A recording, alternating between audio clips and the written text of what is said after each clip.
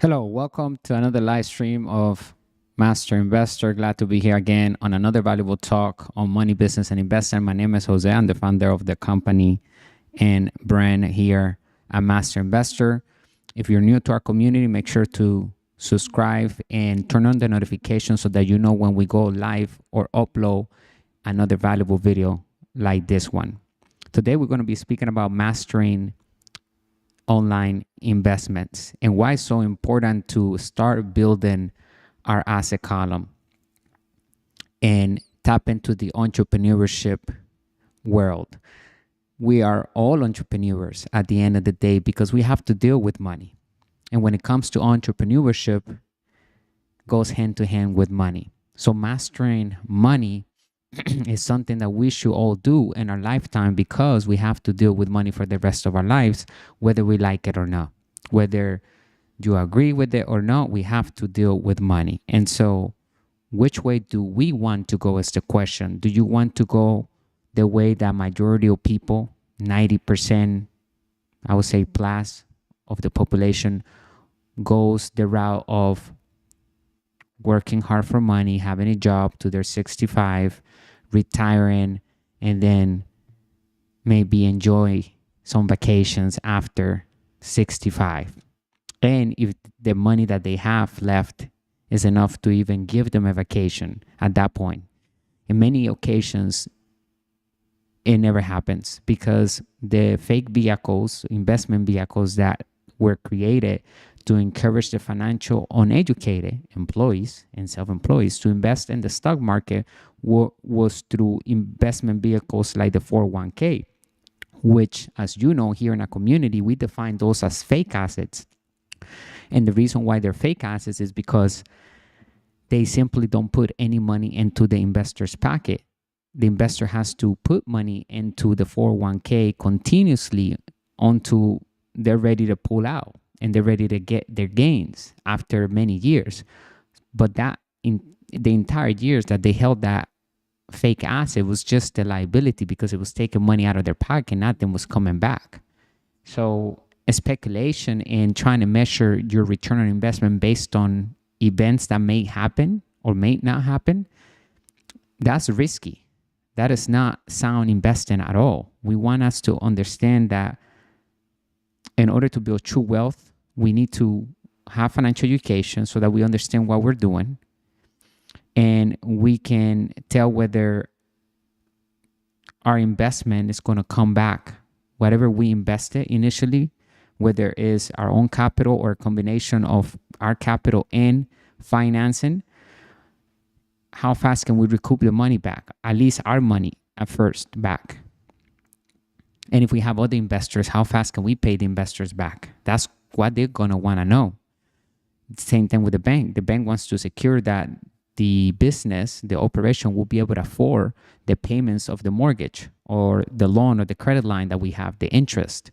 And there's nothing wrong with having high interest as long as the asset's revenue is going to pay for that. We're not going to pay for it. So the interest it's not really a break-in deal when it comes to investing, because if the interest fit into the entire revenue of the business and we don't have to worry about the interest, the business is going to pay for the entire debt service and it's also going to leave us positive cash flow, then that means it's good debt. That's why it's important to understand how to leverage and control debt, not to be afraid of debt. Majority of people that work for money, they are afraid of debt because all they have is bad debt. And there's nothing wrong with having bad debt, because bad debt means that we like to have something of luxury, or we like to have a vacation or something that takes money from us, and we're having an experience in exchange of that. And we love the experience so much that we would like to have it over and over again. So majority of people work hard for their experiences. I want to show you how to work smart for your experiences by creating assets or acquiring assets in our asset column so that those assets can provide us with a constant flow of passive income and capital gains income. Those are the two types of income we can get from investing and doing business, okay? Either we're getting capital gains income or we're getting passive income. Capital gains income is a one-time gain profit. So if we sell a product one time, That commission, if we're doing affiliate marketing, that is capital gains income, right? And if we didn't invest any money to acquire that lead or that sale, then we got capital gains income. And if we continue to bring in money from that same client over and over again, because they may be signed up for a subscription, then now that turns into residual income or passive income or cash flow. And if we turn, even if it's a sale that only requires one-time purchase, but if we're bringing in 10, 20 sales per day of those one-time purchases, then that turns into passive income because we're receiving constant inflow of cash flow. Remember, the most important words in the business language are cash flow. The second most important words are due diligence. And then we need to understand how to use the business lingo to raise capital, because the job number one of an entrepreneur is to raise capital. And the number one skill is to sell without selling, using systems and smart marketing. Today we have all of this technology in front of us. Look at us talking through the screen, reaching billions of people across the world, empowering others.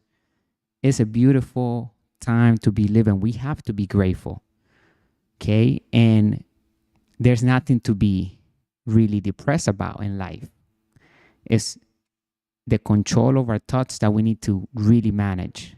Once we control our thoughts and we need to focus our energy on our asset column, and we have our life figured out because we have thought of what we want out of life, what type of impact do we want to make in the world, what type of legacy do we want to leave behind, right? How do we want people to remember us after we're far gone?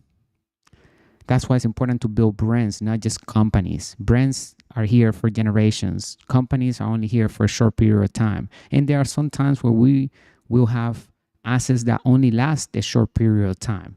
But I want us to also focus on the long term and building assets that will continue to bring in positive cash flow generation after generation, because we truly want to have an impact and leave something in the world that every generation can empower themselves from what we did. So it takes reflection, writing down our plans, our ideal scene, what we want, answering these questions that maybe seem difficult or too far-fetched, but they're not, because if you hear older people, they say all the time, they wish they would have listened to their intuition. They wish they would have done this and done that. You don't want to be that type of person regretting their entire life while they're on the deathbed, because at the end of the day, they can't get out of life alive. They were trying to live secure. There's nothing there's nothing good about living secure or pursuing security, because you can't get out of this game of life. You get it? So come to the field and play, right? That's the whole purpose. Don't let fear stop you. And fear is only a notification of our intuition telling us that we need to attack whatever that is. Because when we do and we confront it, not only fear will go away because we will learn new things, we are growing. The fear came because we didn't know what was there. But once we attack that fear, then, at least from my own experience, treasures flow into my life. Happiness, new partners, right? New opportunities, and you feel the growth. So it's always about listening to our intuition because in our heart, because somehow they know what we want out of our life and they can see ahead of us and they can literally guide us when our eyes cannot guide us. Okay, so listen to our intuition even when it doesn't make sense, because the intuition doesn't see with the eyes, it sees with the future. It can see ahead. Okay, somehow, I don't know how it works, right? But it is how is developed in our lives. We are born with a guidance system, and that guidance system tells us whether we feel good or bad. And it tells us whenever we are afraid. So we need to attack our fears. There's nothing to be fear about. Okay, it's only an illusion that you fear about something. Yeah, okay, there are times where you might use your intuition to protect yourself because, you see maybe something happening, and then you gotta be listened to your intuition. It's not attacking. I'm talking about good fears. I'm talking about maybe if you're afraid of dancing, but you're a good dancer. You're afraid to be in front of the crowd dancing, but you're a good dancer. So that is a fear that you need to attack. You need to answer your call. It's because when you actually do it, people are going to get inspired. Because if you believe in yourself, you're a good dancer. You get inspired when you're alone at your house, right? You're dancing alone. But when people are watching, you feel that they're judging you. So we have to release the importance that we give on other people's thoughts as soon as possible, because their thoughts are only their thoughts, and we must control our thoughts. We cannot let other people's opinions become our reality. We accept feedback. We welcome feedback, whether good or bad. If it's good, great. We take it as feedback. Don't get too happy, because there are going to be moments where we will have negative feedback, and it's okay. We take it, we learn, we grow, and we repeat, and we go back to the lab. We go back to being disciplined. We go back to doing the work, whatever we need to do to build our lifestyle that we want, right? Don't be one of those people complaining and nagging and judging other people. Do you focus on what is best for you? Cut out any distractions, any friends or any relationships. They're not really friends, but any relationships that are not empowering you. And it starts with people at home too. It's sad, but a lot of family members can be a negative obstacle in someone's life, okay? Because it can stop you from becoming who you are meant to become. They know too much about you. They can tend to give you negative vibes, even if they don't want to. So unintentionally, because they are going through their own traumas. So if you want to really work on yourself, you need to hone down on your environment, cleaning your environment, being grateful for what you have, right? And then from that point of attraction, right? Because now we're grateful, we're in a point of state of mind that is attracting whatever we think of. So that is when we take control over our thoughts and we direct them to put us in the scene that we want to see ourselves in the future. And we live it as if we were already there. We have to picture ourselves doing that experiencing whatever it is that we want to have in our lives. So if we want to have a Rolls Royce, we want to have a private jet, we need to imagine ourselves in the private jet with the people that we love, with the people that we like, going to vacation, going to the airport, doing the whole thing. You have to picture the whole thing in your mind. You have to wrap your mind around it so that the universe conspires and gives us exactly what we are pushing out with our minds, with our thoughts, right? At that moment, that thought gets literally delivered to the universe, and it penetrates the universe. It penetrates that future with that idea. So we need to have that clear in our heads. What is that perfect scene? What is that perfect experience? What do we want to have? And we need to see ourselves doing it and live and feel it as if we're already doing it. And when we smell, when we actually close our eyes, or we're just walking with our eyes open, we feel like we're in that moment. And that is very powerful, okay? Once you practice that and you master that, then you now align yourself with not only listening to our intuition, which is very important, because your intuition is always going to protect us. It has our best interest, 100%. If anybody has the best, is our intuition. So listen to our intuition. Don't neglect it. Too many people listening to other people before they listen to themselves. It's good to listen to other people. Like I said, feedback, and then we go back to the lab and we get to our own conclusion because we listen to our intuition. What resonates, what feels good, what feels bad.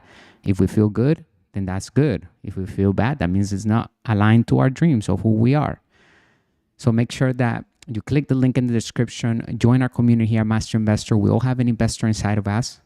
And the whole goal and our mission is to elevate the financial well-being of humanity through high-quality financial education made simple. We look at opportunities to build passive income and true wealth. We're doing a live stream every single day. We're going to hang out today again. I created another article for us on some points that I want to mention regarding mastering online investments, the path to true wealth. Today is March 13, Today's golden rules: control and leverage are key when building true wealth. In today's digital age, mastering online investments has emerged as a powerful means to achieve true financial freedom and independence. With the internet democratizing access to financial markets and investments opportunities, individuals have unprecedented access to tools and resources to grow their wealth from anywhere in the world. In today's talk, we will explore how mastering online investments can pave the way to true wealth and financial freedom, actually, right? Because at the end of the day, we don't want to look for security. Security will come once you attract financial freedom. Number one, unlocking the power of online investing. Online investing has revolutionized the traditional investment landscape, offering investors unparalleled access to a wide range of asset classes and markets. There are 5 different asset classes that exist. Number 1, real estate. Number 2, business. Number 3, crypto. Number 4, paper assets. Number 5, commodities. From paper assets to cryptocurrencies, real estate, the internet has opened a world of possibilities for individuals looking to grow their wealth through investments. With online brokerage platforms and investment apps, investors can research, trade, and manage their portfolios with ease, all from the comfort of our homes. Number 2, building wealth through diversification. One of the fundamental principles of successful investing is diversification. And online investing makes it easier than ever to build a well-diversified portfolio among the 5 different asset classes that exist, not just one. Majority of sales gurus out there that are financially uneducated, they talk about diversification in one asset class, which is recipe for disaster, because if the market crashes in that asset class, then the investor loses everything. You don't want to be in that position. By spreading our investments across different asset classes, industries, and geographic regions, we can reduce risk and optimize returns. Online investments platforms offer a wide range of investment options, including stocks and other investment vehicles tailored for our portfolios and our specific goals and risk tolerance. Remember, it's not investing that is risky, it's the investor behind that makes investing risky. So it depends on our financial education and our financial IQ whether that investment is risky or not. And we want to measure our return on investment with facts, meaning that if we're buying an existing business, we need to look at the financial statements. We need to figure out what is the bottom line of that business as is for the past 10 years, for the past 5 years, for the past however long, past 3 years. We need to look at those paperwork and figure out how much is it making right now after all expenses. And then that's what we need to calculate our return on investment with. We cannot calculate it based on events, like I mentioned earlier, that may or may not happen. Because as a speculation, that would be opinions. And that makes investing more risky, because now you're going based on opinions. And yes, we may come in and fix things up and improve things, because a lot of times we will find mismanaged assets that we can improve. Whether it's a real estate property, could be even a paper asset, right? Or a cryptocurrency that is going down. We got it at the right time, and because we were studying the trends and etc., we were on it, and then we capitalized on it. Remember, when everybody's panicking, a true investor always capitalizes successfully, because we have financial education. We know the market goes up and down. So panicking is only for the financially uneducated, because he or she just doesn't realize that the market goes up and down. It's a matter of time that the market goes down again and it goes up again. So here at Master Investor, we teach and encourage everyone to prepare for any type of market and forget about predicting the market. Understand the trends, learn how to read technical investing, right? We need to learn how to read graphs and so forth, but we're not here to predict and be a news broadcaster about the economy. We want to just focus on acquiring assets. Rule number 1 in our community is that we work to build passive income and make money work hard through sound investing. The reason why that's rule number 1 is because that's what the ultra wealthy do. So we have to do the exact same thing if we want the same results. Number 3, harnessing the power of technology and data. Technology plays a crucial role in mastering online investments. providing investors with access to real-time market data, research tools, and investment analysis. With advanced charting software, investors can analyze market trends, identify potential opportunities, and make informed investment decisions. Additionally, robo-advisors and algorithmic trading platforms leverage artificial intelligence and machine learning to automate investment strategies and optimize portfolio performance. Number 4, embracing education and continuous learning. Mastering online investments requires a commitment to education and continuous learning. The internet offers a wealth of educational resources, from articles and tutorials to online courses and webinars covering topics ranging from basic investment principles to advanced trading strategies. By staying informed about market trends, economic indicators, and investment best practices, investors can enhance their knowledge and improve their investment outcomes over time. Number 5, managing risk and emotions. Investing online comes with its own set of risks, including market volatility, economic uncertainty, and behavioral biases. Mastering online investments involves managing these risks effectively and maintaining a disciplined approach to investing. By diversifying our portfolio, setting realistic investment goals, and adhering to a long-term investment strategy, we can mitigate risk and avoid making impulsive decisions based on emotions. Number 6, the journey to true wealth. Mastering online investments doesn't need to take forever to get results. It doesn't have to be the slow track. We can actually tap into the fast track today, as long as we put in the time, we're disciplined, and we're patient as we learn through the things that we have to go through in order to get everything set up. Maybe some things are boring, but as long as we go through and get it all set up, we're going to enjoy the cash flow that is going to come in from that asset. So we work to build passive income and make money work hard through sound investing. By harnessing the power of online investing, diversifying our portfolio, leveraging technology and data, embracing education and continuous learning, and managing risk and emotions, we can pave the way to true wealth and financial freedom. In conclusion, with dedication and perseverance, the path to financial independence is within reach for anyone willing to embark on the journey of mastering online investment. I appreciate you investing time with me today on this beautiful day. We're going to be talking about business, how to build our asset column, and how to master the ability to have passive income coming in even while we're sleeping. If you never made money while you're sleeping, or while you're taking a shower, while you're on vacation, it's the best feeling ever. When you know that you can make money without you having to work, and you actually see that money in your bank account, it changes the whole perspective about how you feel in regards to money and how you will go moving forward to acquire money. So it is how we make our money that determines who we are in the game of money. So if an employee says he has to go to work every day, well, that's how you get your money. You're an employee. If you are self-employed, maybe you're a doctor, you're a dentist, you have to show up to your clinic every day, or you have to see your clients every day. You're a doctor, you have to do surgery on them. Okay, well, you earn your money through a job. You're self-employed.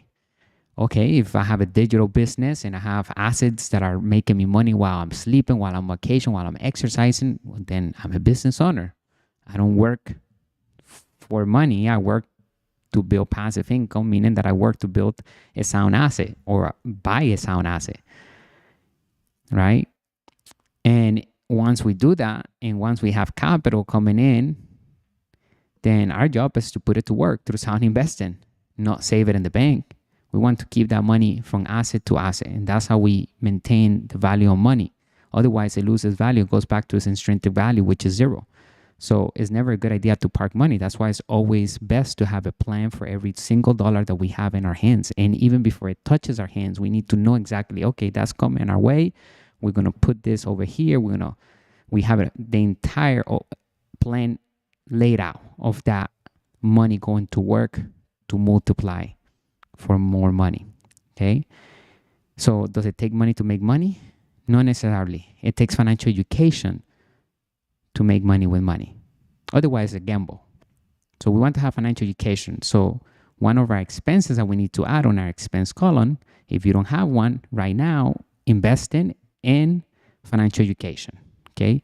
Those expenses have to be as priority because that's how you're going to be able to break free from the rat race, create financial freedom, and then build true wealth and get the lifestyle that you desire manifested in this life right now. We're close. We're literally steps away because of the technology that we have. We can do it fast. So there's no reason to take forever to build passive income and experience sales on autopilot. We're also going to be reviewing some videos of business like we did yesterday. The community like that. So we're going to continue to do that because we are learning every single day. Okay, so we're going to do a combination of different things. I appreciate you being here. Make sure to follow us on all social media platforms. Click the link in the description. Put W in the chat if you like what you're hearing, if you're learning about money, business, and investing. And let me show you what it looks like inside of our website when you buy our digital courses. You can find these books on Amazon as well. Okay, you can go to Amazon and you can find our ebooks. We have 3 right now: the 10 New Rules of Money, How to Build Cash Flow with the Internet, Turn Passive Income On, and then we have How to Invest in Crypto to Build Wealth. You can see them right here. When you click the link in the description, it's going to take you to one of our websites, which will be this one, where you will enter your email and your name. And it will take you then to the course, okay, which will be here. It will take you right over here. Right here, where you can see the curriculum. You can see all of our courses just by tapping in there, and you can choose whichever you want. Okay, so this one, How to Build Cash Flow with the Internet, comes with a video, comes with the ebook. Then it has a personal financial statement. That's like the most important tool right there because it's going to help you literally understand where you are financially today so that you can build your asset column. And then you have a mutual agreement for a finder's fee. So we can utilize that for anyone who we wish to send business to from our network. We want to put that agreement in place so that we can earn a commission for every person that we send their way. Okay, and we want to do that every single time we meet somebody that we are planning to send business to. Too many people are leaving money on the table just because they don't implement the business principles that work in all economies. So I'm showing you how to make more money, how to become wealthier. Our goal here at Master Investors is that everyone in our community is building wealth. It's not just me who's getting wealthy, it's everyone literally who's listening to our content, who is participating in our discussions and our products, whoever is taking our digital courses is becoming wealthier. Okay, so any ideas that you may have that you want to share, you want to do a mastermind, we can do a live stream, we can do something, just let us know. Write it down in the chat what you want to do. Okay, let's have a dialogue about money. And then once you buy the course, you'll hear here like let's buy. Okay, you can pay with PayPal. Okay, this is secure. We use Stripe, so it's encrypted. And then you enter your email, your first name, your last name. I'll create an account for you on our website. And then once you go to our main website, then you'll be able to log in just by hitting sign in with your email. You can also sign in with your LinkedIn, Facebook, Google app, okay? And you can also do it right from your phone. It works perfectly on your phone. In fact, it probably even works better on your phone. Our entire platform is set up to be able to view not only on the desktop, but on the phone. So it's very fast. It has no delays. So let me show you exactly what it looks inside. So once you buy and you sign into your virtual office, it will look like this. Let's say we're going to go to How to Build Cash Flow with the Internet course. So we're going to hit Start Course and see how fast it loads up. Okay, so this is a video. Then I'm going to go to the next section, which is the PDF. It has 580 pages long, high definition on the PDF. Look how fast it loaded. It's already loaded up. And look, I can go to page 480 and it's going to take me there immediately.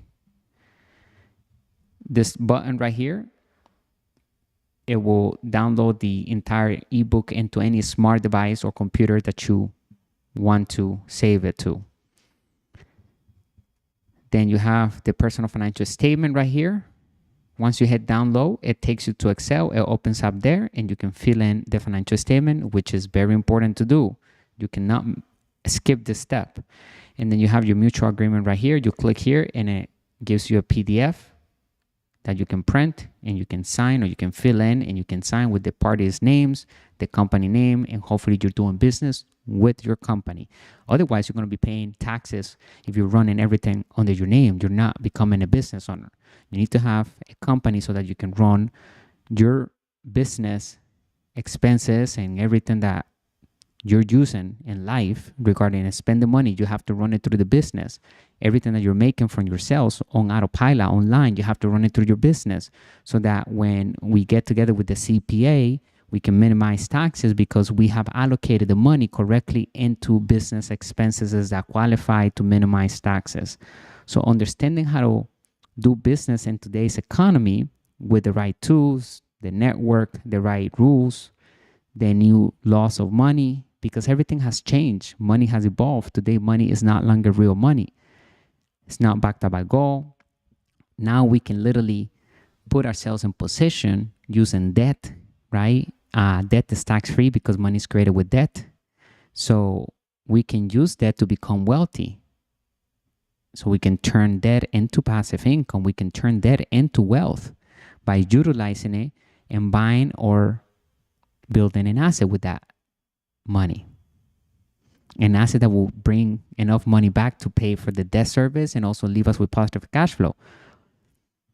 And remember, infinite return on investment is the holy grail of investing. What we want is to have printing money machines, literally freedom units that prints money for us over and over again, and without any of our money in the deal, because we either recoup the entire capital back or we 100% use financing, meaning that we either use a credit card, we use a personal loan, a business loan to acquire that asset. So when we have either 100% debt on it to acquire that asset and we're receiving positive cash flow after all expenses are paid, then that's infinite return on investment because we have no money. It's money for nothing. We're not using any of our money. And then if we put any money initially and we recoup that money back, at that point, once we recoup that money back and we keep control over the debt, keep control over the asset, and still collect passive income, then that's infinite return on investment. That's what we want to tap into, okay? We want to build our asset column with assets that provide us with infinite return on investment. All right, let's pick a video that we want to watch. I want to put something here on screen and we're going to look for a video together and we're going to hang out.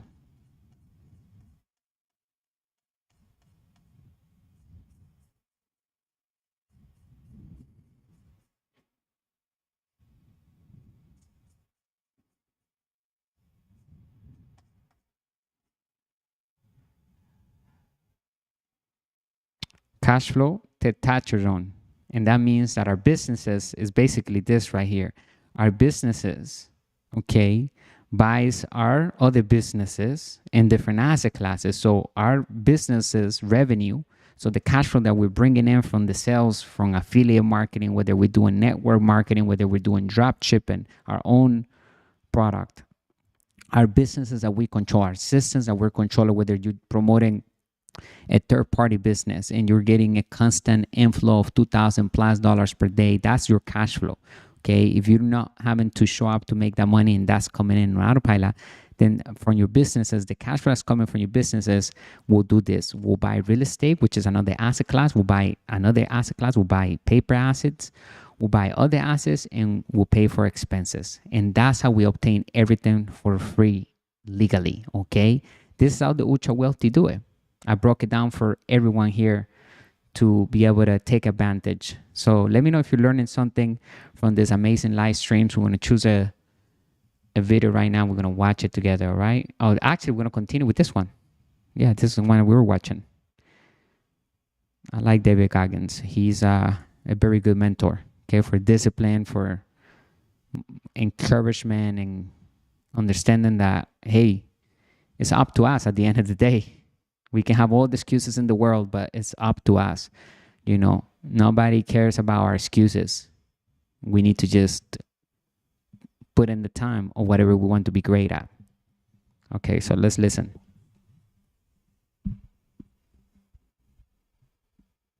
I was thinking, is this the new level? Is this the new push? So when I decided to do that race, it was in the back of my mind, like, man, I've really become an expert at running 100-mile races. So for me, this was the new level, the 200+ mile race. And what was so amazing about that, as you probably read the book, I had a hard time the first time doing it.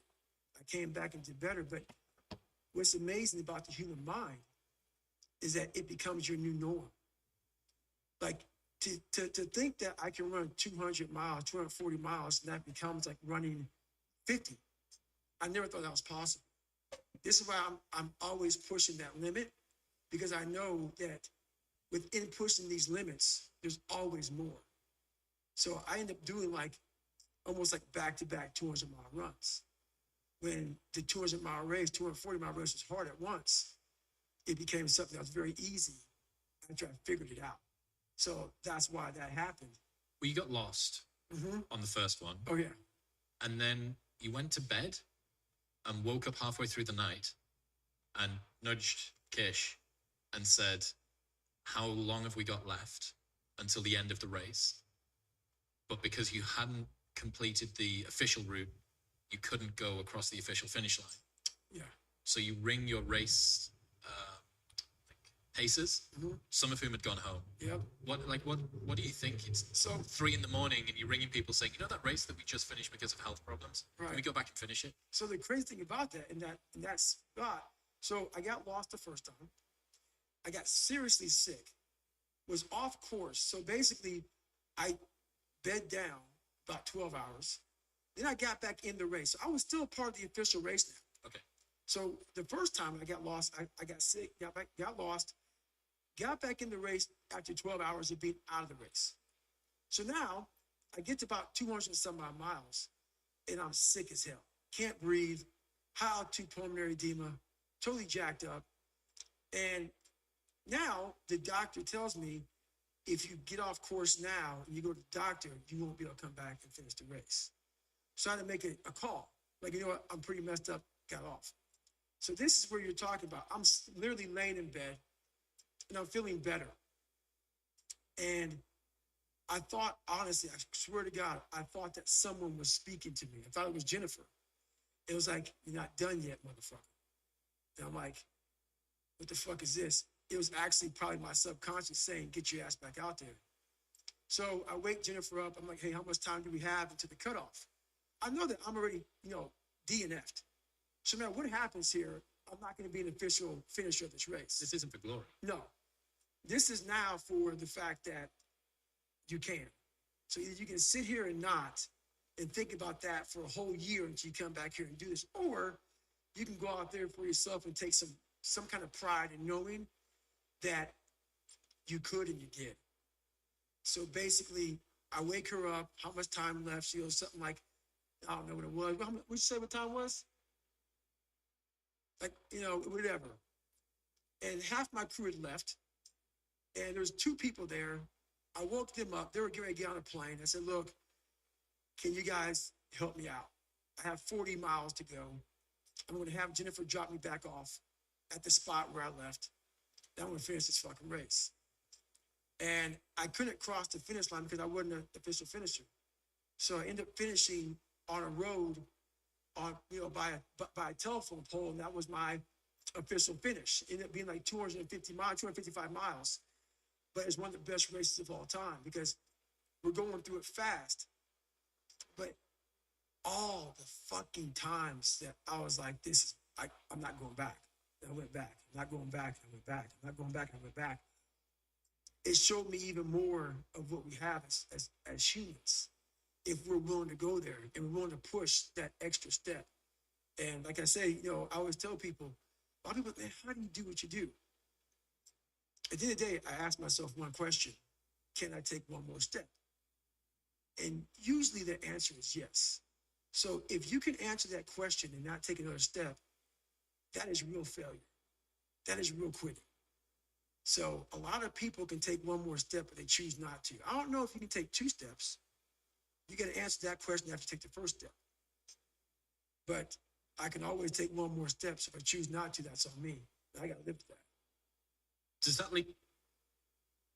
What's the number one reason you're not buying 1 million, 5 million, or 25 million? Let me guess. It's all about the money, right? In this video, I'm going to reveal the key to creating an endless pipeline of investors who are eager to invest 6 figures with you over and over again. Sound good? If so, click the link you see in the description of this video to learn more. Otherwise, let's jump right into it.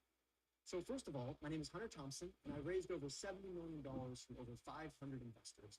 I host a podcast which receives over 50,000 downloads per month, and I wrote a book called Raising Capital for Real Estate. Does that link in with the 1 second decision? Yes. Yes. So the 1 second decision is, I had to live through that 1 second decision several times during this race.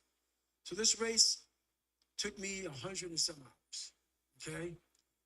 And this is what people don't get. For you to finish that race, even though I DNF'd, I still finished in the time. So there's a lot of pride in that. If you're 100 and some odd hours, let me use Hell Week. This is a perfect example. Hell Week's 130 hours. And 130 hours is a lot of seconds. A lot of fucking seconds. And if you lose, let's say you win every second but one, you lost. It only takes 1 second for you to lose the whole thing. So the 1 second decision is just that. You're in a situation where life is sucking. Let's say you're in extreme cold water and your life is flashing before your eyes. Every time that wave goes over your head, your thought process is, I gotta get the fuck out of this water. And you're in Hell Week. And you're hour 1 of 130 fucking hours. It's all fun and games, okay? Because at the beginning of Hell Week, the guns are going off. It's like a pep rally. So you're fucking hyped up. And your boys are linked arms and you're getting sprayed. It's like a fucking pep rally. There's trucks are yelling at you, bombs are going off, concussion grenades, blanks from N60s. Yeah, hoo-yah, fuck yeah, motherfucker, yeah. But then what they do is they shut that shit off. They shut it off. All that hoo-yah, all that hype gets real quiet. And they march you out to that surf zone for something called surf torture. And it's that water, that Pacific Ocean is cold as shit. So no more pep rally. You're now in your head. You're linked arms with, your brothers beside you. You don't know if they could be there long or not. You don't care. You think about yourself. You lay back and that first wave hits you. Your mind goes straight from hour 2 all the way to hour 130. You can't process 5 days of this shit. You're now in the fuck you, like, I gotta get out of here. You're in fight or flight. It's cold. I can't be cold this long. And then this is where that 1 second decision comes in. You forgot every reason why you wanted to be there. You don't care about SEALs. You don't care about any of this shit. You don't care about fighting for your country. You don't care about that gaudy gold trident that they put on your chest. You don't care about any of that shit no more. All you want to do is go back home. You want the warmth. You may want something to eat. You want your girl to hold you. All those things of comfort are there in that 1 second. And this is where people lose. So what I do in that 1 second, because we all think about quitting, shit's hard. But what you have to do in that 1 second is hard to process information during pain. Because that pain takes over and you can't think rationally. You're thinking about fight or flight, save yourself. That's not a rational thought. It's not a thought that's going to get you through hard times. Most people fail that 1 second. So what happens, what I do in that 1 second, and there's a bigger process to all this, but in that 1 second, I physically stayed in that water. Because if I get out of the water, I quit. So I physically stay in the water, but mentally, I'm on the fucking beach with the fucking instructors. And the instructors, it's cold outside, so they got these parkas on. They got their cup of fucking Joe, and they're warm because they've already been through it. So now it's your turn to go through it. So immediately I get back with them. I'm still in the water physically, but immediately I'm back with them. I'm chilling. I got my parka on, and now I'm thinking logically because I'm warm now. Mentally, I'm warm. I've taken that 1 second. Let's not quit yet, guys. Let's fucking think about your options. Where are you going to end up if you quit this shit? Where are you going to go? What are you going to say to yourself? Because you know you're going to get warm. The second you get out of this water, you can take a shower, and you can be warm. And you could be, and in 5 days, you could be out. So I start thinking logically. I calm my brain down because your brain just wants to get the fuck out. Ring the bell, put your helmet down, get warm, and then you're really fucked. And these are the things you have to think about in 1 second decision. So that's what that's all about. It's about gaining control of your mind, putting things back in the proper perspective, and then saying, I really do want to be here. And I'm going to have a bunch of these 1 seconds through this 130-hour journey. And I have to learn to control these. Because if I fail one of these 1 seconds, I will not be a SEAL. I will not be a doctor. I will not be a lawyer. I will not be whatever the fuck it is. So that's how important that 1 second decision is. It's all about your mind takes control of you. You have to say, fuck you. I run this motherfucker. And that's what that's all about. We'll get back to Goggins in 1 minute, but first I need to tell you about Element. Element is a tasty electrolyte drink mix with everything that you need and nothing that you don't. I've replaced my morning coffee with Element every day for over 3 years now, and I've never looked back. It means I've optimized my hydration, my brain feels better, I'm not getting mental fog, and it's helping me to curb cravings if I'm fasting throughout the day. Even video guy Dean uses it. My favorite flavor is the orange. That in a cold glass of water upon waking feels really, really good. It's a science-backed electrolyte ratio of sodium, potassium, and magnesium, which helps me to feel at my absolute best all day. Also, they have a no BS, no questions asked. And then that 1 second leads to Longer. You know, the future is much longer than now. That's right. The future is going to extend out up until the day that you die. And the now is just for now. And even 130 hours is just 130 hours. That's right. And you get to look back. And do you look back with pride and glory? Or do you look back with shame and guilt? That's it. That's the 1 second. You just summarized it right there. And most people fail those 1 seconds. And then that 1 second leads to 20 years, 30 years, 40 years of fuck. I have people who have been through training with me, Ranger School, SEAL training, Air Force training, and I get calls from them today, and they have great lives. And all they talk about is how they failed in that one moment. And they can't even enjoy their life now because they're now warm. They're now warm. There's no more suffering. There's no more suffering for me either. And we're in the same boat now. But you're suffering, so we're not suffering, but you're thinking about what you could have been. I am exactly what I should have been. And that's where people start to lose it. Because now I realize that in that 1 second. I go through all that. I know how it's going to feel because I failed so many times before. Failure is the ultimate thing, man. I failed so many times before. That's why I don't look at failure anymore as failure. I look at it as my first, second, and third attempt. So that's what that's all about, man. Well, I mean, you went back to go and do Moab again, the second time. That's right. Which is your second attempt. That's right. Had you banged your knee up? It was pretty bad in between the first and the second one. It was pretty bad way before either one of them. Yeah. Yeah. It's been jacked up now for about 20 years. I've seen some gnarly photos of it recently. It looks interesting. Yeah. So all those miles I've run on this thing, it's been a lot of it's been a lot of gut checks. So you go back, you do Moab a second time. Yep. And then you turn your ass into like a hamburger or something as well. So it's not just the knee, it's the ass as well now. Yeah. So at mile 201, we have. If you want to learn how to edit really well from professional Hollywood editors, we're going to show you the stuff that nobody else is teaching. I'm talking about real creative skills, like how you can use music and sound design to make a joke funny, how to use cross-cutting to control the tension. You're going to learn about feature editing, trailer editing, action editing, pacing out drama, layering sound design, and how to organize it all in your timeline so it's easier to work with. Hey, I'm Chris, lead trainer at Film Editing Pro, and I spent the We have a good video of it, matter of fact. Jennifer is like, there's some people up there. So so 201 is a spot where I was really finished in the first Moab. So that was a It was, waymarker, checkpoint for you the yes. second time. So Jennifer is extremely happy right now because I'm there. Yes. And she knows I'm doing well now, doing good. We're gonna get through this. And so she's videoing me as I'm coming up this climb on this road. And she goes, there's some people up here who want to meet you. You're doing so amazing. And I said, my ass is fucked up.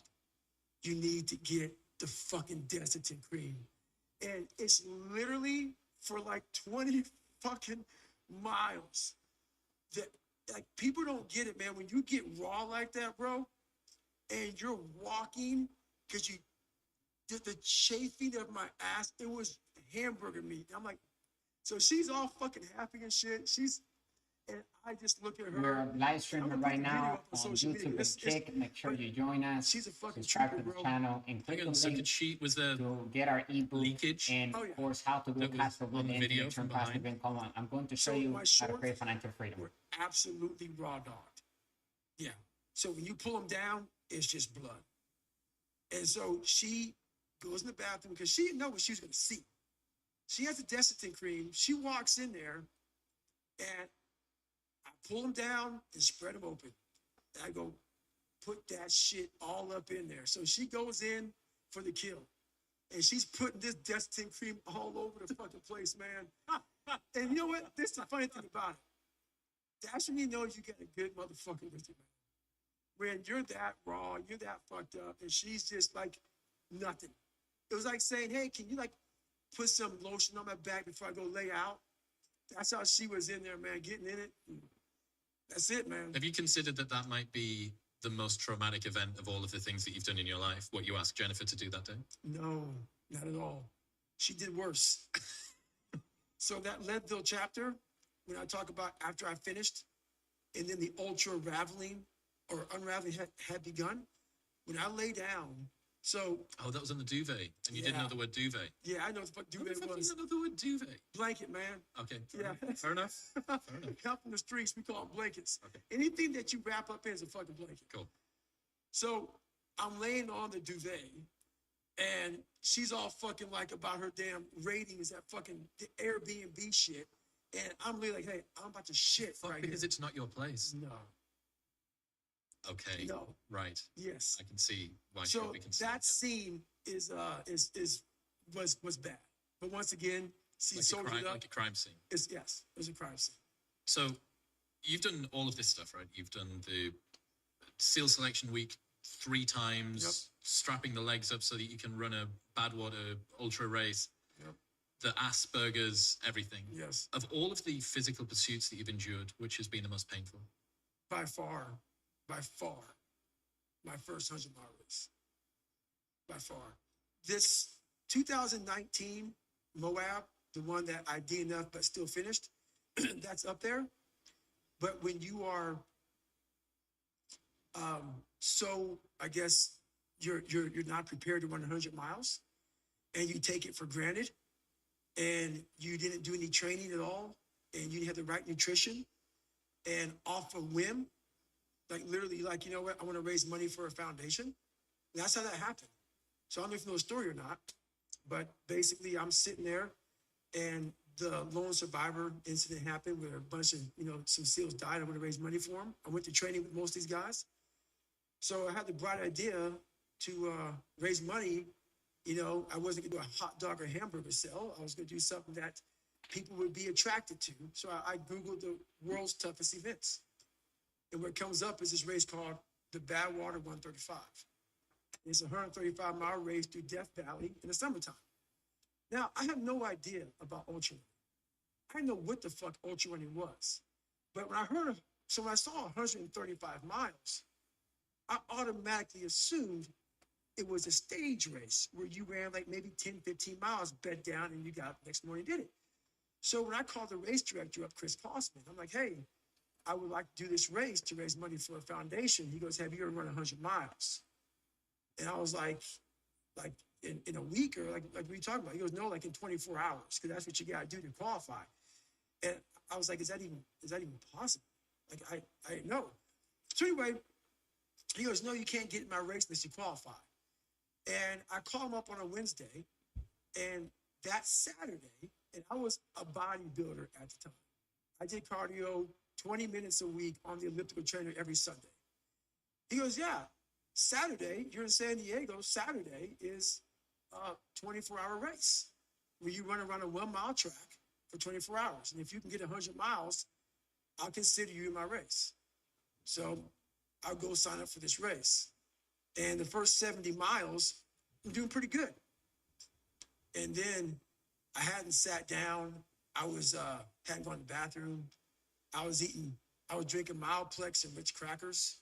I was, eating Ritz crackers. So, Elite nutrition. yeah, elite, high quality nutrition.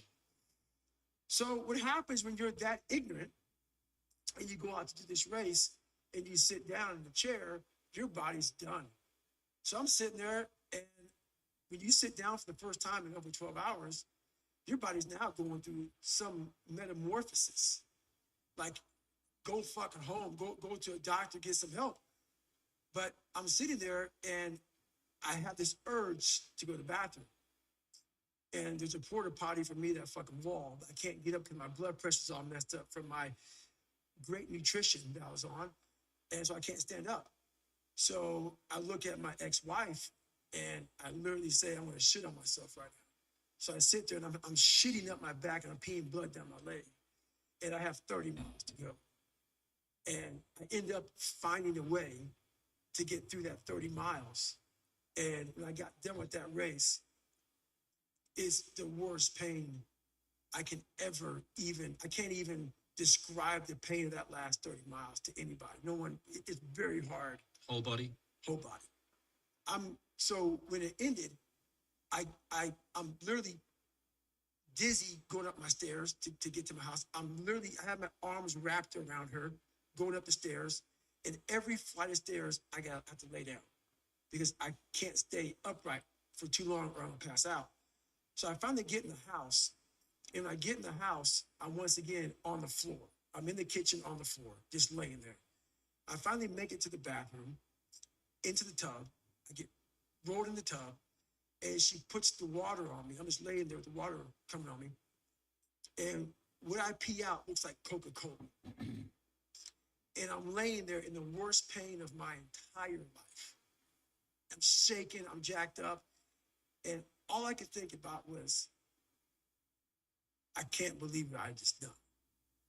Because when you get to 70 miles of a race and you felt the way I did.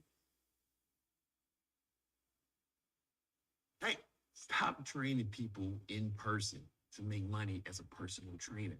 It's trash. To me, it was humanly impossible to even think about going 30 more miles in that shape. And once you do it, what came over me when that shower hit me, and the reality hit that I spent 101 miles. And that last 31 miles was something that I can't even describe to people. And she's like, we gotta get you to the hospital. So at the time, my mom was seeing this doctor, and he was like, so she's describing to my mom what I'm going through. He's like, you gotta get in the hospital now. And I just said, just shut up and let me enjoy this pain. I don't want anything to numb it. I don't want anything right now. Because what I had done was in my mind, and people will take this wrong and take it as wrong as you want to, I don't really care. I had just climbed a mental wall that was amazing. And I didn't want anybody to take that pain away from me at that point, because that was all confirmation. It seems like, I've heard you tell that story a number of times. Mm-hmm. Amazing. Did that set the tone or the rhythm for what you wanted to try and achieve and feel again? Each time you're pushing further, there's more difficulty. I never wanted to feel it again. But what it did was it showed me what is possible. And that's what set the new stage for me. That's when I realized, oh man, I've really been underachieving my entire life. I'm not saying that you have to go to that place. That place is a dangerous, dangerous place that Borderline rhabdo, Yeah. heart Oh, arrhythmia. it wasn't borderline rhabdo. It was all that. Yeah. But you don't want to go there. But it taught me what is possible. So from that 19-hour lesson, one of the biggest lessons I had in my life, it taught me that, okay, I got it, check. Tell me about this mixtape of hate that you've made. So what started happening is as you get bigger, as you get more successful, you open the door for people to critique every fucking thing you do. And most of the people who are critiquing you usually aren't where you are. And all their critiquing comes from people who are really at a low level of life, which is sad. But what we do, people who are on the upper level, hearing the haters at the lower level, like I said, you'll never meet a hater doing better than you. True statement. I started having fun with it. So I'll go through the comments while most people don't go through comments. I go through them intentionally to look for the bad ones. And while I'll block and delete you because the people on my page don't need that negative energy, I'll block and delete you, but I take a snapshot on my phone and I put it in the archive. So what happens is there's days where I'm like, you know what? I really don't want to do this today. And I'm like, oh, hang on. So I started making these mixtapes with all of these hate messages about people talking shit. And it became such a source of fuel that it was amazing because I know why you hate me. You hate me because you're probably in the bed right now. You're probably an underachiever. You're probably somebody who doesn't want to do anything with your life. So I make you question everything about yourself. So I'm going to continue making you question yourself by coming out here and being even more successful. So I listen to that while I run. I sometimes play it in the house. And it sometimes gets on Jennifer's fucking nerves. I'm sitting and listening to somebody talk mad shit on a loop about me. And she's like, why do you do this shit? It's half comical and it's half inspiring. I'm actually inspired by it. I've heard you say previously that listening to music while you train is cheating. Mm-hmm. So what you're telling me Mm-hmm. is that the silence of your own dark thoughts isn't enough of a soundtrack, and you've had to crowdsource insults Mm-hmm. from the internet, self-narrate it, Yep. and then play it to yourself while you train. This is Amazon's best kept secret. An untapped marketplace that brings in 76 million. That's it. I do that sometimes, yes. Yes. Have you got your phone on you right now? I want to hear it. No, I don't travel with my phone.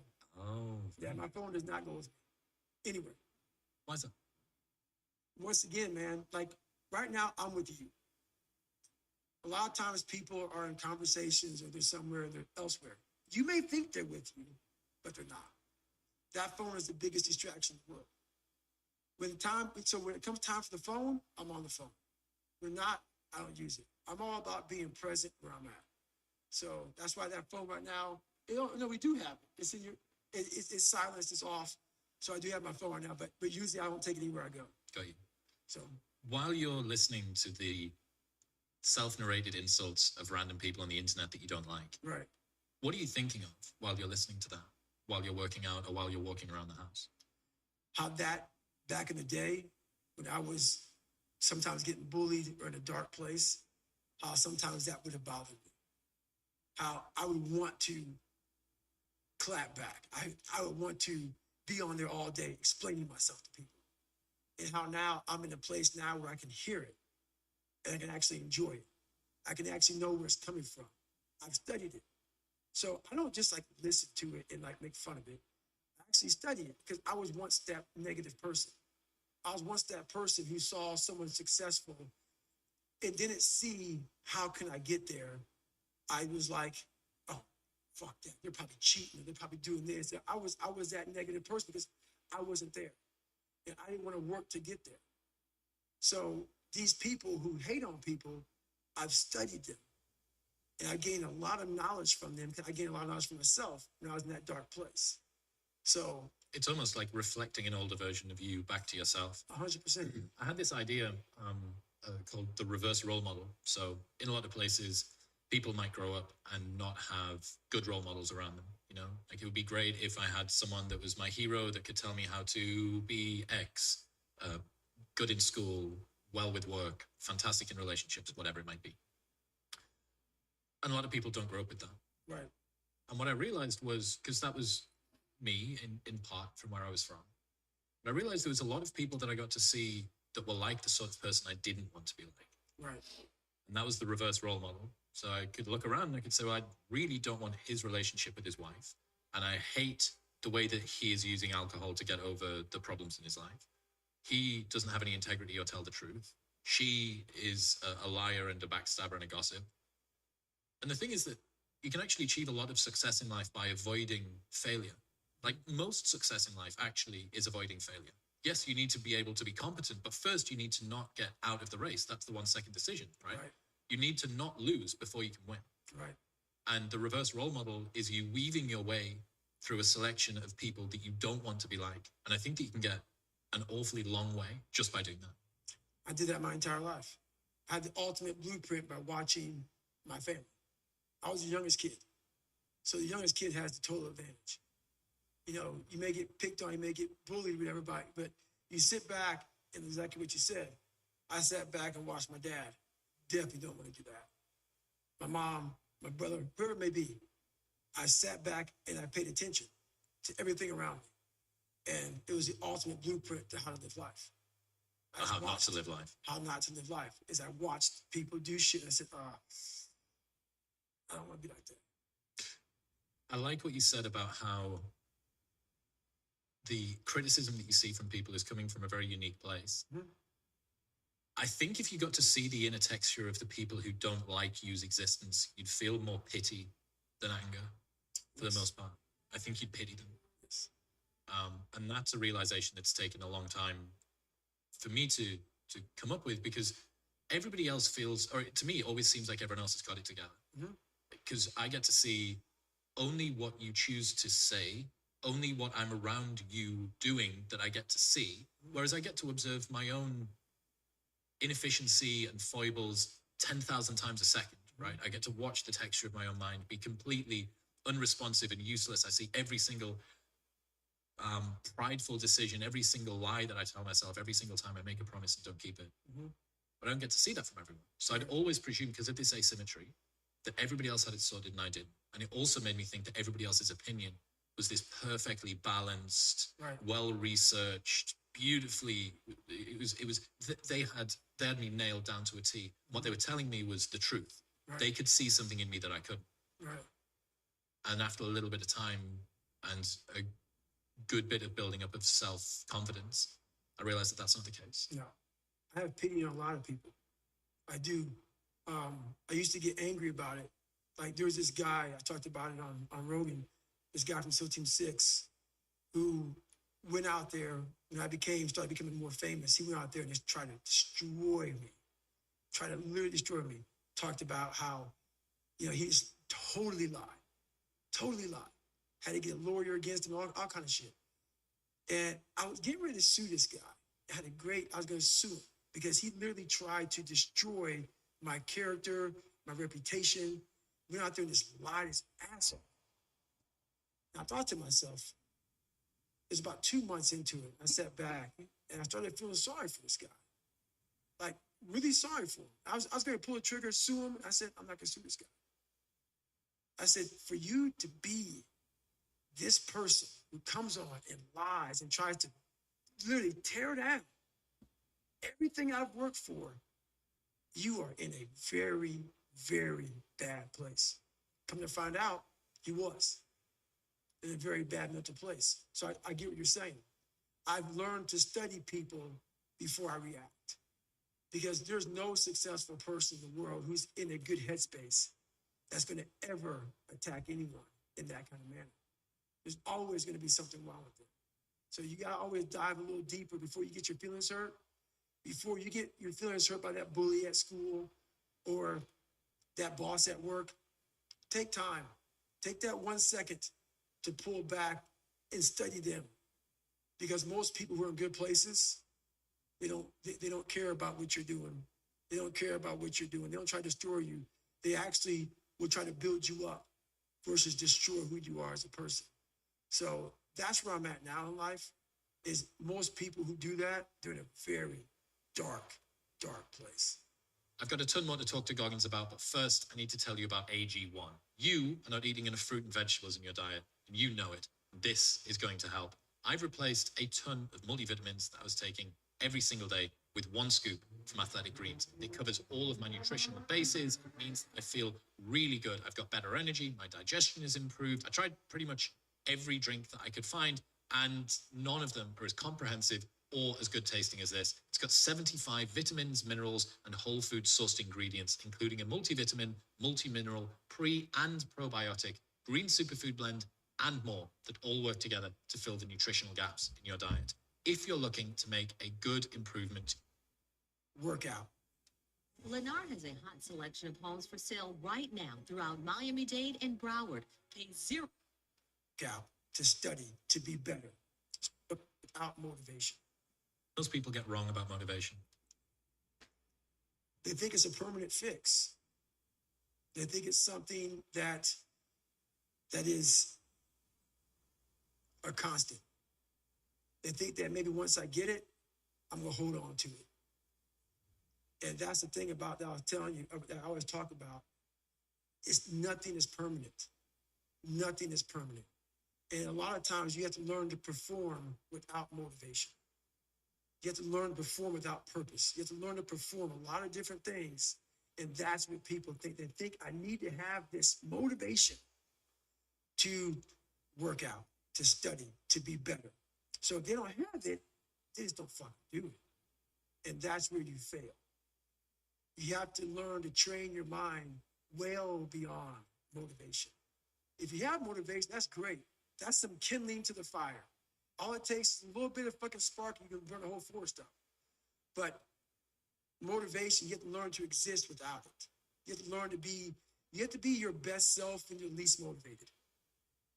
And that's the tricky part about all that shit. Motivation is just a word. You have to have these different things in your mind on where you want to go and know that motivation is not going to get me there. Because I'm not going to always be motivated. Jocko said the exact same thing. He said that discipline eats motivation for breakfast. And discipline is good too. But without a clear headspace, there's no discipline. What do you mean? So let's say we have a circuit breaker, okay? And I'm loading everything up to one fucking circuit. Just load it up. It's gonna fucking blow. And once that thing blows, man, the circuit's all fucked up. You gotta have each thing plugged into the right spot, like a fucking crowded garage. You can't put anything in it. Once your brain is crowded, discipline is great. Motivation is great. But if you can't fit shit in your brain because it's all fucking cluttered with shit, there's no discipline. You may have it sometimes when it fits in that crowded garage of your mind, but you don't have the consistency that you need to have with that discipline. So what are you talking about here? Are you saying doing self-work and reflecting on you as an individual? Are you doing therapy? I call it mental zones. I don't get into it much because it would be here all day. But basically, is you're organizing your mind so you can put that discipline. So a lot of people talk about discipline. Okay, great. Why do you fall off the fucking wagon? Why can't I continue with this routine? Going to the gym, being better, waking up early, eating the right foods. It's because maybe it's your kids, maybe it's your wife, maybe it's your job. And it's all just stuffed in your fucking brain. You don't have it compartmentalized and organized in these nice shelves. Like you look in the garage, it's all fucking a nice organized militant garage. Hey, where are my dumbbells? Right there. A lot of people whose brain, hey, where's my dumbbells? Let me look. They're fucking throwing shit. They're looking through totes. They're all fucked up. So where am I going to put discipline in that mind if I can't find other shit? You got to be able to find all these different things in your mind. Oh, I can put discipline right there. I can put consistency right there. I can put all these things right there in that spot. So that's what I'm talking about. If your life is not organized and your life being everything around you, because it takes one little fucked up piece of an outside interference to clutter your whole mind. Because it's on such a knife edge. That's right. And people don't get that. Your mind has to always be clear. That's why I meditate 2 hours every single night, because I reorganize the garage, which is my mind, every night. So then discipline's in there, organization, everything is in this right spot. So when I wake up, I'm ready to go. What does a morning look like for you at the moment? Have you got a routine of some kind? Yes, I run every single morning. So that's what time are you up when you're waking up? I'm up about 5:30. So every morning starts with a run. And that's because that's the one thing I hate to do more than anything in the world. So that's like my cup of coffee. And I'm all about armoring yourself. So the second you leave your house, and the second you open your phone, the second you do any of that shit, you are now letting in poison and cancer. So I make sure a lot of things you can't avoid.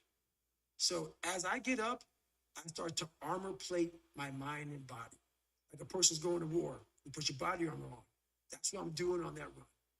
I'm waking up and I'm giving myself all this armor. So when I come out in the world, look at that phone, I'm ready. I'm not waking up late. I'm not rushing around. I'm not disorganized, because I know I'm gonna get hit in the fucking mouth. There's an art to getting hit in the fucking mouth. And that is why these things are important. You have to wake up and you have to give yourself belief. You have to give yourself confidence. So it starts with that run. So after the run, I come home, I eat something small. How long's the run typically at the moment? Nowhere under 12 miles. So 12 miles is the minimum. And what are you getting that done in? How long? It depends. Right now I'm running a heart rate. So I'm running like 8:15s, 8:30s, because I'm retraining right now. What's that? Is that zone 2 for you? Zone 2. Yep. Because of the leg surgery I had. So I'm going back, starting from scratch. So anywhere from about 1:30 to 2 hours, I run every day. Mm-hmm. So you're fasted on the morning? Yes. Up, straight out. Straight out. 90 minutes to 2 hours of running, back, yep. Eat, and I'm in the gym. So, and then after that, to whatever's on the plan for the day. That's how that works every day. Are you still doing your stretching? Because you've got every 2 night. hours of... You've every got night. 2 hours of meditation, 90 minutes to 2 hours of running. How long's the gym session? Depends, 45 to an hour and a half. Okay. Stretching, meditation, run, eat, gym. Is that my missing, Jennifer? Oh, yeah. Yeah. Forgot about that. You cycle as well? Yeah. How long are you cycling? It just depends. I do stationary bike right now a lot. What are you using? Is it like a watt bike or something similar? Yeah, something similar. Yeah. So I put my bike on a like trainer, and I cycle. Yep. At least 3 or 4 days a week. I'll do that. So that's your day. There is no room for anything else. You can build $1 million business, and you don't need my money or anyone else's.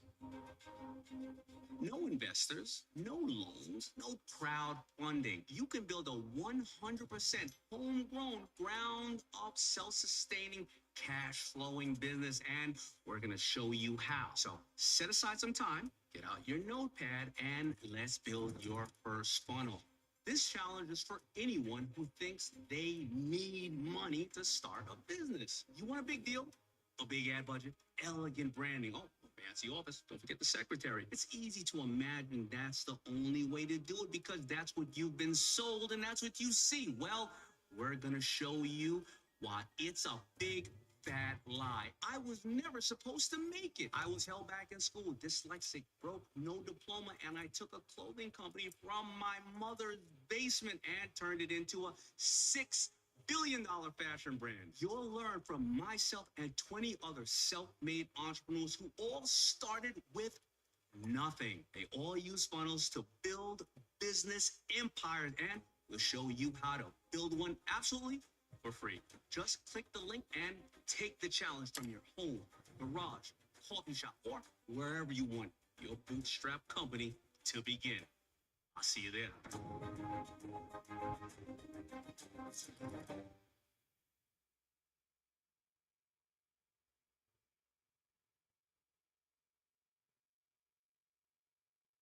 Did you yelled at by your teachers for daydreaming, or perhaps your parents? Well, they were wrong.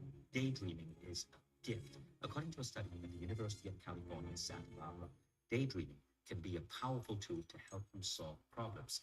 But the thing is, when it comes to daydreaming, it's not just about randomly letting thoughts enter your head. There's a precise technique I learned from this man, Bert Goldman, which takes daydreaming to a whole different level. And it has to do with imagining as if you can teleport across a multiverse and step into alternate versions of yourself. A version that's a master painter, a version that's a rock star musician, a version that's a billionaire. And then, using a specific technique called quantum jumping, tap into these versions to accelerate the creative output of your daydreaming. Interested to learn more? Check out this video that's about to follow. I got to know Bert Goldman when he was in his 80s, and this man just absolutely blew me away. Bert was able to achieve extraordinary feats using quantum jumping, and was able to pick up new skills seemingly like magic well into his 80s. Every time I'd see him, he would pick up something new. So most people in their 80s are in retirement mode. Not Bert. He became a photographer with exhibited works. He started painting and produced a huge amount of art. Yeah, there is a lot of them. So there's 24 hours, and I use it all pretty well. How's your sleep? What's your sleep? It's really good. Okay. It You're is getting now. 8 hours-ish, something like that? 7-8 hours. Yeah, But you'd need to with Yeah. this sort of volume. 7-8 hours And you're still doing your stretching stuff? every night. So Every you've got a single 4-hour block basically of stretching and meditation. night. Do No, you ever that's all in one block. you combine the two? Right? Yeah, that's all in one. Cool. Yep. That's one hell of a day. It is, and it's been like that for 7 years. But going back to what you said before about needing to cap success, Mm-hmm. you wouldn't be able to fit even 1/10 of that in Exactly. if you were chasing down. Exactly. Yep. That's exactly it. So if all that's fucked up, that's why I got to cap success, because I can't put that in. And that's my growth factor. So, that's my human growth factor. You said before about how you build up self-esteem and confidence and stuff. And there's this quote from one of my friends, Alex Hormozy, that says, "You don't become confident by shouting affirmations in the mirror, but by having a stack of undeniable proof that you are who you say you are. Outwork your self-doubt." Yes. That's Nailed. nailed. Completely nailed. Yes, because a lot of people will. I agree. Some of these motivational people out here, it's the funniest thing in the world to me. They'll go and say, when you wake up in the morning, pound your chest. Fucking look at yourself in the mirror and do all this fucking bullshit. I hope it works. What works for me is that everyday resume. The things I know I've accomplished, the things I know I've done, real hard work. The plan of the real action calluses that on I my talk mind, about the all real the time. calluses on my hands. That's it. You don't need to pound your chest in the mirror fuck anymore if you have that. It seems like, especially with confidence, right, or self-esteem, there's a relationship between confidence and competence. So what you're looking to do is try and have what you believe that you can do be ahead of what you can do. Right. Now, you're not looking for it to be delusional. You don't want it to be able to believe that you can do something like fly, right? But you need to have a relationship between the two. But what people are asking for is for their confidence to be so far ahead of their competence that, or without having even been competent at anything in the beginning. And that's just delusion. That's fantasy. Right. Well, I believe that you have to build belief. Belief is like, there's an after school special belief where the mom says, believe in yourself, and that's all great. But there's also a built belief. And the built belief is one where you are constantly, like for me, I came from a bad place. How I build belief is through the daunting tasks I put myself through. So that's proof positive that I can. So it correlates. And that's how this piece of shit kid I once thought I was built belief by saying, I was in 3 Hell Weeks. I went to Ranger School. I tried out for Delta Selection. Undeniable stack of proof. That is proof, motherfucker. So whenever you think you can't, confidence comes from the thing that you built. You must build belief.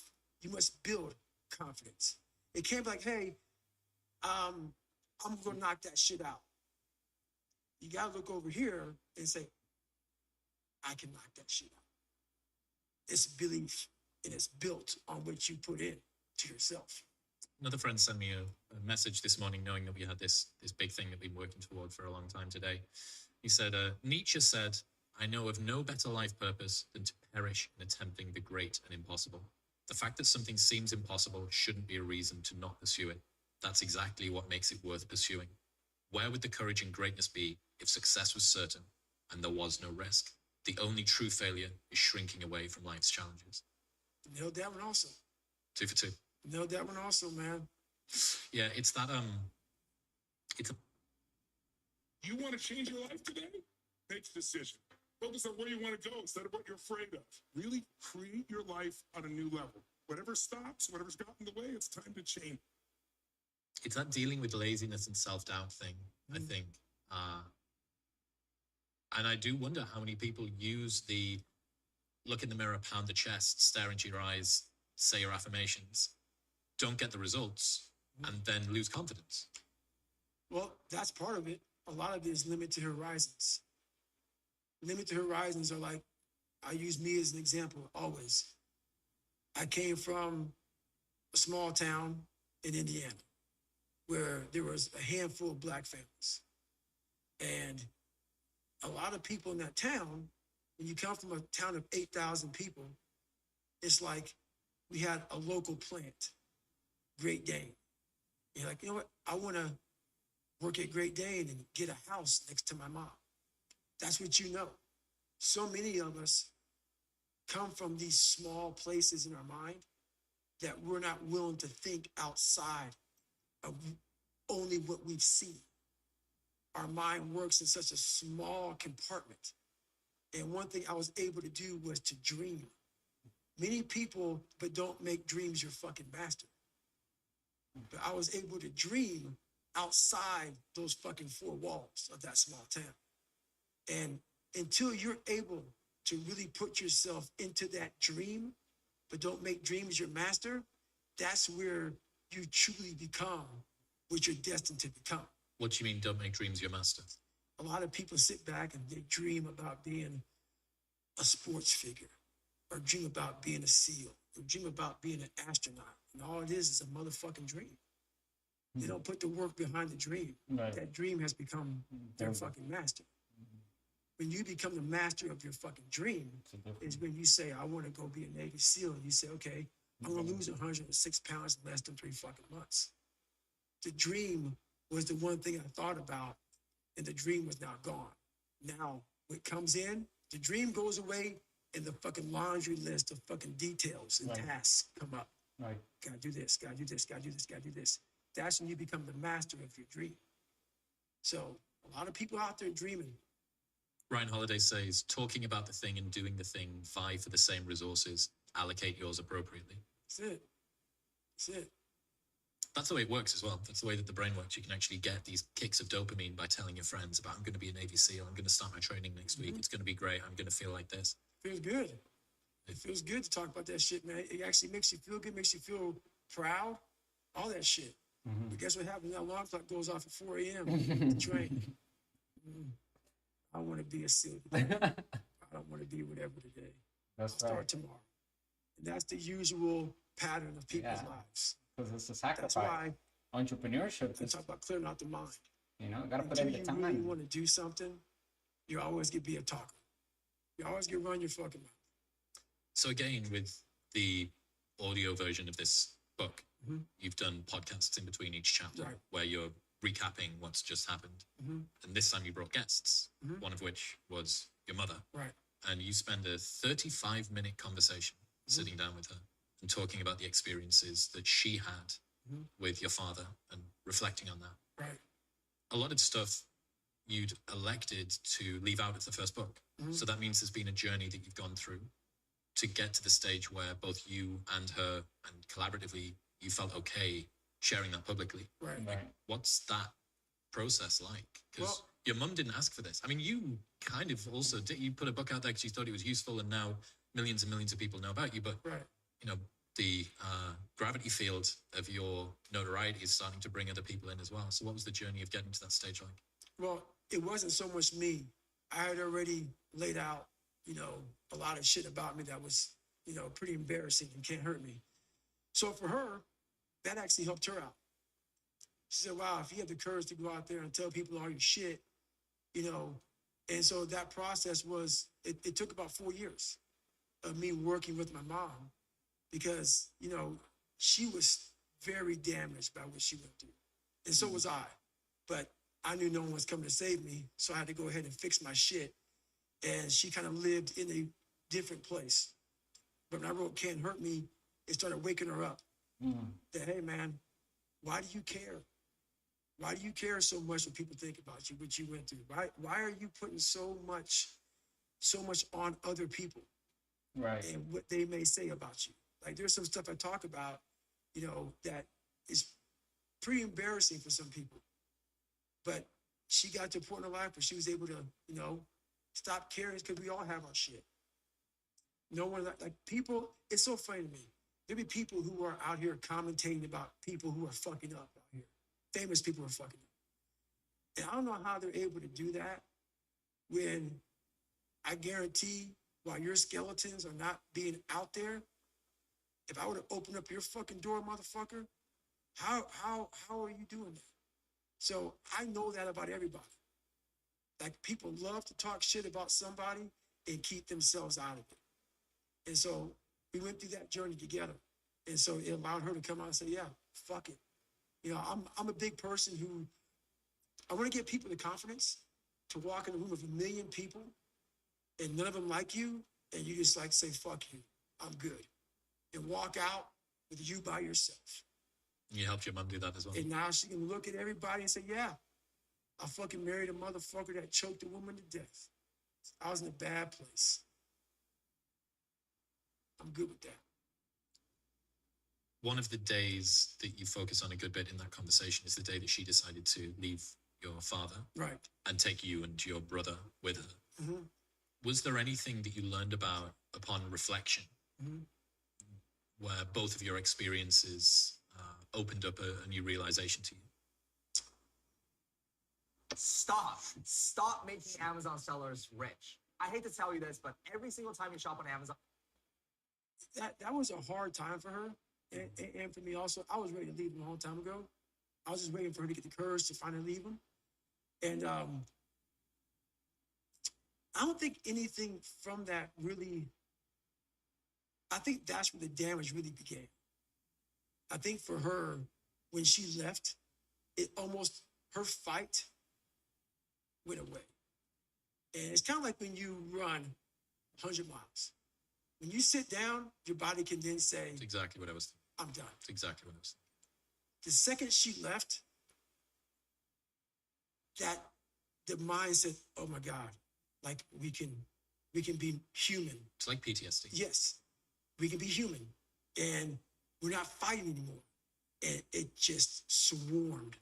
The demons, that all that fight and all that shit was keeping away, it just came and it swallowed her whole. And it also swallowed me whole.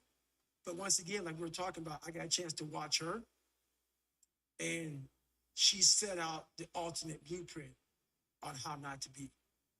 So I had a hard time learning growing up, but I was very smart when it came to human beings.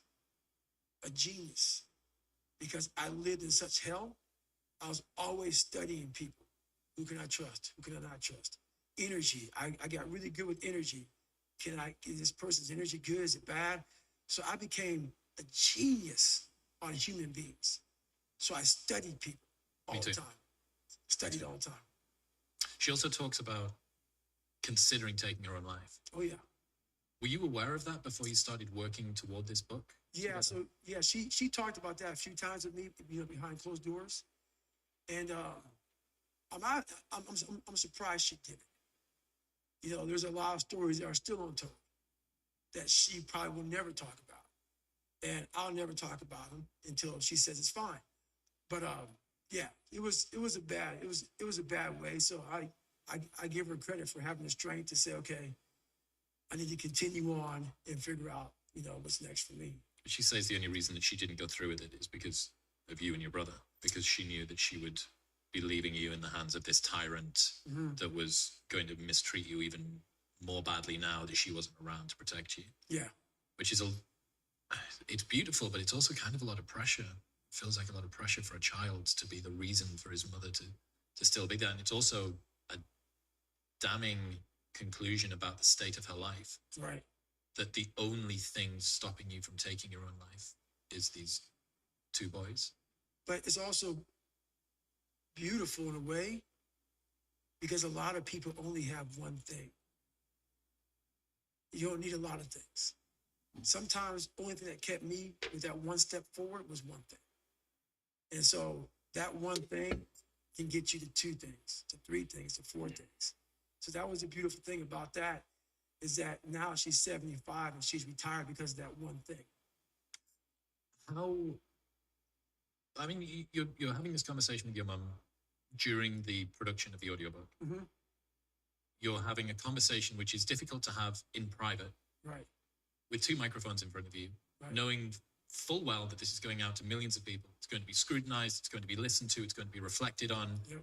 How difficult is it to watch your mother opening up about an experience which to you was traumatic, and then reopening those wounds in front of you and talking about that for millions of people to hear? Oh, it's hard. It's hard, but it's necessary. Why? To be able to own your trauma, to be able to own everything about you and look it in the eye. Like, there's a part in 8 Mile with Eminem, the very end, when this white boy, you know, fucking trying to make it in the rap world and getting beat down and shit, comes from some trailer park shit. And he's like, how the fuck am I gonna win this rap battle? Because my best friend got shot in the foot and this dude slept with my girl and all this shit. So what he does to take all the power from the motherfucker's gonna rap battle his ass, it's like,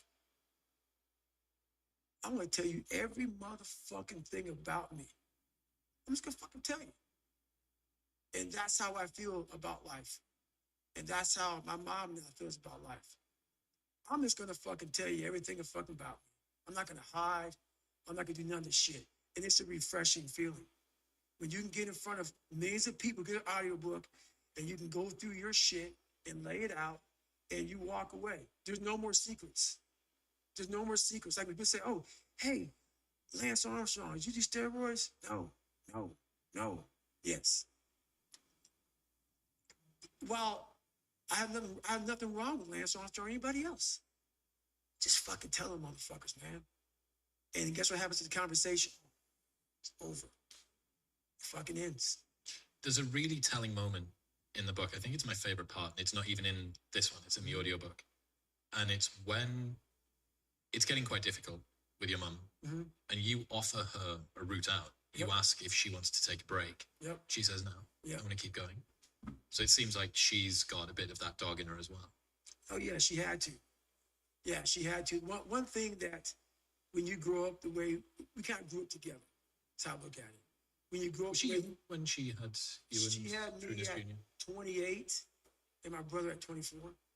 So, but that, you know, we grew up together, and you got to have a dog in you. You have to have a dog in you. And so you have to have it, like my grandfather called it, a stiff upper lip. You better have a stiff upper lip. So, you know, yeah, she has some dog in her. She has some dog in her. She has to. There's no other way to make it out here. I mean, you can't just always be, you know, head down in the sand.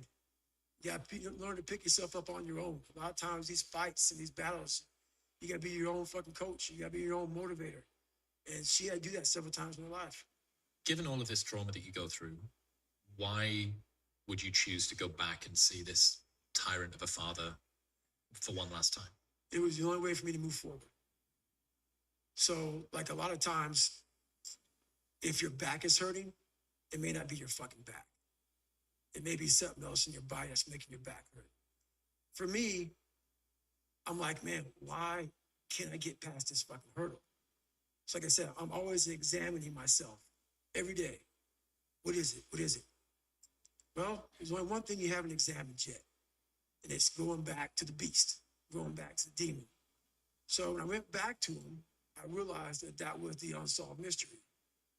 Was I had to look that man in the eye one more time Like how I studied that Navy SEAL talking shit and lying. I got it from this part right here in the book. I went and I didn't see him anymore as this beast. I started doing research on him. Found out that his dad used to beat him really bad. So his dad would put him in front of a furnace, open the furnace up with the flames coming out, and put him right in front of it. Have him bare butt naked, and he would whip the shit out of him. And the whole idea of that is if you move, you're gonna get burned. So stay right here and take your fucking beating. So what happened with him, those demons from his father went to my father, and he tried to transfer them over to me. I had to understand who my father was, understand where he came from, understand why were you so fucking brutal to us. I got my answers. Took those answers and made myself better from the answers about him. Hi, I'm Nicole Hopley from Sandy Hook Promise. I know this is hard to hear, but it's important. The shooter who murdered my son.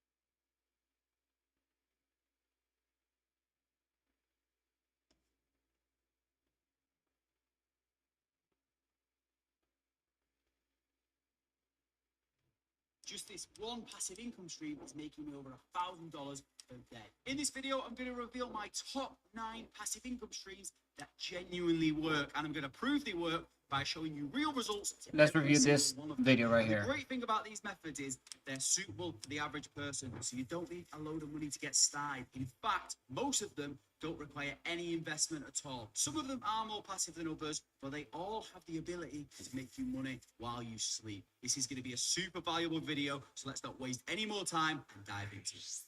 The first one is one of the most powerful and easiest ways to make passive income, and it is by creating a paid community. And I know this because I literally have my own community myself where I share tips and tricks on how to make money online, and it earns me thousands of dollars per month in passive income. And if I just pull up my Stripe, you can see that just yesterday I made over £1,100, which is around $1,300. And today, so far, I've made a total of £800, which is probably around $1,000. And these are from people that have joined my community and they're paying on a monthly basis, and I'm generating passive income from these people every single month. You can create a community about literally anything from finance hacks to knitting. So find a gap in the market, choose a niche, and launch a community. And the great thing about a community is that it's user-generated content. So you don't necessarily have to be an expert in anything to launch a community. You just need to have an interest in it. You can use membership softwares like Circle or School, but some of the most successful communities are actually hosted on Discord, which is totally free to create an account for. And you're probably saying, well, Liam, how can I get people to join? Why would anyone join my community? I don't have a following. Well, head over. Make sure you join our Discord. Just check the link in the bio, but we have our Discord that we're growing. So join us over there and put in as much content as possible. Like you can see, I just released this today here a few hours ago. So references of links and things that we can use to build our asset column. Just look for Master Investor, look for the logo and join.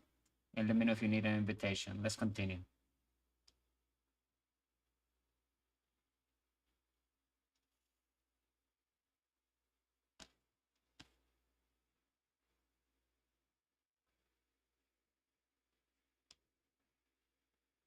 This website here called wop.com, which is a marketplace for communities in Discord, and you can list your community on here and people can find it and sign up, and you can see Discord, and you can list your community.com, which is a marketplace for communities in Discord, and you can list your community on here and people can find it and sign up, and you can see the range, some of them like $150 a month, $225 a month, so you can make some good money from this. But a really good tip, if you're starting out then you should list to your community for free, just like this one here, totally for free.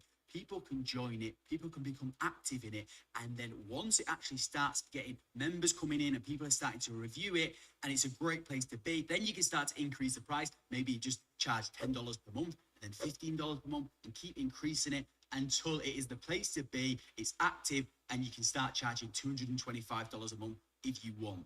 Plus, one more great tip is if you want more paying members to your community, you can even launch an affiliate program where you pay your current members a little commission for referring people to come and join it. That's what I do with my community, but you can also set it up inside of What as well. It's got a built-in affiliate program. So if you actually add your community onto this website, people can actually promote it as an affiliate. They can earn commission and you can get members, allowing you to explode your community and build up that passive income. The next one is super powerful and hardly anyone is talking about it, and it's called domain parking. Domain parking is just when you buy an expired or misspelled domain and you can turn it into a passive income machine. Now, let me show you how powerful this is. Then I'm going to show you the best way that you can do it to start making passive income. So if you look here on my computer, this website here called weather.com gets over 1.4 billion visits every single month. A lot of people are going to weather.com.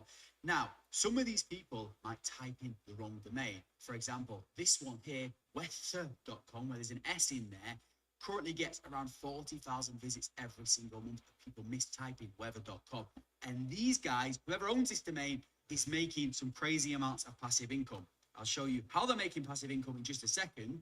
But if you want to find misspelled domains like this, there's a really cool tool called Domain Typo Generator by Internet Marketing Ninjas. It's totally free. You can just Google this and find it.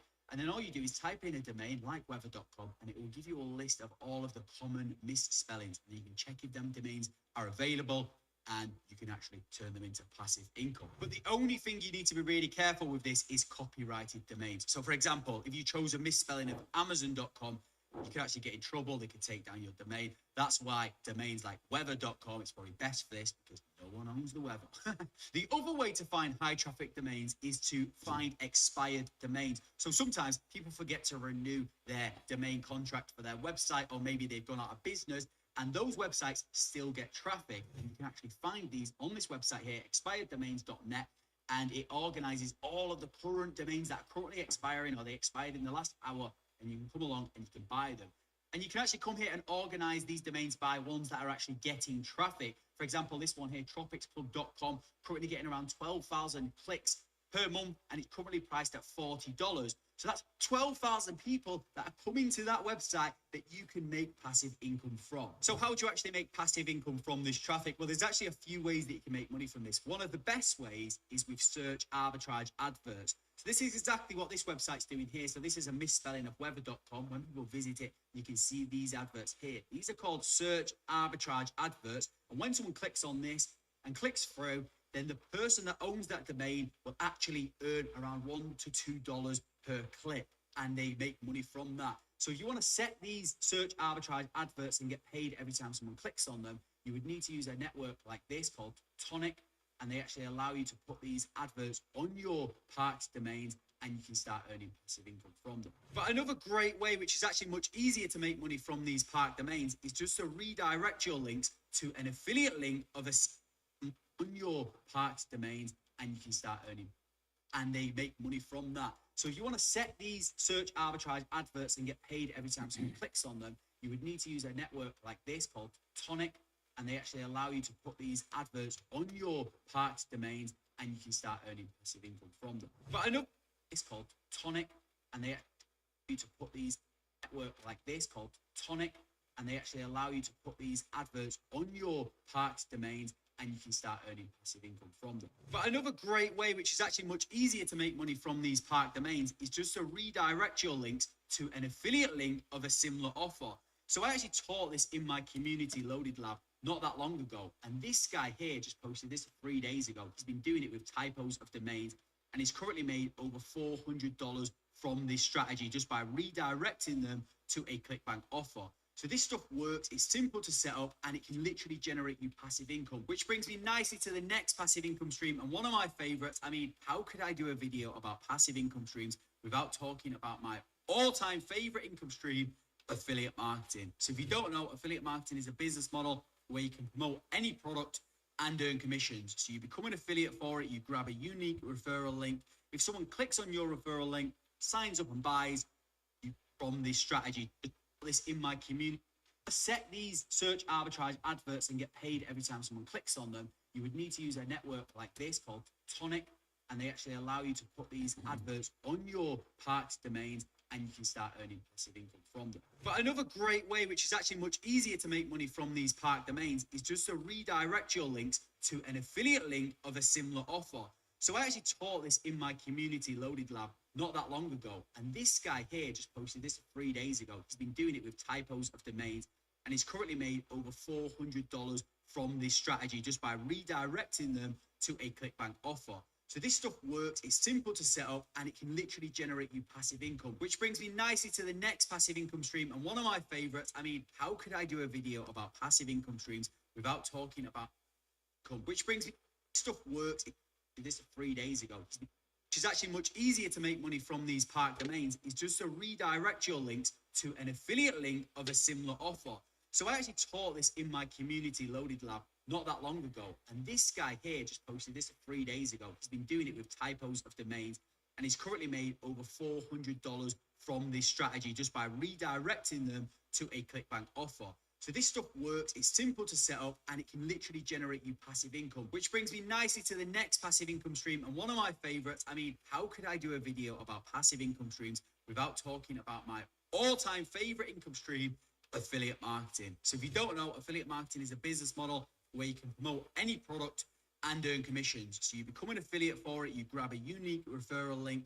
If someone clicks on your referral link, signs up and buys, you can earn commissions. You can earn anything from 5% up to 85% and more. Now, the real secret to making passive income is to promote recurring based products like membership sites, website builders, and softwares. Because if you get someone to click on your link and sign up to a recurring product like a website builder, you will continue to receive commissions from them every single month that they stay signed up. Now, just to show you some proof, one of my biggest earning products is this here, this website builder called Builderall.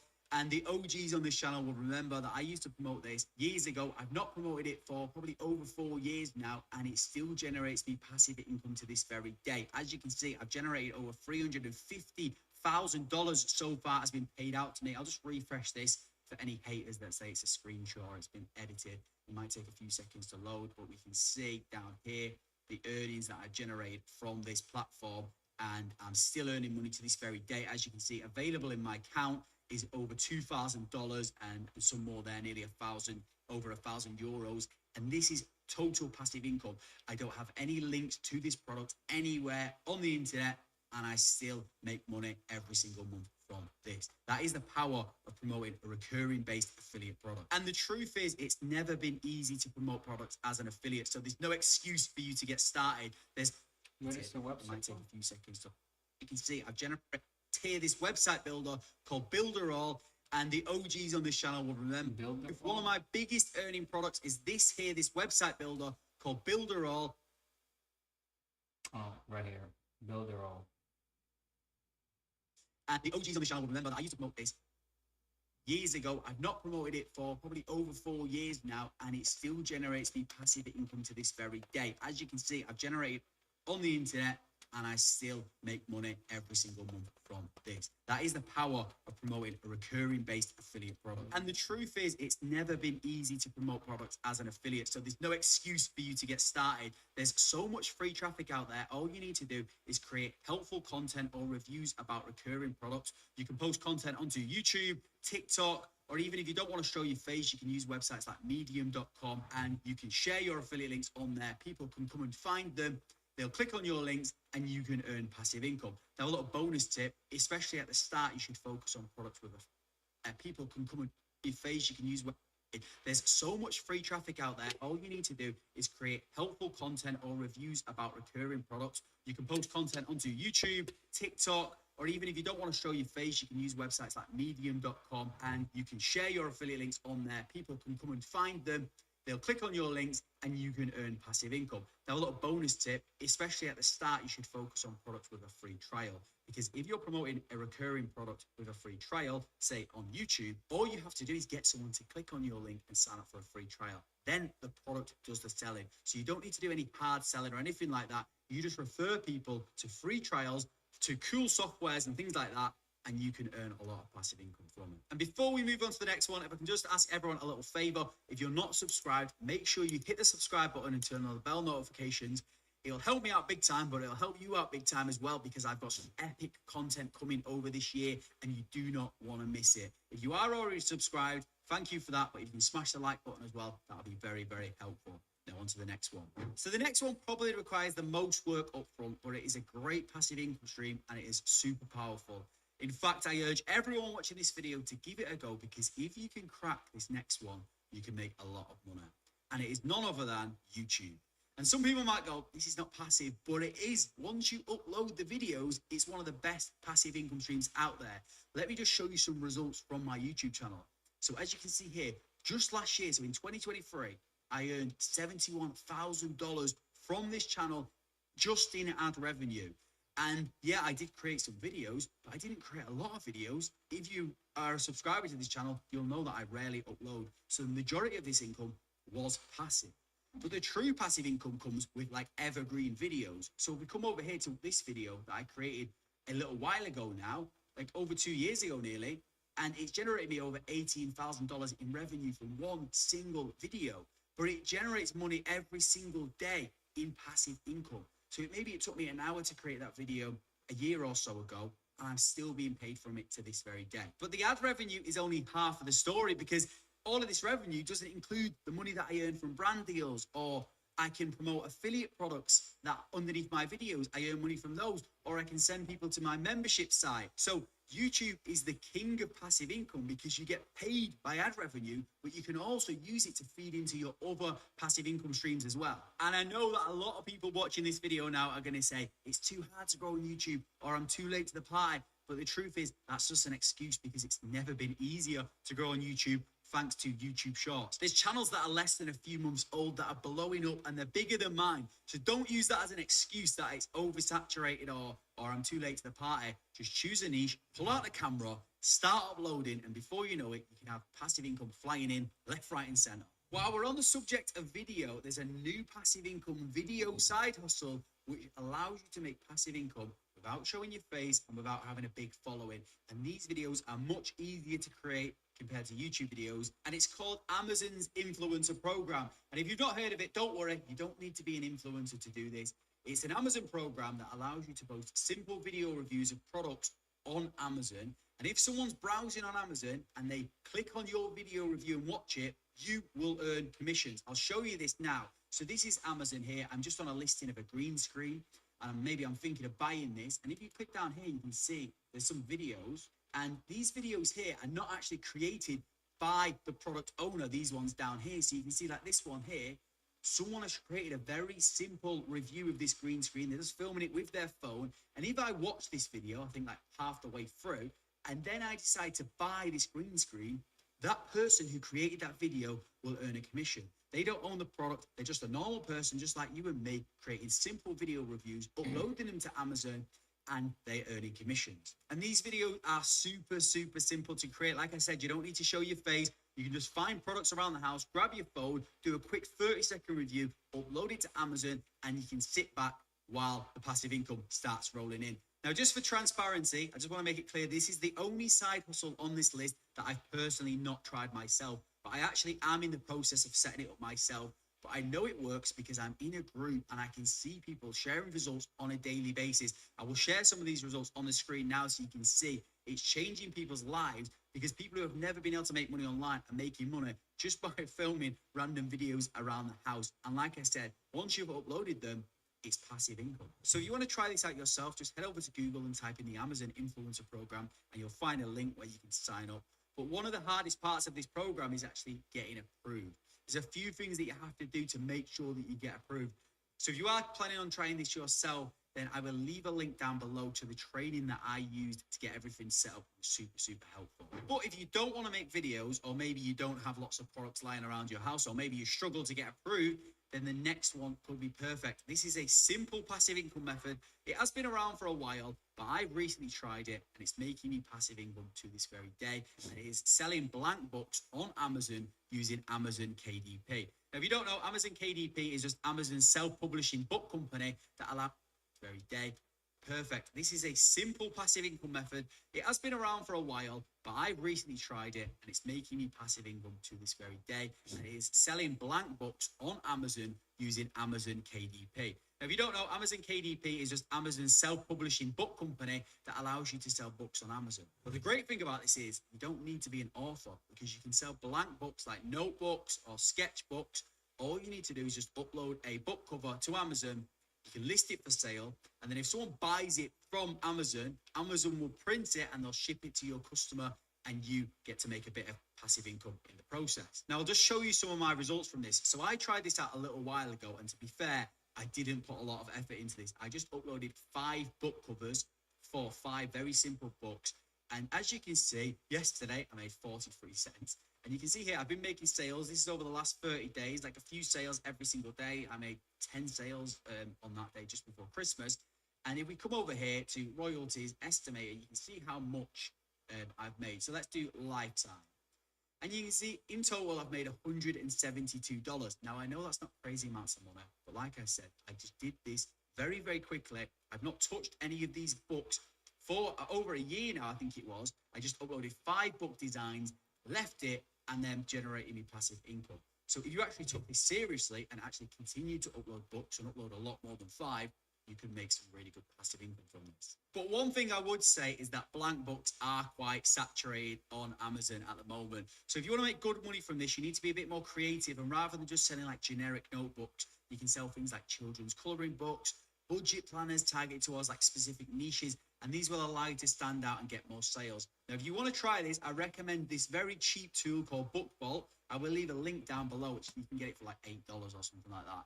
And it's a design tool, so you can actually design these books in here, so they're formatted for Amazon KDP. But they've got a very, very useful research tool, so you can see what's selling on Amazon, and you can actually find gaps in the market for products and books that you can actually sell using Amazon KDP. Super useful. So I'll leave that down below. Another great passive income stream is selling knowledge online. Now, let me just show you how powerful this is. So this is my Kartra account where I sell one of my affiliate marketing courses. And as you can see, in total, I've generated $632,000 in net profit. I created this course around 3 years ago. And yeah, I did make the majority of those sales then, but I'm still making sales every single month from people buying this in total passive income. But I get it. Obviously, I've got a following and I'm an expert in affiliate marketing. Deal I create, and as you can see that down below. Another great passive income stream is selling knowledge online. Now, let me just show you how powerful this is. So this is my Kartra account where I sell one of my affiliate marketing courses. And as you can see, in total, I've generated $632,000 in net profit.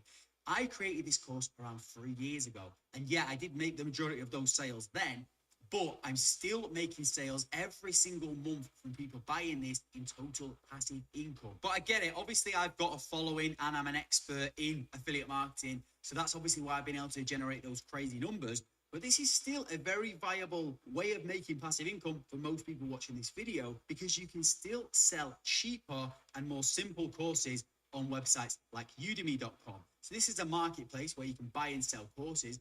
And seriously, you don't need to be a super expert in anything, because let's have a look here. Someone has made a course about ChatGPT. So that's a free AI tool. It's very, very simple to use. Anyone knows how to use ChatGPT after spending 5 minutes using it. They're selling it for £10 here, which is around, to say $10. They've got currently 24,000 reviews for this course. So that means they've made over $250,000 minimum by selling a course on ChatGPT. So there's a lot of options out there. Maybe ChatGPT's too advanced for you. Well, what about Canva? Canva is a very simple, easy design tool. Most people who try it know how to use it. This person's here has generated 7,000 reviews for his course on Canva. So there's an option where you can create courses about lots of different things, lots of simple tools. If you know how to do something, you can create a course about it. And let's just go and find another one here. So something even easier, cleaning. So people have created courses on here teaching people how to clean. That's not difficult. So you can create a course on how to tie your shoelaces. And you might be able to, maybe not your shoelaces, but you get the idea. Then there's an opportunity for you to make a lot of money in passive income by uploading your courses to Udemy. Then if you start to get a lot of sales and become more of an expert, then you can take it and sell it on like your own website like I do and actually make a lot more money as well. And just a little tip, if you need help structuring your course and you're kind of thinking, well, how do I lay this out? ChatGPT can actually give you a layout of a course, and then all you need to do is just pull out the camera or even screen record software and start teaching. Yes, it's going to take you a bit of time to put it together, but once you've actually created that and uploaded it, it's going to generate you passive income. But if you don't want to spend hours creating courses, a much easier product that you can create and sell is digital downloads and printables. Now, I did a video about this a little while ago where I showed you how I made over $10,000 on Etsy selling simple digital downloads. These are just simple files like printable PDFs or wall charts. All you need to do is just spend a bit of time creating some nice looking templates, or you can actually find some on Canva and just tweak them. And then all you need to do is upload the digital file to a marketplace like Etsy, and then someone can come along, buy that, download it, earning you passive income in the process. And these sell like crazy on Etsy, like this one here, very simple planner page, which sells for like £1, but this shop's got over 9,000 reviews, so they've made well over $10,000 in passive income from a very simple design that you could have just uploaded to Etsy. Now, the downside to this side hustle is that some of these products are a little bit oversaturated. Planners definitely are oversaturated, so you need to try and find where the gaps are in the market. So if you want to do this, I recommend you try out this tool called Sales Samurai. It's this one here, and it actually shows you what people are searching for on Etsy, and you can kind of find where there's gaps in the market, and you can create products to fill those gaps. But if you do want to try this method out yourself, then definitely check out the video that I created on my channel, because there's lots of really valuable tips inside that video. The next passive income stream also requires a bit of setup, but it's one of the most perfect passive income methods, and I love this one so much, and it is print on demand. Now, print on demand is a very simple business model where you upload designs onto products like mugs or t-shirts.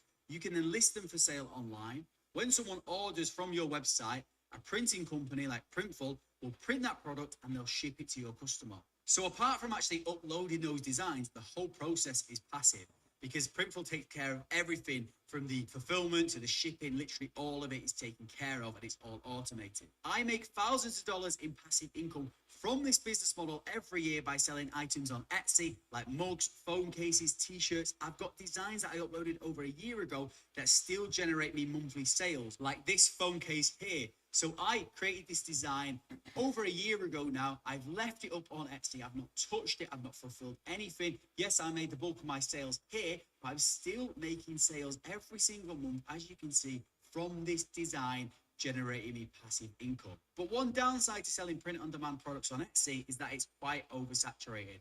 But I actually recently discovered a brand new untapped method that allows total beginners to make sales on day one. And I did a video all about it, which you can watch by clicking here.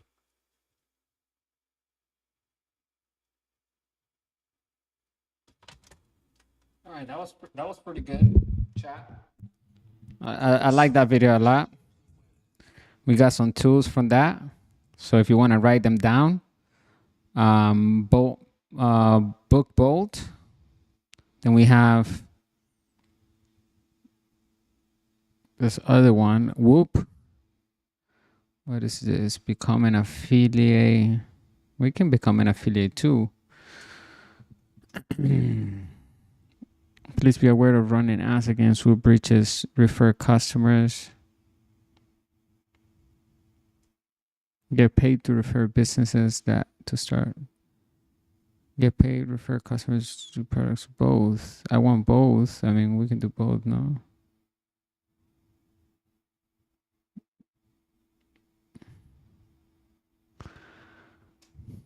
Let's see here. Oh. Oh, there it is. Okay.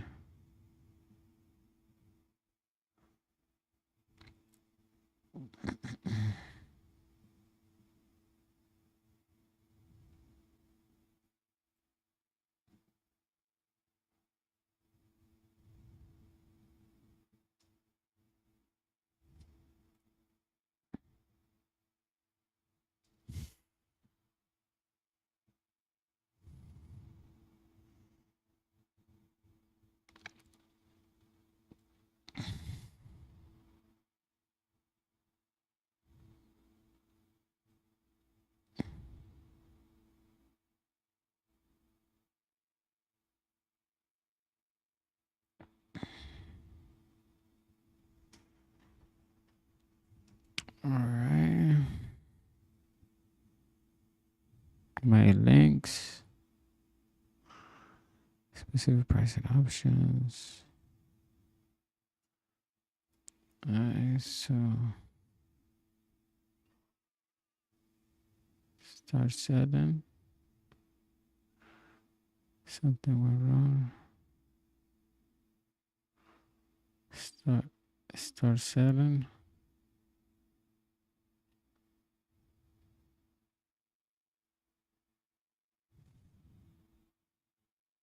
Sign up. People like you make over 1 million per year. Join the next generation of internet entrepreneurs building their businesses on Whoop. Okay, what is this? Sell literally anything. Whoop app templates allows anyone to launch the business of their dreams. Sell Whoop app templates. Okay.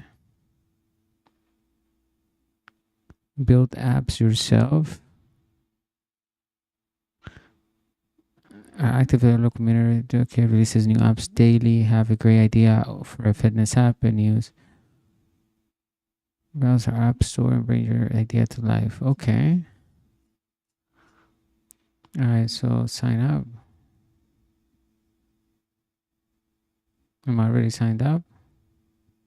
Store name.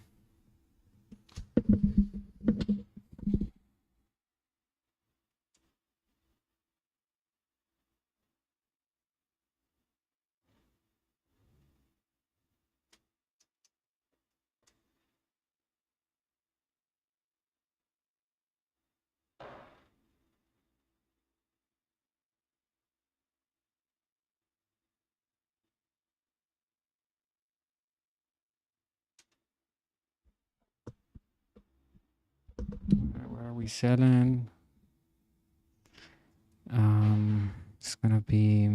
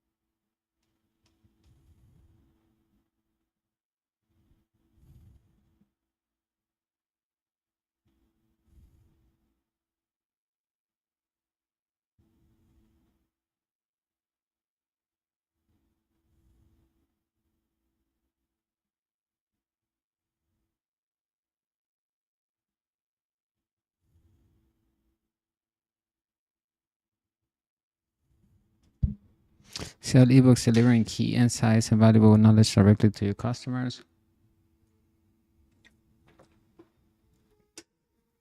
This app simplifies the selling process, ensuring your digital shelves are always accessible to paying readers.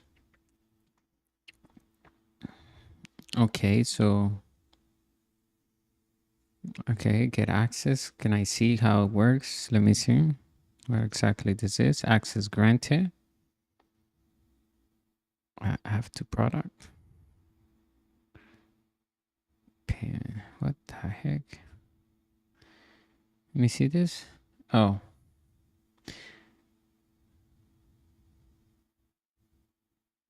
All right, so how to build cash flow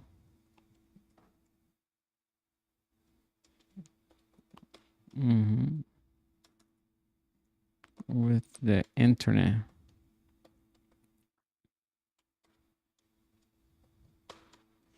Turn passive income on. Make sure you click the link somewhere on our bio or in the description of this live stream to have access to this digital course and ebook. Let me see this. Upload ebook. How to build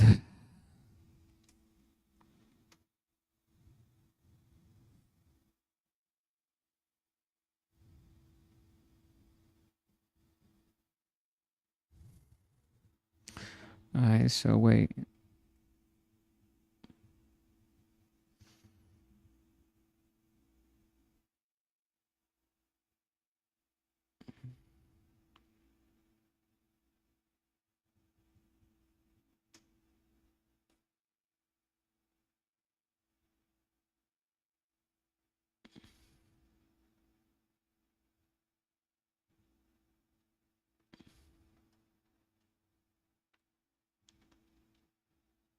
How to build.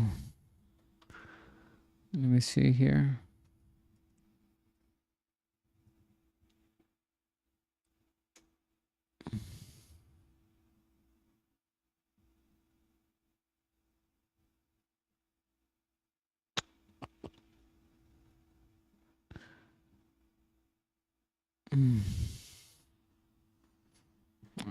So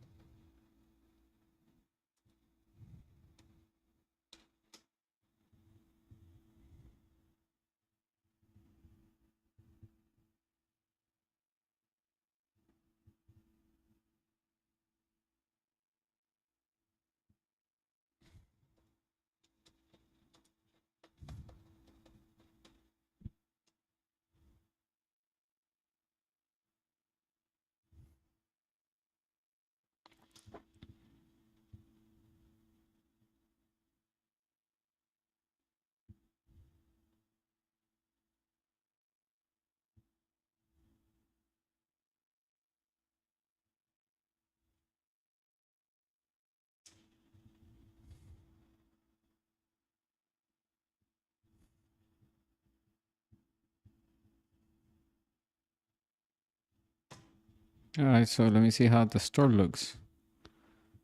Store page.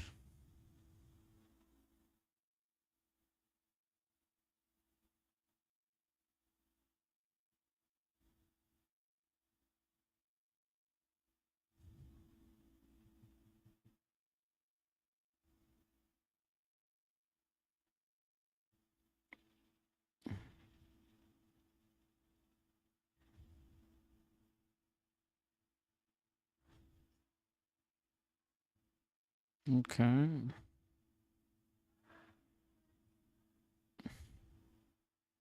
All right, so that's that.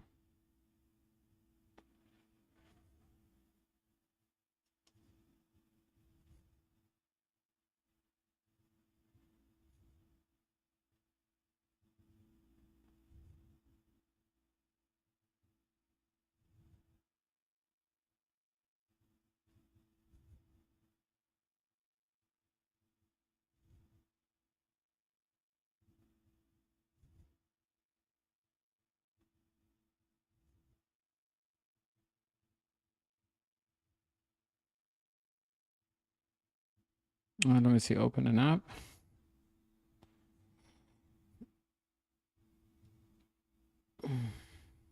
How do I see it? Okay. All right, so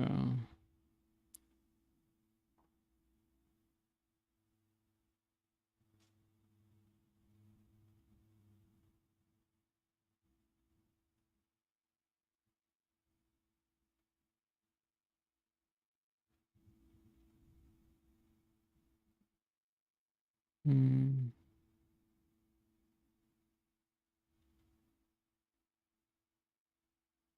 Okay.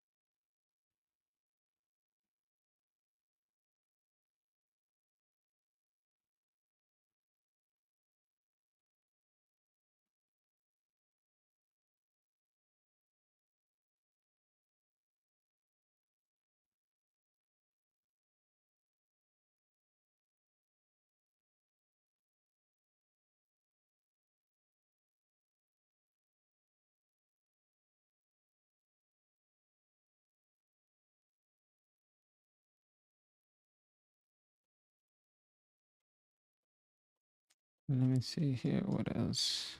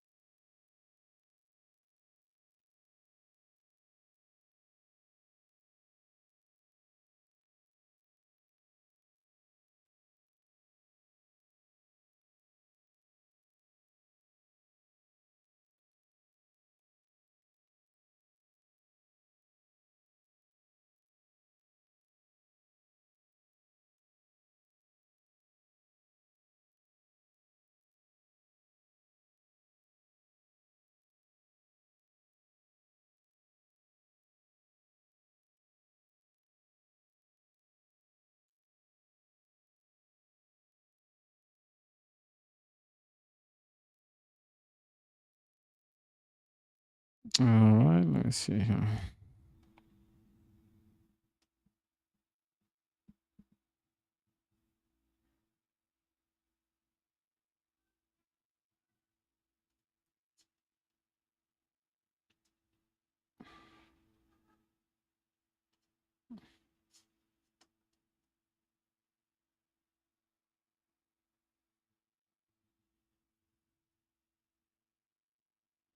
All right, we can come back to this in a little bit. Let me look at the other stuff. This is traffic. Tonic, get in touch. Home boost revenue.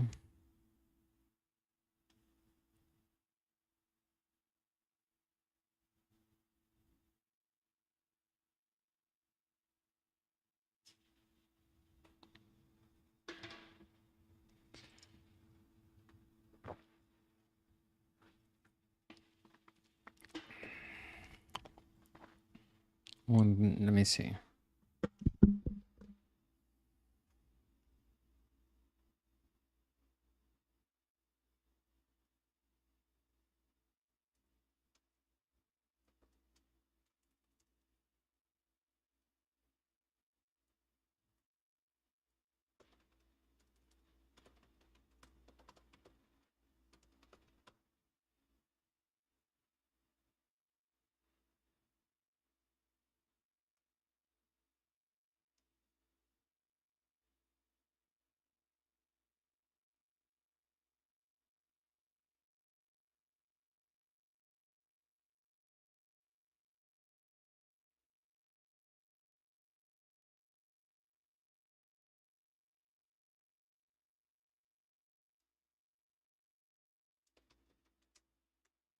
Oh no, this is our password. We can do, I thought it was an email. This is password? Oh yeah. We can do,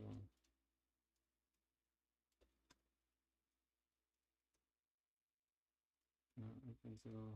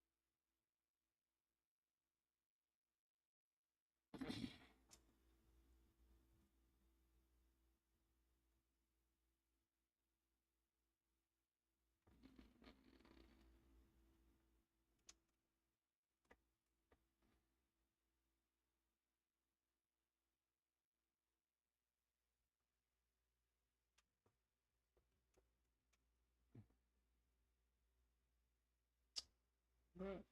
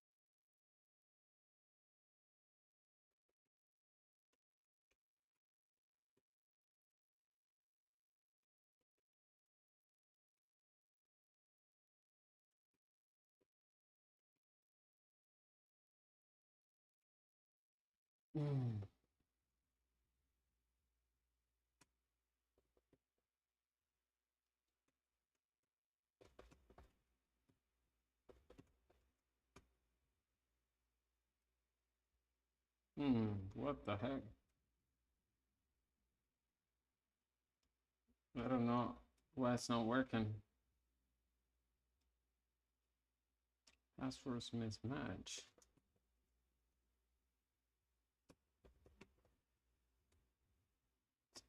That's just nice much.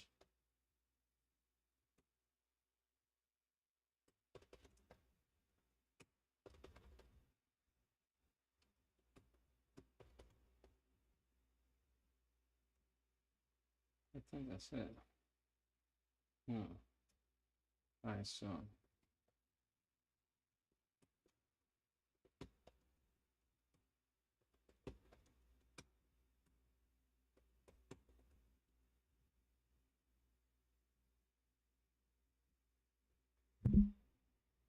there we go.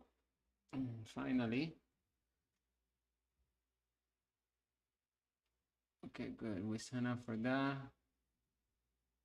We do park domains, and then there's another tool for the domains.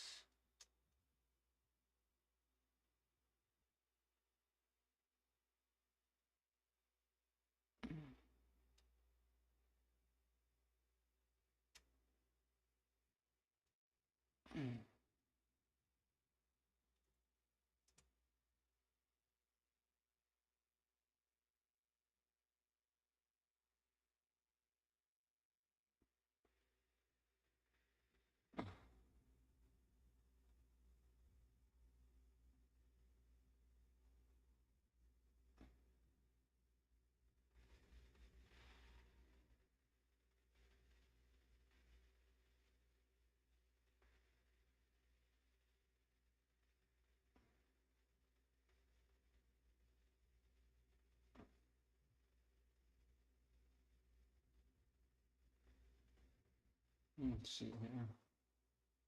All right, so that was good. And then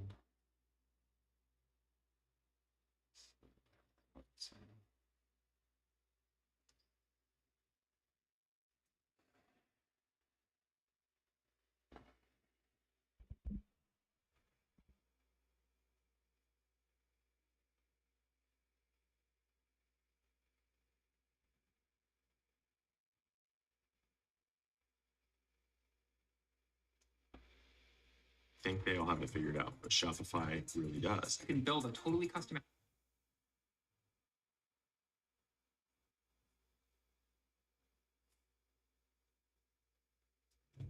Just this one passive income stream is making.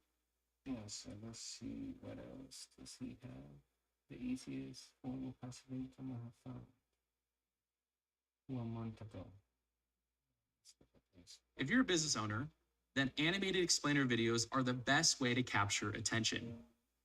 My easiest passive income over the last year. So there's a lot to go through on this video, but I want to preface this video by saying I think passive income is misunderstood by a lot of people. They think of it as something that you don't really need to work for, that the money can really be made passively, but truly passive income is actually very rare. In reality, passive income requires some sort of upfront work or some sort of maintenance to keep it going. There's no such thing as like truly passive income. There are some things that can come close, and I think I have a source here which I think is the closest. I think it's one of the easiest ways to make.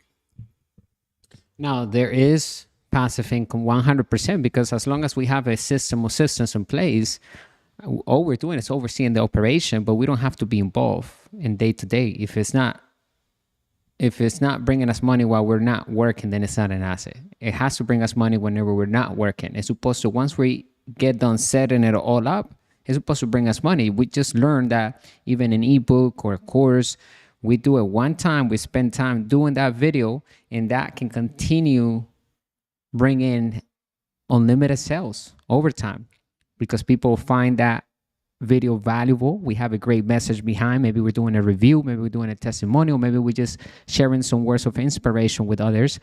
And we have a call of action at the end or in between the video asking people, if you have this type of problem, we have a solution. Check it out. Link in the bio. It could be an affiliate product that we didn't even create the product. We don't even have to worry about the customer service because all we are doing is directing that viewer, that lead into the sales page of the company who will take care of the customer service regarding the product that they will end up buying. And we will earn a commission for every time they make a payment on that company.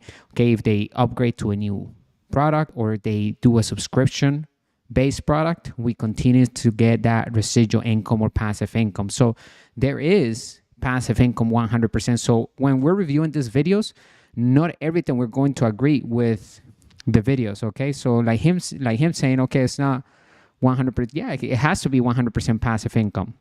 So if we have a house that we turn into an Airbnb, then we're going to put a team in place, and it's going to be 100% passive income, because once the guest leaves, we get the cleaning crew to come in, they clean it, they get it ready for the next guest, and we collect the passive income. We oversee the operation, but it's passive income, it's coming in. Because I like to define passive income as something that doesn't require a lot of work, that doesn't require a lot of maintenance once it's up for sale. However, at the beginning, it probably might require some work, probably might require some time to get it going, might even require some money. But once that's done, once you actually start selling it, it's usually quite easy and just doesn't take much maintenance. I think my true passive income is actually my stocks and shares portfolio, but that's going to be for another video. In this video, I wanted to cover digital products, which I think is my second most passive income. So let's just get straight into it and show you some screenshots that I have taken from my dashboards from 2023. The first one is from PayHip, where I made $165,000. And then the second one is from Gumroad, from which I made $30,000. You can see actually the beginning of PayHip, there is no money. And in the beginning of Gumroad, there's a lot of money. That's because I think around February, March time, I switched from Gumroad to PayHip. Main reason being that Gumroad ended up upping their pricing, where they charged a flat 10% for anything you sell. And PayHip was just a lot more cost efficient because they don't charge anything if you pay them $99 a month. Even though I moved from Gumroad to PayHip, I still kept my Gumroad profile live and I still left my products on there to sell, because I had linked to those products elsewhere. Other people had links to those products elsewhere. And if I had taken my Gumroad profile down, taken those products down, it could just be a bit of a mess when people are looking for that product and they don't find it. So I left my Gumroad profile up. And even then, even leaving it up, I still made $30,000 over the last year. So of course, when we add it all up, I've made $195,000, nearly $200,000 from digital products, which I think is just outrageous. Like, that is a crazy amount of money to make from digital products, from products that I don't really put too much effort into, too much time into. They do very much sort of sit in the background and make money. I haven't done accurate calculations yet, but I think when I take into account transaction costs, fees for hiring designers and developers, marketing costs, all those sorts of costs, I think they amount to around $20,000 to $30,000. So let's just say $30,000 to be safe. We take away $30,000, I've made around $165,000 profit. So not bad at all. Not bad at all. $165,000 profit from digital products. I think that's incredible. Now, of course, that's before taxes, business taxes, personal income tax, all that sort of stuff. That differs from country to country, of course. So if I had paid myself all of that money as personal income, I had moved that money from my business account to my personal account, my personal bank account, I would have to pay around 45% tax, which is a lot. Long-time followers will know that I have been making money from selling digital products for a long time. It was actually the first little bit of money I made online. One of my first ever digital products was selling Android icons for Android phones. I don't know if anyone who follows this channel remembers those, but that was a long time ago. And that has, of course, evolved into doing other sort of digital products. I did have a good run when I was making Tumblr themes, when Tumblr was big. I've mentioned before, I've made like nearly $700,000 just selling Tumblr templates, and that was pure profit, which is just wow. If we look at my store, store.olio.com, I have an array of products on there, ranging from Lightroom presets to wallpapers. These are products that I'm genuinely actually interested in, things that I actually want to use, I actually think makes sense for my audience as well. And surprisingly, my best money makers are actually Lightroom presets. The Lightroom presets for me just do really well. I think it's just because they're quite unique in the sense of not everyone can make Lightroom presets, and I have a very specific photography style. And that's what makes Lightroom presets quite powerful, right? It's like a specific style of editing. So when people want my style, they're not buying my Lightroom presets. So Lightroom presets for me are an amazing way to make money. So that was just a quick dive into my store, store.olio.com, how much I've made over the last year and the costs and sort of the products and stuff I sell. But I did want to get into some other things related to this because I know a lot of you are interested in doing the same. So product ideas is, of course, a big one. There are so many different digital product ideas out there. I have three main ones listed here. Notion templates. A friend of mine, Islo, he makes Notion templates. And I know he shared previously that he's made over $200,000 a year selling Notion templates, which is what Notion templates, the market for Notion templates and stuff is really blown up. Excel courses. So if you haven't heard of Miss Excel, so this is a content creator who used TikTok to sell Excel courses, which is just incredible. And it makes a lot of sense when I think about it, when you really think about it, because everyone uses Excel. Like everyone uses Excel in some way or another. And a lot of people use it in their work on a day-to-day basis. And here she is making content on how to use Excel, how to get the most of Excel, sharing tips and tricks on platforms like TikTok and Instagram. And then she's driving people from her social networks to her website where they can buy full courses about Excel, learning basically everything there is about Excel. And these courses aren't cheap. As we can see, there's one here for $279. You can buy the complete Microsoft Office suite for $1,200, $200 for AI with Excel. There's templates and things. Yeah, there's nothing here that's less than $100, which is just crazy. And it just shows that there is a market for it. If people are getting value from it, it can help them in their day-to-day lives. It can help them in their professional setting, in their job or whatever. It just makes a lot of sense that people would spend this sort of money. And I know she's made incredible money. I know she's made millions from selling these Excel courses. And then another one is Framer templates. So Framer has become quite a popular sort of web design platform over the last couple of years. Cedric makes Framer templates, and I know he's making around $30,000 a year from selling Framer templates, which again is just incredible because for him, that's just a bit of side income. He does web design work as a living for clients, and he has templates and stuff that he makes all the time. And he thought, why not sell these templates as well? And he's making a good side income from it. But those are just 3 ideas. There are a ton more digital product ideas. I've actually done a few videos on my channel sharing those digital product ideas. However, what if you don't have the skills? What if you're very much at the beginning, you don't really know where to start? Well, that's where a platform like Skillshare comes in, who are also sponsoring this video. I've been a big advocate of Skillshare over the years. I've recommended it a ton in the past. They have thousands of classes to choose from industry pros across film, illustration, design, web development, and much, much more. I keep saying that the best way to invest is to invest in yourself, leveling up your skills, leveling up your knowledge.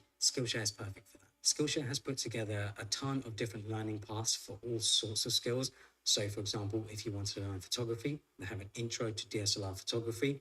Or if you wanted to learn graphic design to make your own digital art, they have a graphic design's basic learning path. Skillshare is all about exploring, discovering, and learning new things. So make sure to check out Skillshare. The first 500 people to use my link will get a 1-month free trial. When it comes to selling digital products, I think the biggest piece of advice I have for most people starting out especially is try and sell higher ticket items. For example, my wallpaper packs are $14, which isn't much to be honest, but I simply make them because I enjoy making them. I don't actually necessarily make them to make a ton of money. I just make them because I'm the type of person that's always changing wallpapers on my phones. So I just think to myself, I might as well sell these wallpapers as well because I know a lot of people ask for them. But my Lightroom presets are much higher priced. They're priced at $39 a pack, which means I have to sell 3 wallpaper packs to make the same amount as selling 1 Lightroom preset pack.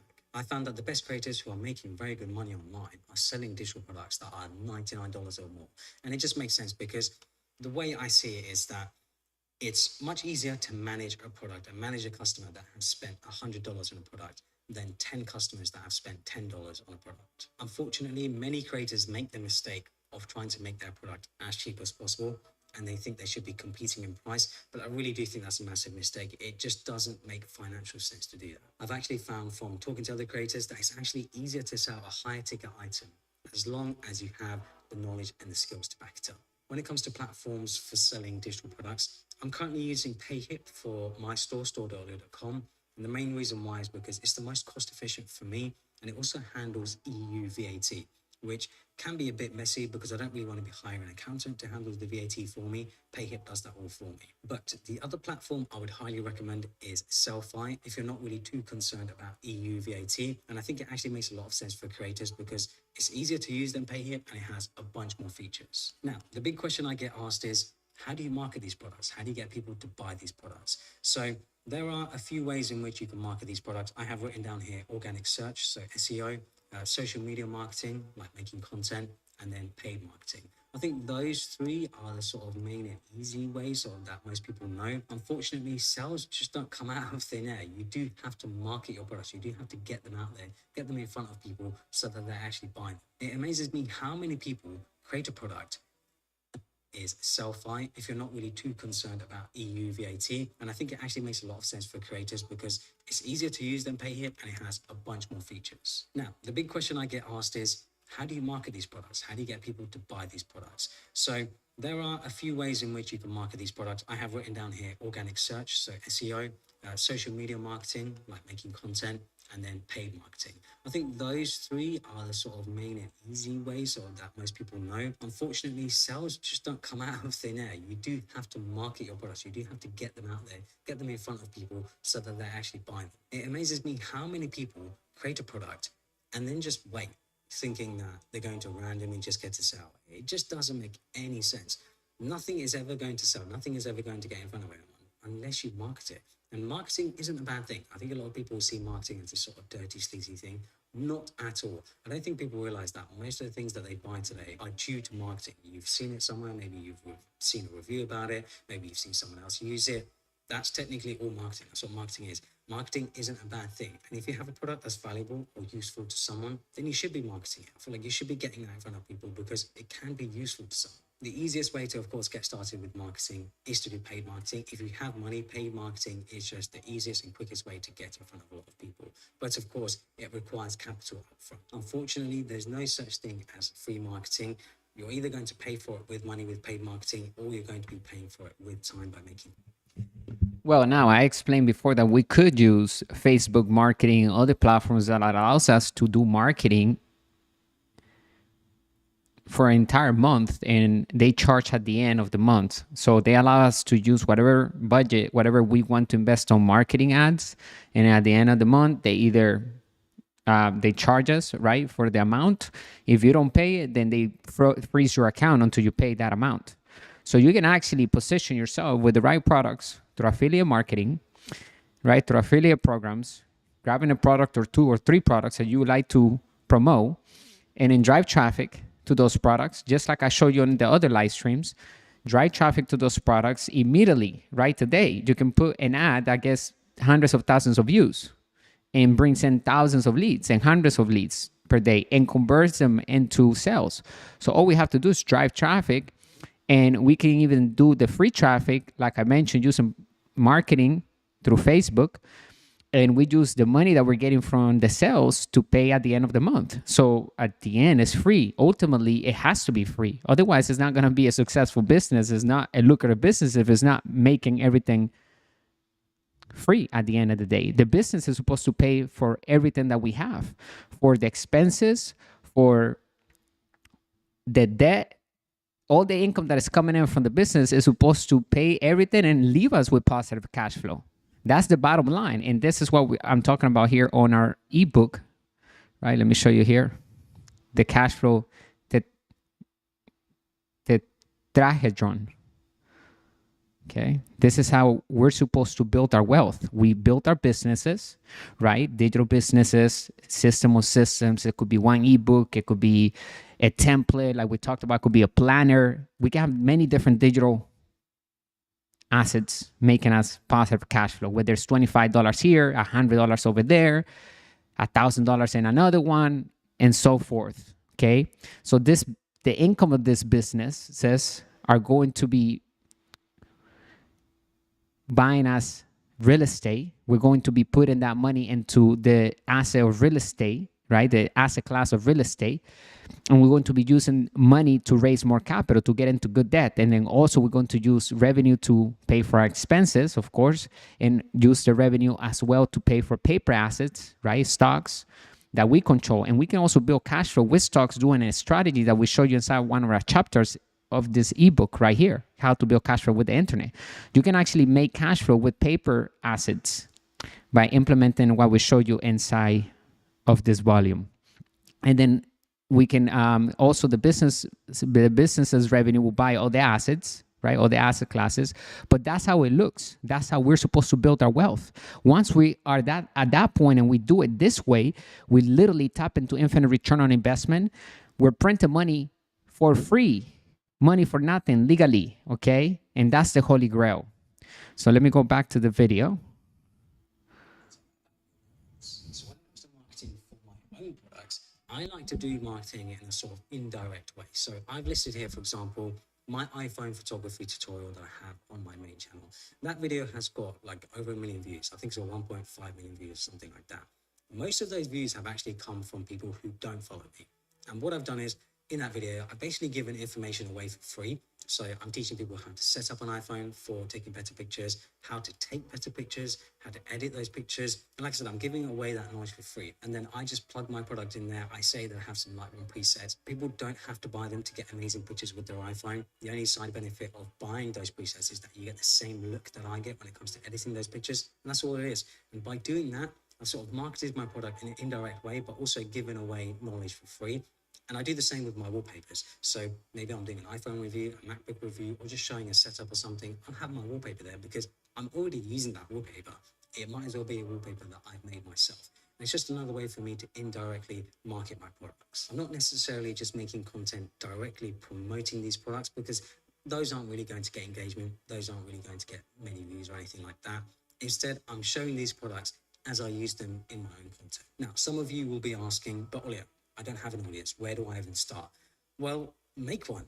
But like, if you don't have the money for paid marketing, the only option you have is to do organic SEO marketing or social media marketing, because that's how I started. I didn't have any money for paid marketing at the beginning. I was just like most other people, completely broke, didn't have any money, didn't really know where to start. But I started making content for social media, and then it sort of just evolved into making digital products and sort of marketing my digital products that way. So if you don't have an audience and you don't have money, then I really do think that making an audience is where you've got to start. At the beginning, of course, it's slow, and it was slow for me. It took me a couple of years to get the hang of making good content, making digital products, and making money from that sort of thing. But that's what it's going to take. It's not something that can happen overnight. This income stream for me ranks second in the most passive income streams that I have. First, of course, is my portfolio. But then obviously with a portfolio, it's a bit different, right? You've got to have money to put in there, and then that money sort of generates money. But something like this, you can really make money out of nothing if you can market those products. And I think that's what makes this even more valuable, even if it's not as passive as something like a portfolio or property or something like that. Because the way I see it is that I'll be making videos anyway. I'll be tweeting anyway. I'll be posting images online anyway on Instagram, places like that. Why not also make my own products and market my products to my audience? It just makes a lot of sense. And the great thing is, I'm not forcing my audience to buy these products. They're not forced to spend any money whatsoever. They can still enjoy my content for free. It's only those who want to get specific things that are willing to pay for them. What's also really powerful about this income stream is that I have products that I've made years ago that I haven't touched that are still making money. Maybe I made a video about them, maybe I tweeted about them, Instagram, blog post or whatever, or maybe someone else has linked to them somewhere years ago. But even though I've made those products years ago, they're just still making money now. I have wallpaper packs, I have Lightroom presets, I have icons, like I said, that I've made 4, 5, 6 years ago, and they are still making money now. It really is one of the most powerful passive income streams that I've ever come across, and it just requires pretty much little to no effort at all. By the way, for those who have got to the end, I have put together a bunch of resources regarding digital products. All you have to do is just enter an email, sign up below, and you'll get them for free. So hopefully you guys enjoyed this video. Follow me on Instagram and Twitter and subscribe for more. Oh, no. Try my Old Spice. You can use it on your pits, chest, and even your toes. Oh, that's fresh. Let's see, that was good. So you see it everywhere on YouTube. Make ISO. Let's see what else we can see here. How to make a custom WordPress blog in 24 hours. Affiliate marketing tutorials.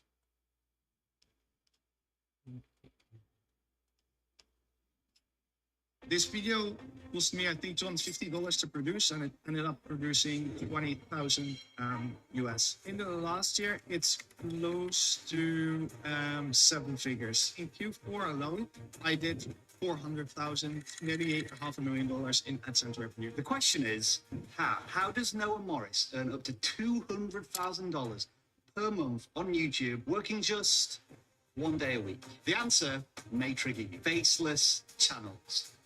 Welcome to the world of YouTube automation. From humble beginnings as a Minecraft creator, earning no more than $100 per month of AdSense revenue, Noah now runs over 20 faceless channels and is barely out of his teens. Now, when it comes to YouTube automation and faceless channels, I will be the first to confess I am a complete noob. And in my humble opinion, of course, faceless channels have somewhat of a controversial reputation. So I spent an hour talking to Noah about his business model. And the thing I wanted to know most was, could it be done by complete beginners like me and you? Let me spoil the answer for you now.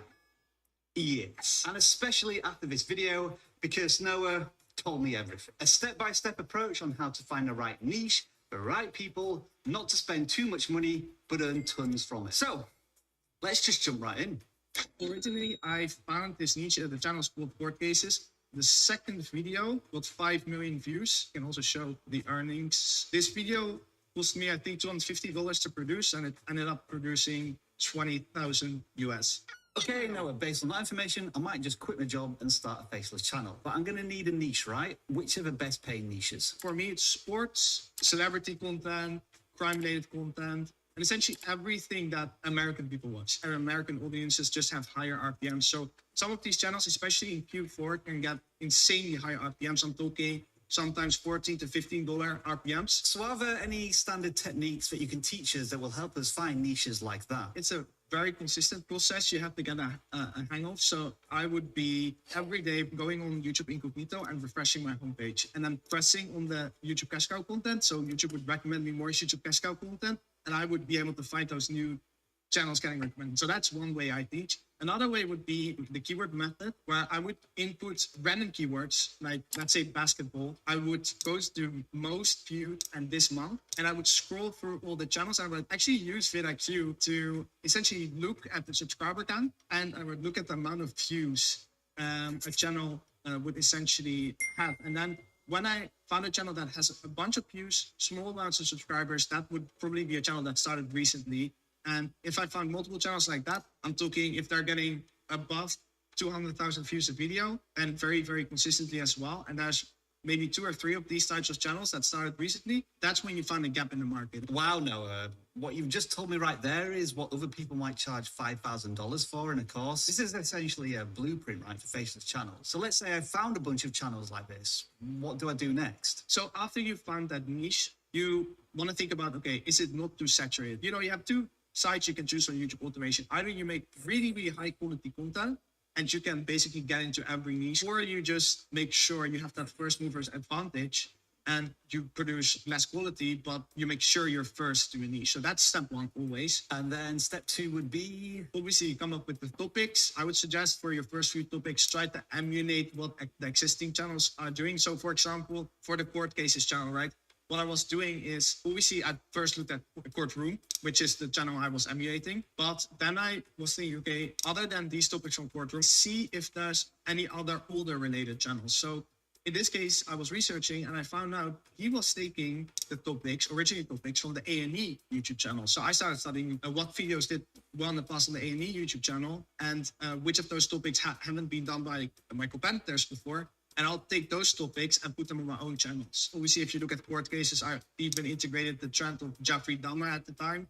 So you can get very creative with it, as long as your decisions on your channel are always backed by data. Normal YouTubers, they would usually create topics based on feelings. A lot of the times I see that happening, but you really want to make decisions based on data and what did well in the past. So I'm guessing at this point we're getting really close to the actual production of the videos, is that right? So and a lot of people always say, okay, go straight away to hiring a script writer. This is not the case. You can definitely just start a YouTube channel and then eventually turn it into a YouTube automation channel. That's very, very doable. When someone's never done YouTube, I suggest they just start as a regular creator. The downside is very small. You get experience firsthand. I know very well how to video edit. I know very well how to script write. But if you've never done that before and you immediately start hiring, you're very disconnected with your team, right? So script the videos yourself, get an AI voiceover. They're getting really, really good now. And do the video editing yourself until you break even or you're making a profit. And then start outsourcing. Okay, so this is encouraging, Noah. You're essentially saying that anyone can start out with zero budget, and it might actually be the right way to do it to learn the craft. But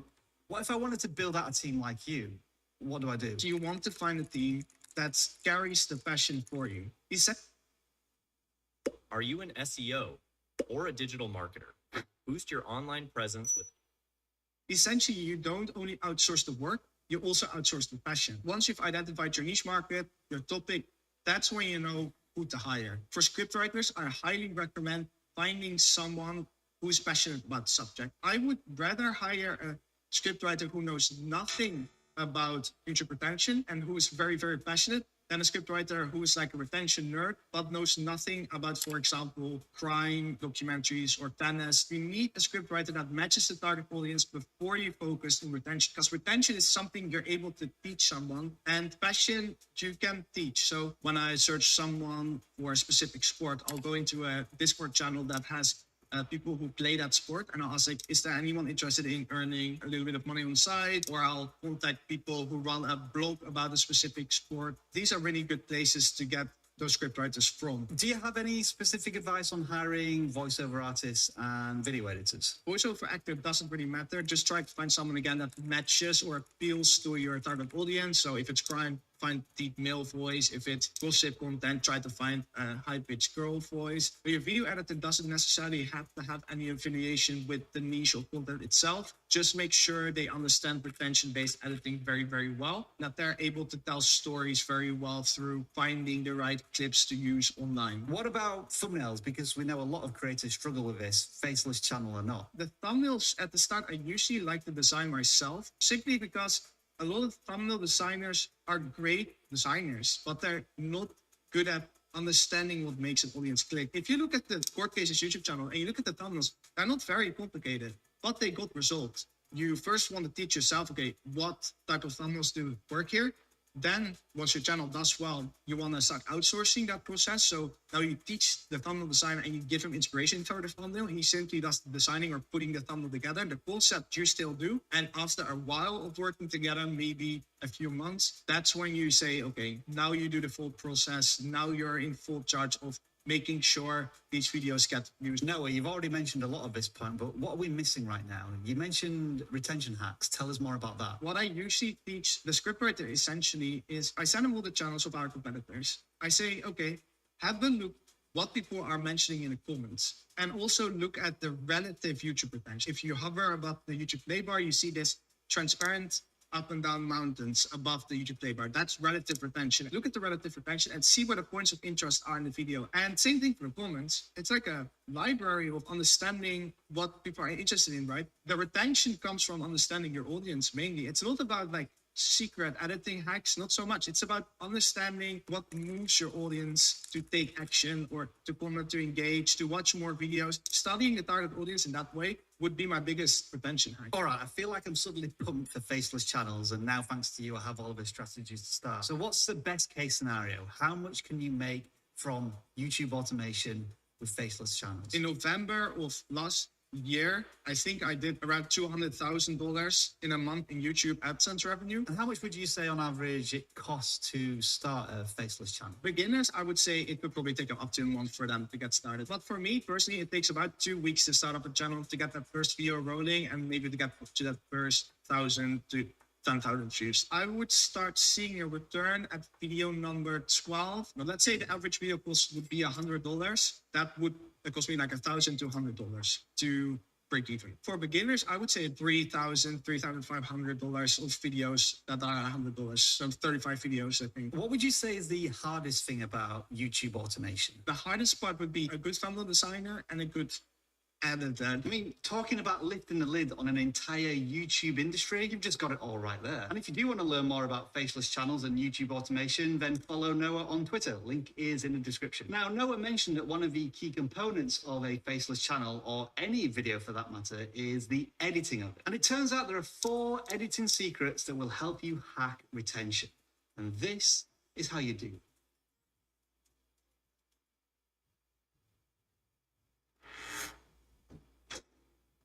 Hello there. I'm here to show you a wonderful, a veritable camel. The nuclear. That was a good video. So there you have it. You don't even need to use your face, like I've been saying, to create passive income. We don't have to.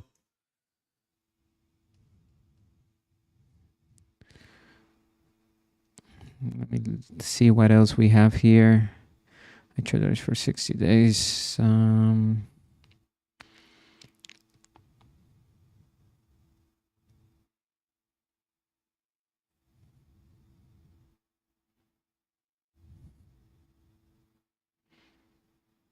since its launch just a couple months ago, TikTok Shop has absolutely blown up in popularity.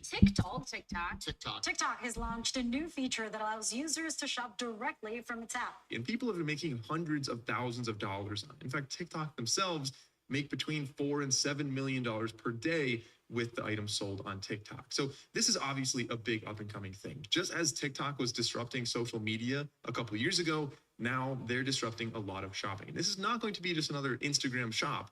This is already proving to be very, very successful. So in this video, I want to show you how to set this up. It's very simple to do, but I also want to kind of backtrack before we even get into that and explain what TikTok Shop actually is. So the quick little 1-minute summary is essentially when somebody is on TikTok, they're swiping through, they're watching videos, and they find one that talks about a product, that user can actually link to the product and sell it directly within the video. So as a user, I'll see this little box on the bottom. I can tap on that. It says shop now. It'll bring up a quick little window where I can see a little bit more about the product.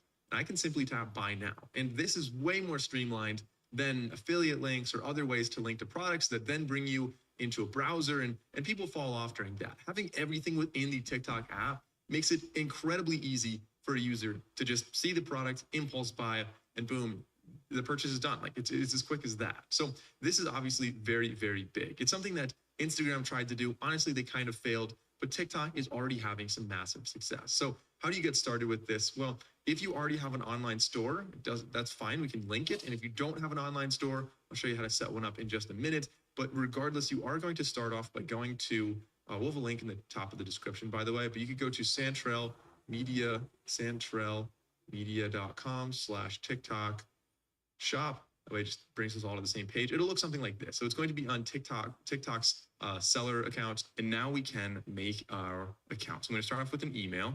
We can say continue, and then it's going to ask us for this little verification, prove that we are indeed a human. I can say verification complete, and now I'll go check my email, and we should be getting a code sent to our email. And then I can say continue. Now I can input my password. We'll just use this one right here. We'll say continue. Okay, so now it's going to ask a couple questions about our business. So if you're setting up just under your own name, you don't have a business registered yet, individual is going to be your option. If you're running your business as a sole proprietor, which is basically an individual, but it's set up as a business, that's going to be your option there. Then we have corporation or partnership. I'm running this as an LLC, so I'm going to select corporation. If you are currently just an individual and you want to set up an LLC, I'll link a video down below that Nate made that shows you how to make an LLC for a pretty low cost. It's pretty easy to do. But anyway, choose individual if you have to. I'm going to go with corporation, and I'm going to say next. And now, regardless if you chose individual or corporation, this page is going to be similar. It'll either ask for your personal name and your social security, or because it's a business, it'll be your business name and your EIN, your employer identification number, basically your tax information, just to prove that you're a real entity. And it's worth noting that you can only set up one account per identification number. So one social security number equals one TikTok shop, one EIN for a business equals one, TikTok shop again. So you can't have multiple under the same social security number, for example. So I'm going to go with my business and then my EIN. Then we can select if we have any beneficial owners, the registered address of our business. I'm going to certify it, and I'm going to say, no, I do not have a parent company, and then I'm going to click on next. Now it's going to ask some questions about the primary business person, which is me, so I'm going to enter my information. And now step 3, our shop information. So we can create a shop name. They recommend not using like flagship or official. I agree. I don't think that really sounds great. I'll just use like what your business name actually is, or your personal name, or whatever the brand is intended to be called. So I'm just going to call this one Santrel Sample Shop. Again, only use letters. Don't use any special characters in here. It'll remind you of that as well. And the primary product we're selling, this is going to be tough to find exactly the right product, but you can browse through and find something that's close enough, or you could search for it. So if I'm selling clothing, let's see if I type in clothing, failed to load. Okay, I'm just gonna scroll down and find it. I think maybe. Let's see what we have here. Fashion accessories. Yeah, whatever, that's close enough. It doesn't really matter that much what you choose for your primary product there. Then we have our phone number. So then review and confirm your information. I'm going to click on submit, and that'll bring us to basically your dashboard here. And there's really 5 main steps to setting up your TikTok shop. The first one is registering your business. The good news is we already did that. It says it could take up to 48 hours to do that. Honestly, from my experience, it's usually less than 1 hour. And the good news is, while that's happening, we're going to do the next 4 steps. And then hopefully by the end, that's done, and we can start tagging products on TikTok, not on Instagram. So let's go down to add tax information. I'm going to click on get started. This is basically, if you're in the US, it's going to be essentially a W-9, where they just ask for basically like the same information they already asked. So I'm going to fill this out really quickly. Then we can submit it, and click submit again. So, all right, so now we have our tax information ready to go. So 2 out of the 5 steps done. Now we can set up shipping, add our first product, and connect to a TikTok account. So these 2 right here, shipping and first product, I'm actually going to do by making another store. So if we just click on add your first product, you'll see we have 4 options on how to do that. You can upload manually and make a product and only sell on TikTok, and that's fine, but I don't recommend doing that. We could sync an online store. That is what we're going to do. And the advantage here over uploading manually is that we are able to have one central hub, one store run through Shopify that we can then sell on TikTok, on Instagram, just on our own website, on Facebook, anywhere else you might want to sell it. You can have one central store, and it really keeps your options open further on down the road. Also, there's a lot of great tools on the back end for managing inventory, a lot of great plugins if you want to do some email marketing, SMS marketing for anybody who purchases from you. Really opens up a lot of doors if you have an online store. So that's why I recommend doing that. We could bulk upload if you have a ton of products and you just want to put them all up there. I think most people are probably not doing that. And we could add through the Seller Center app. I always want to say Seller Center app, but we're going to go with this one right here. So sync your online store. So if we click on continue or we said go, there's a lot of options. You can have a ton of different online stores that connect. Like I said, we are going to be doing Shopify, as you see right here. But before we click on that, we are going to go to a new tab, and I'm going to use the other link in the description, santralmedia.com/Shopify.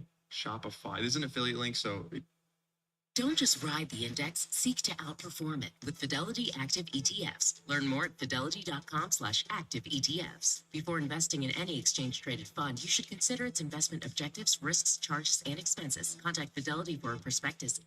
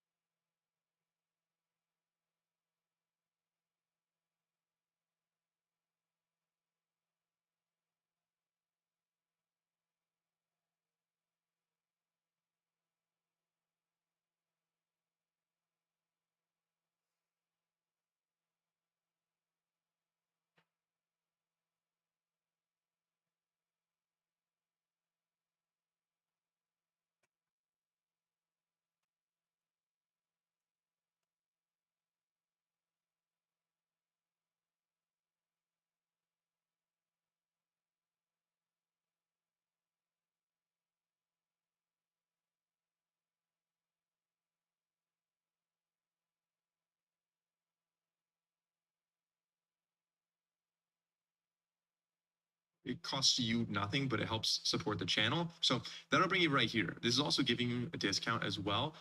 So if you use that link, you should be saving some money as well. So I'm going to enter an email address and set up a Shopify store. So I'm going to do it under the same email address. And this might seem like a big tangent, but I promise we can set up the whole store in about 10 to 15 minutes. Super easy to do. Shopify really basically does everything for you. You'll just choose the images, the name, and the prices, and the rest, like I'll show you in a minute, is super easy. It's basically automated. So I'm going to actually just skip all of this. You really don't need any of that stuff. We're going to then click on next for the location.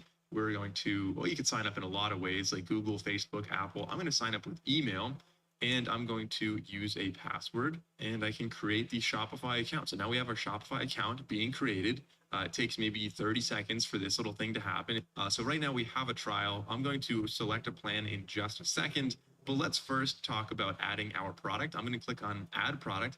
You can see this little checklist right in the middle, but for your own future reference, if you wanted to add other products, on the left side, this is your whole menu. Everything you're going to do is based on this. So we can click on products, and then from here, we can add a product. I'm going to click on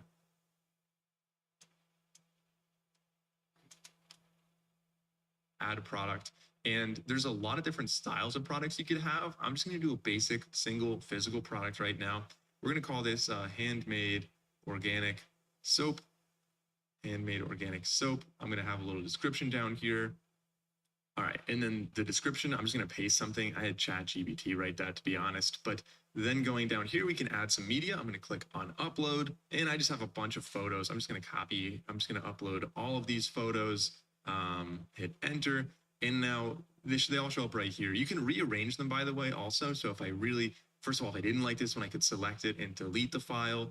So delete, maybe I don't want that one. And if I wanted this one to be before that one or this one before that one, I can click on the little 6-dot array to just drag these around. So the main photo is going to be the big one, and then the other photos are kind of in order like 1, 2, 3, 4, 5.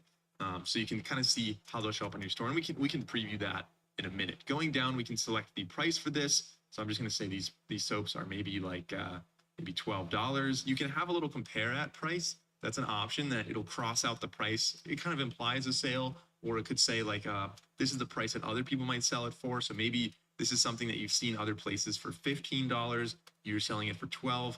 That could potentially help improve conversions. Then the cost per item. This is for your own tracking on the back end to track your profit and your margin. So maybe this costs $2.78 to make one of them. There's your profit margin right there. Obviously, that's not including any other costs like marketing and overhead and stuff like that. But just for general profit margins, it's kind of nice to track that. We can also track the inventory. Again, that's one of the big advantages of using Shopify is you're getting a lot of tools on the back end for analytics, for inventory tracking and stuff like that. So let's just say if I have, maybe I've got 380 of these, we can track that. You could continue selling when you're out of stock. I'm not going to do that. You don't really want to do that on TikTok Shop. And we could have a SKU or barcode. This could be helpful if you're tracking a lot of different products. So right here, I'm just going to say this one's 10,001 is our stock keeping unit, our SKU, and how much does a physical product weigh? Let's just say 1 pound. I don't know, just for now. Now we can also add some variants. These could be like size, color. I'm going to say cent. I'm going to say cent. And then below that, we can add the values. And when you type one, the next one will appear. So maybe we've got pine, we've got lavender. Maybe we have citrus. And maybe we have, I don't know, chocolate, one other smell. Then down here, these will automatically show up, and we don't have any quantities for them. So I'm going to say all of them, maybe 50. Maybe we have 50 here. Maybe we have 50 here. And on hand, let's say this is also 380. And as we scroll across, this is going to be, again, more of the back end stuff. Automatically, it made new SKUs for them based on the starting one. It just added one for all of them. You could customize that if you wanted to. And if we scroll down further, that is going to be how this appears on Google. I'm not too worried about that at the moment, but going up, if we wanted to add this to any collections on the right side, collection is going to be like a category, a grouping of products. We could have that on over here on the right side by adding collections right there. So right now we don't have collections. We could make collections in the future once we have more products. I'm going to save this. And the intent of this video is not to show you everything about a Shopify store. I just want to get the basics down so we can sync this up with our TikTok shop. So next up, what we want to do is go down to settings. We want to name our store. We want to set up the shipping information. We want to set up the tax information, and we want to set up payments all on the back end. So this is ready to go, and it can sync over with TikTok very easily. So let's start off by renaming our store. So we clicked on settings on the top profile. Let's click on the pencil icon, and we're going to call this Santrel sample store. You can call this whatever you want. Obviously, name yours accordingly. Then we can go down to shipping and delivery. Click on that, and we can create a new shipping profile. So click on create new profile, and this can be primary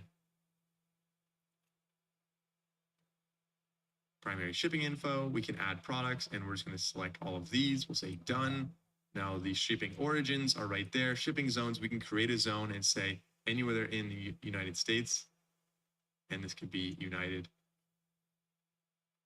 States.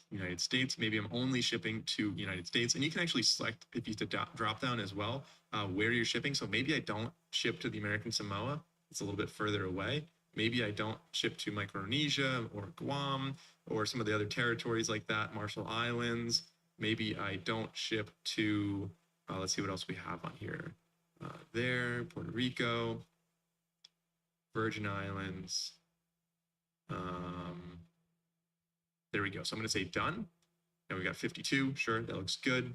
And we can add a rate for this. This could be flat shipping. We could just say, no matter what, the soaps are always like $2.99 to ship. And it's going to be economy, 5-day business days. We're going to say done. That's just an easier way to do the shipping. You can also have it calculated, and you can sync up with, USPS or UPS or something like that, and get your labels more easily. But for something like this, a little soap, I think it's easier to just have flat shipping, and I can manage that on the back end. Now I'm going to save this.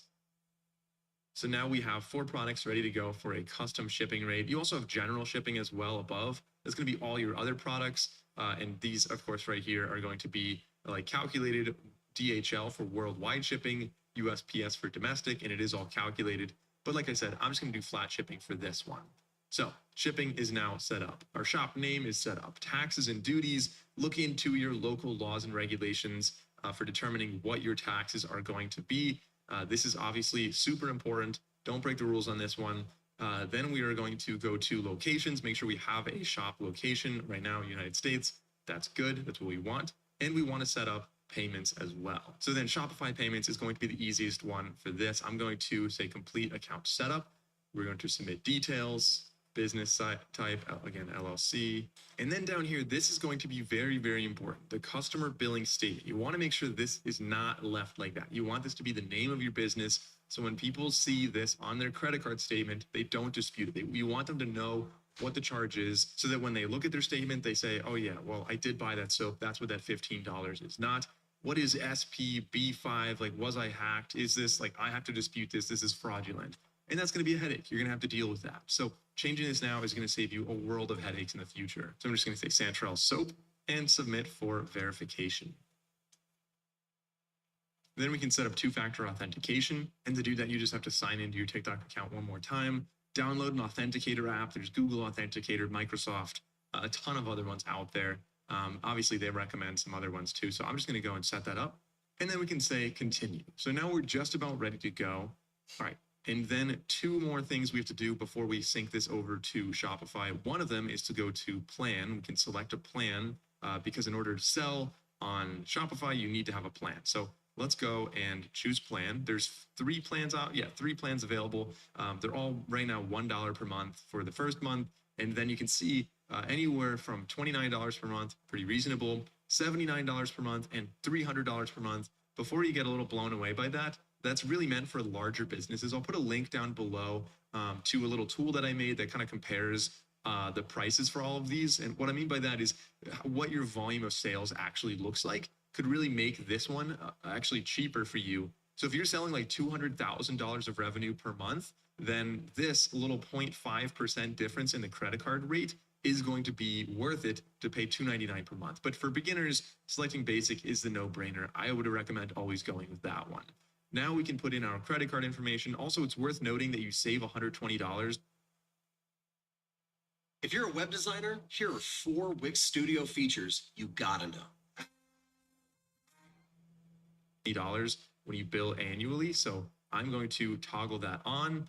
Then we can click on subscribe. And we can save our business address again. All right, so now our Shopify is ready to be connected to TikTok. As a side note, if you wanted to make this a full running store on its own, it's ready to go. Like, you already have all the tools you need. There's only two things I would recommend doing for that. One would be going down to settings, going to domains, and then just buying a new domain. They're like maybe $10 to $15 per year. That way you'll have a proper store name set up. And two, if you go to online store, we can click on that and you can customize this with a full theme. I have another video. You guys can check that out and really master that. Design your entire store to look like any one of these.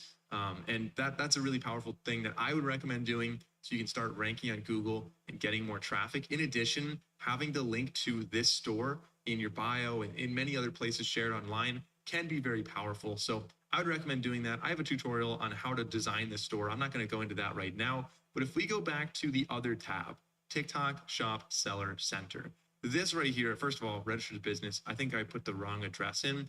I'll fix that in a minute. But down here, add your first product. Let's click on Get Started, right back to where we were. We're going to sync our online store. It's going to open a new tab. We're going to click on Shopify, which should be on the top left. Click on Shopify. We'll say Learn More. That'll bring us over to Shopify apps. We should already be signed in as we are on the top right. You can see right there. And now we're going to click on Install. So this is going to install the TikTok app on Shopify, which gives us two main things.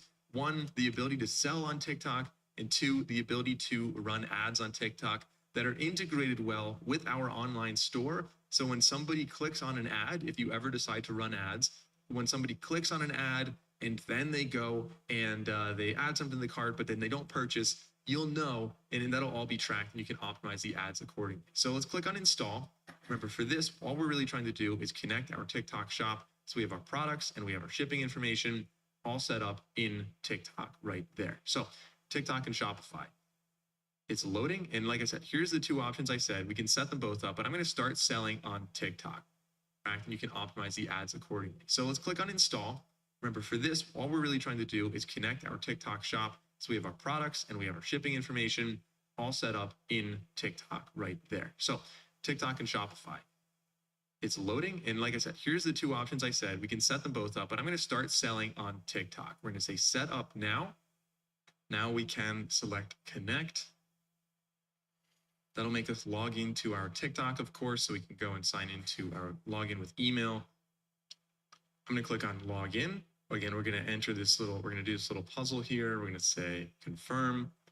Then we can say login, and that should be connecting our TikTok shop. So it tells us right now on hold orders. So right now the app installed does not support on hold orders. The app that you are connecting to does support on hold orders. I don't really need to worry about any on hold orders. Let's click on, let's say confirm. We can say connect, and now it's connecting with Shopify. So remember that checklist. We have business, we've got shipping, we have first product added, and then we can connect our TikTok account. And once you have that, you'll be able to tag the products very easily. So if I just go to connect a TikTok account, I'm going to link an official account. So on TikTok, I'm going to go to my profile. I'm going to tap on the three dots there. I'm going to tap on my QR code. Then I'm going to tap on the little scan button on the top right. We'll say OK, and we can scan this barcode here. Then we can authorize this, and we'll say link this account. And we can just say got it. So once again, this is now pending. If we go back to home, we've got a couple things pending. Okay, so then when we're on TikTok, I'm just going to make a quick little TikTok. This is the good soap. You got to buy my soap. It's good soap. And we're going to tag that. You can see right at the bottom. So now I'm going to click on the little check mark. Then when you're editing your TikTok, you'll see right near the middle where it says add link. You can tap on products and more, and you can add a product from that. So if we tap on add product, we'll be able to find ours and we'll be able to tag it in this video. And that way, when somebody's watching this TikTok, if it shows up organically, or if we decide to promote it, which by the way, I have a full video on how to run TikTok ads. I'll link that below as well. Then it's shoppable. People can easily click on that, and then they can buy the product through TikTok very easily that we just listed online. So it's honestly really impressive that you're able to do all of this. Of course, make sure you're following all the rules, all the regulations. Don't copy anyone, don't steal any products. Be ethical, guys. I think you know how to do this. So If you enjoy the video, consider liking and subscribing. Like I said, I have a full video on how to set up a Shopify store, as well as how to run TikTok ads. Those are both the videos that I recommend watching next, now that we have this set up. So subscribe to the channel, and I'll see you over there. Why is Amazon paying me $63,000 a month? Well, I didn't make this.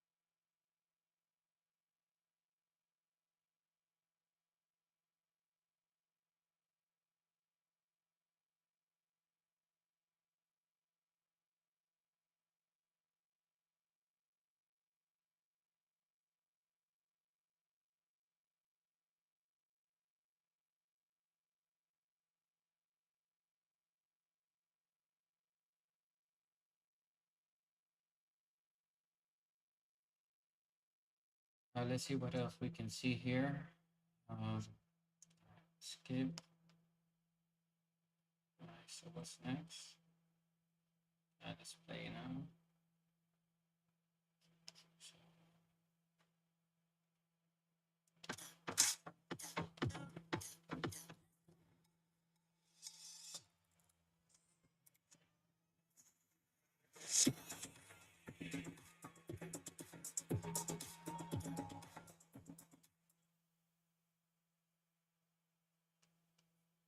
Okay, so the e-commerce big guys offer 2-day shipping.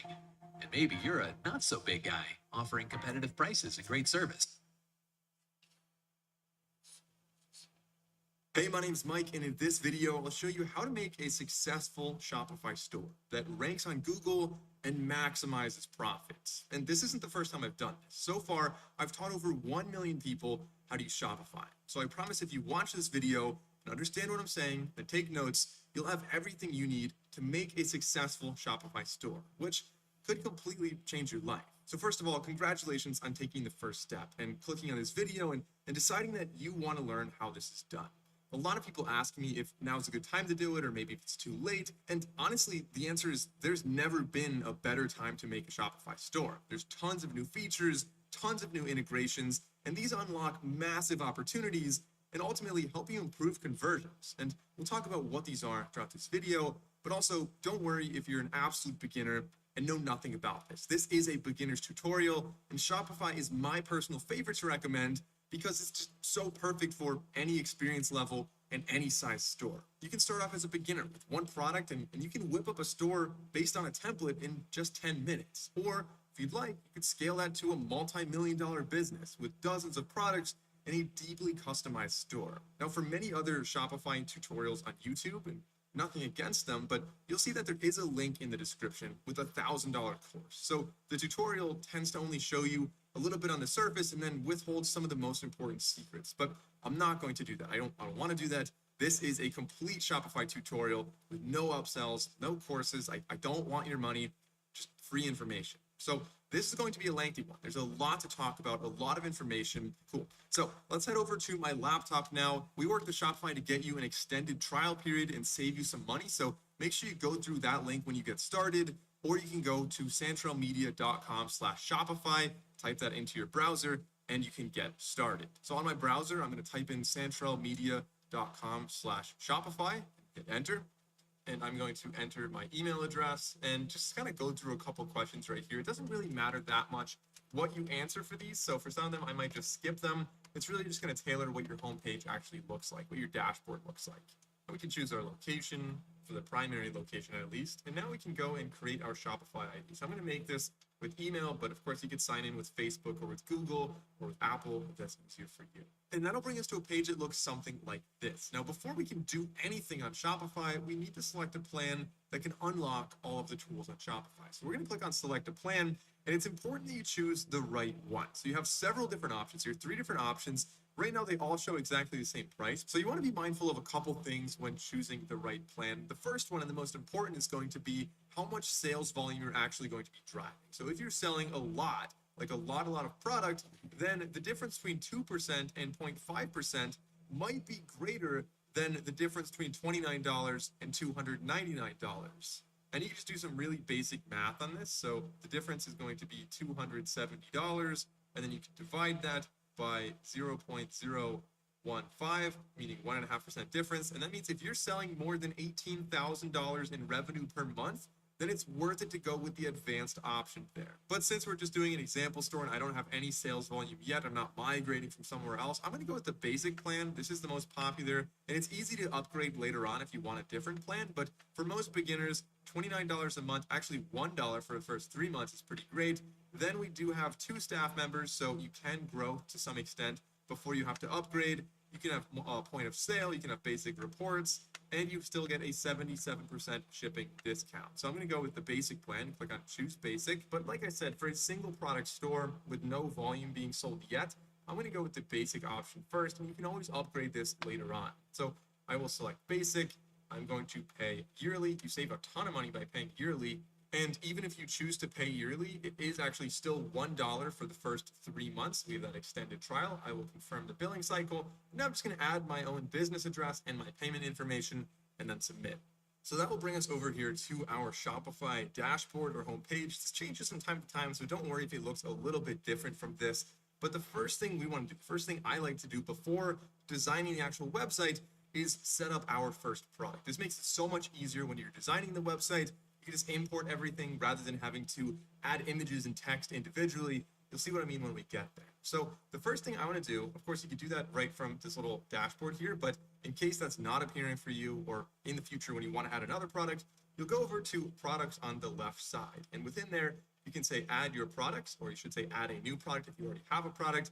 And here we're going to add a title and a description. We can add media, and I'll talk about everything below that in a second. But let's add the first couple things here first. So I have a little example product. I'm going to be calling this the Aurora Hub. It's like a little phone charger / lamp / kind of many things in one that can go next to your bed. So I'm going to call it the Aurora Hub. So I have about a dozen photos. I'm going to add those. And once you have all the photos, the first one, the largest one, is going to be your primary photo. So you can rearrange these very easily just by clicking on the little 6-dot array and dragging them around. I really want this one to be our first photo. I think that looks really nice. And then I think there's a duplicate right here, so we can select that one. We can delete that file.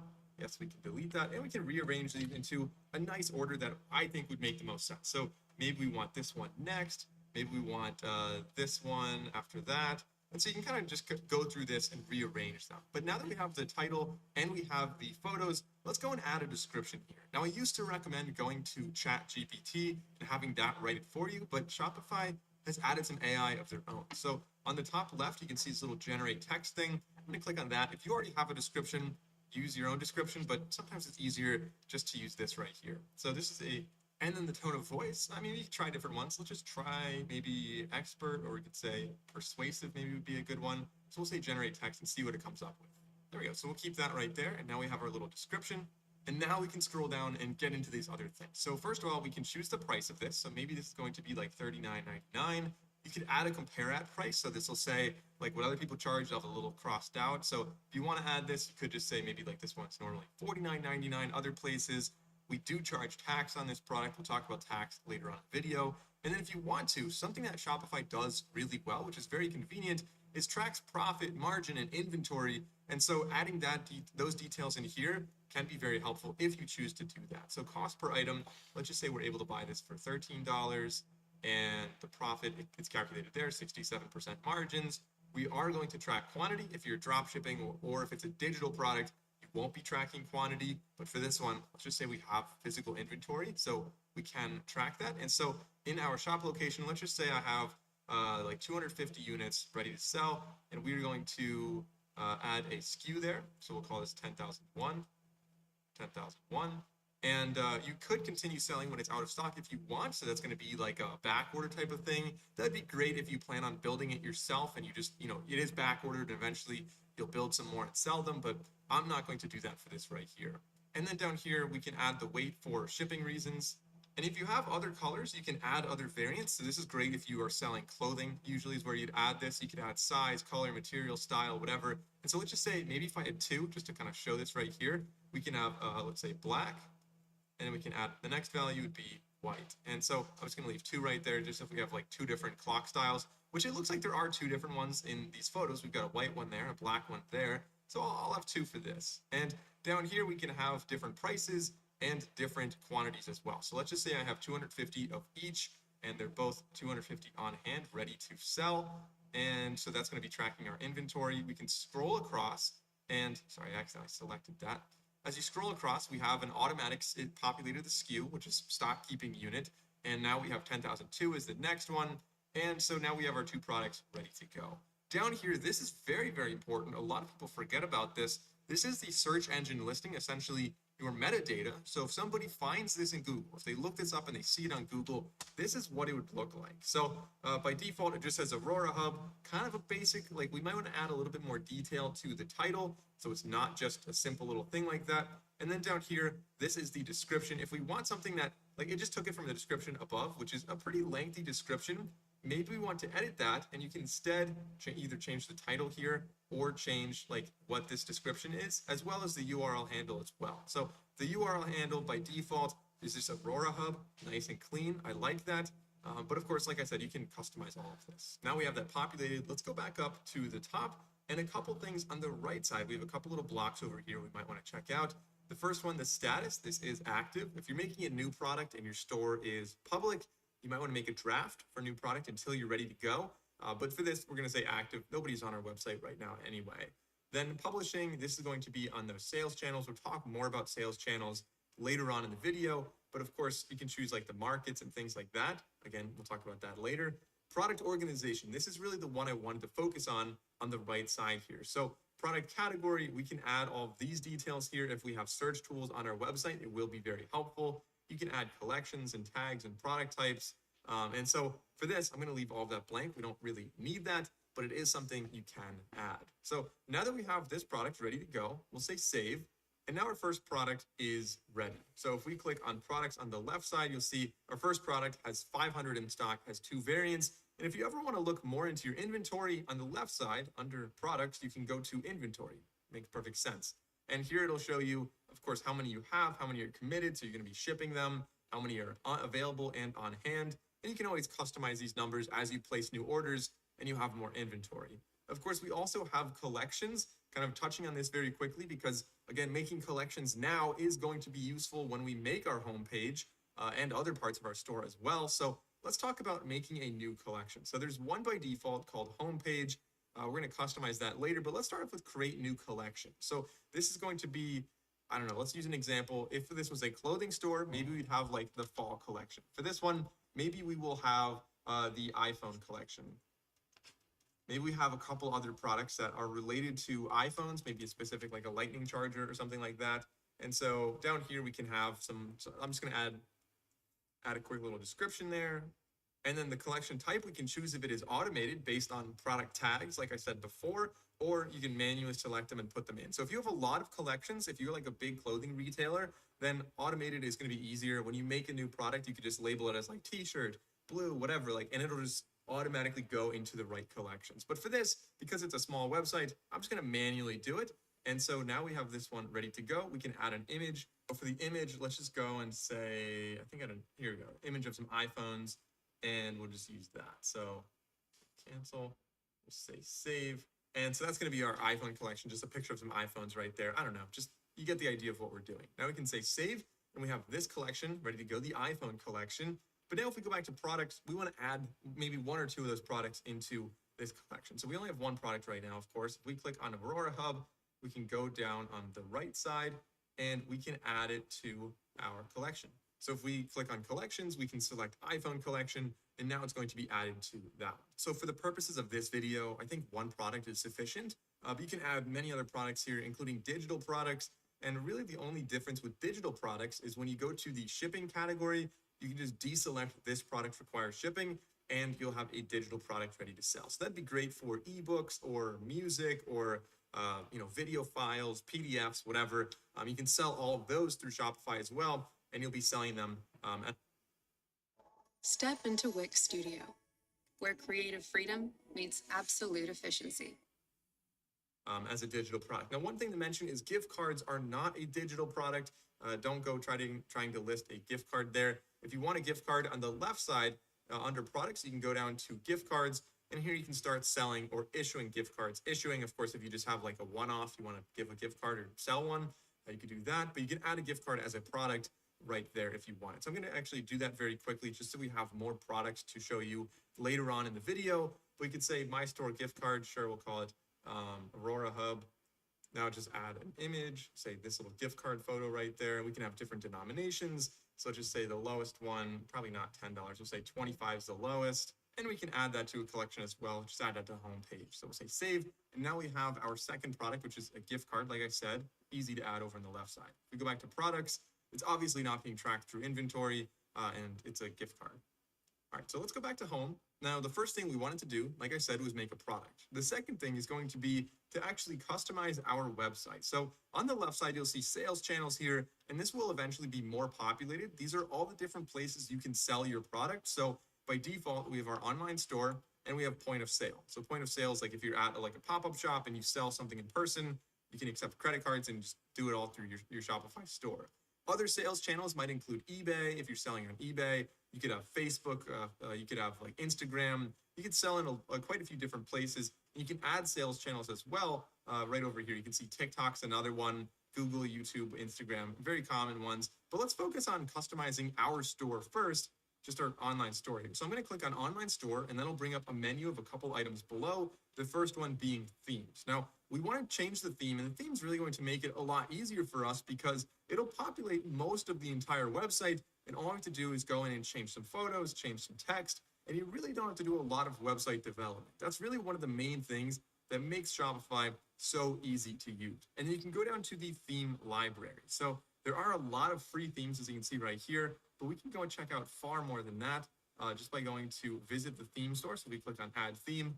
So we can click on explore themes. And from here, like I said, we can select the free themes. There's about a dozen different free themes. And a lot of these do have like different variations as well. And there are 137 paid themes. Like I said, by default, I'm always tempted to just check out the free ones, kind of save some money. And it's a little extra work to customize the website, but it is worth it to at least check out the paid ones. Usually they're like maybe $200 for well, some of them are about $300 now. And you can, these do look a lot better. So if you have the money, go for it. But for this video, I'm going to go with the free theme for now. And we can scroll down and see, like, they're a little more basic, but I think we can still get the job done here. So this one, I've always really liked the Origin one. Just very simple, streamlined, very, pretty modern. So I like that one. Let's see what other ones we have. We can just click on any one of these, by the way, and it'll show you what the website looks like. If you just go to view demo store, you can kind of interact with it and see what it would look like. So this one looks a little bit more like a print copy. Is kind of how I would describe this with the text and everything there. If you have multiple products, this is probably a good one to use. I don't have multiple products, so I'm not going to use taste. So I'm going to go with Origin. If we go down here and click on try theme, this will automatically add it to our store, but it doesn't automatically make it our default theme. This is probably the most common question I get. People get the theme, and then they're like, hey, Mike, why is it not showing up? Like, I still have the same Dawn default one. And the reason is because you didn't go down here and actually publish it. You have to click on publish. That way, it'll become your main theme that's being used on this store. And then we can go and remove the password. We'll do that in a second, but let's wait for this to actually add the theme. All right, so now we have the theme. We're going to click on publish. We will say, yes, we're going to publish that. So now we can go and customize that. If we simply click on customize next to the theme, we will be brought into the whole editor here. And so this editor, super easy. The first thing I want to show you is this block right here, the featured product. Rather than going in and editing everything individually, if we just click on that, on the left side, you see you can change the text and everything like that. Let's actually go and select a product. And so for this, I think Aurora Hub is our main product. That makes sense. I'm going to click on that one, and boom, it automatically populates that. And I think that looks really good. Very clean, very easy from the start. And even though we can customize that, there's very little I want to change about that. So we'll confirm our selection. And now let's click on the little back arrow there. So kind of a quick little rundown. I wanted to do that first, but now that we have that, a quick rundown of how this actually works. On the left side, we have all these different like banners, elements, sections, whatever you want to call them. And so first one is going to be the announcement bar on the top. We can customize that. Then we have our header, which is outlined in blue. When you hover over things, they outline it in blue. We can add other sections above this.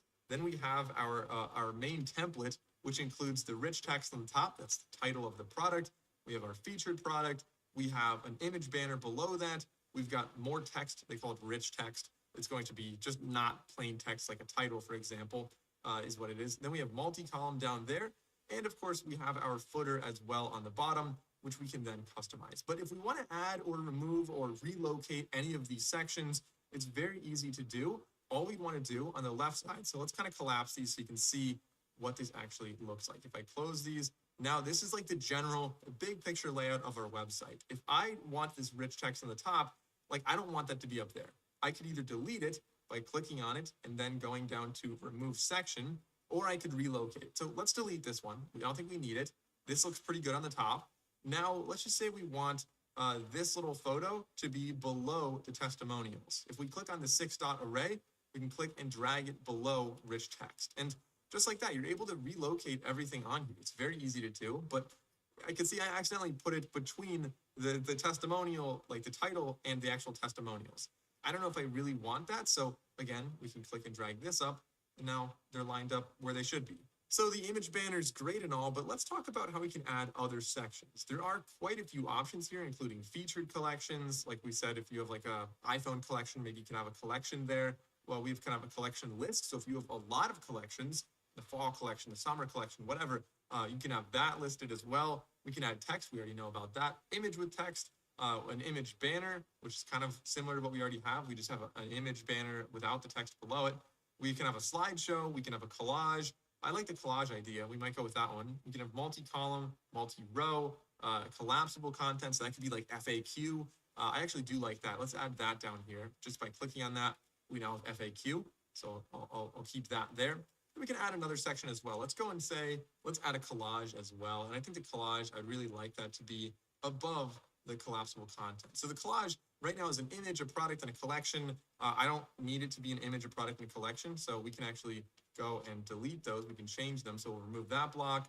We can remove this block, and we can remove this block. So now we have no blocks in this, but I'm going to add, first of all, the product. I think that we need that.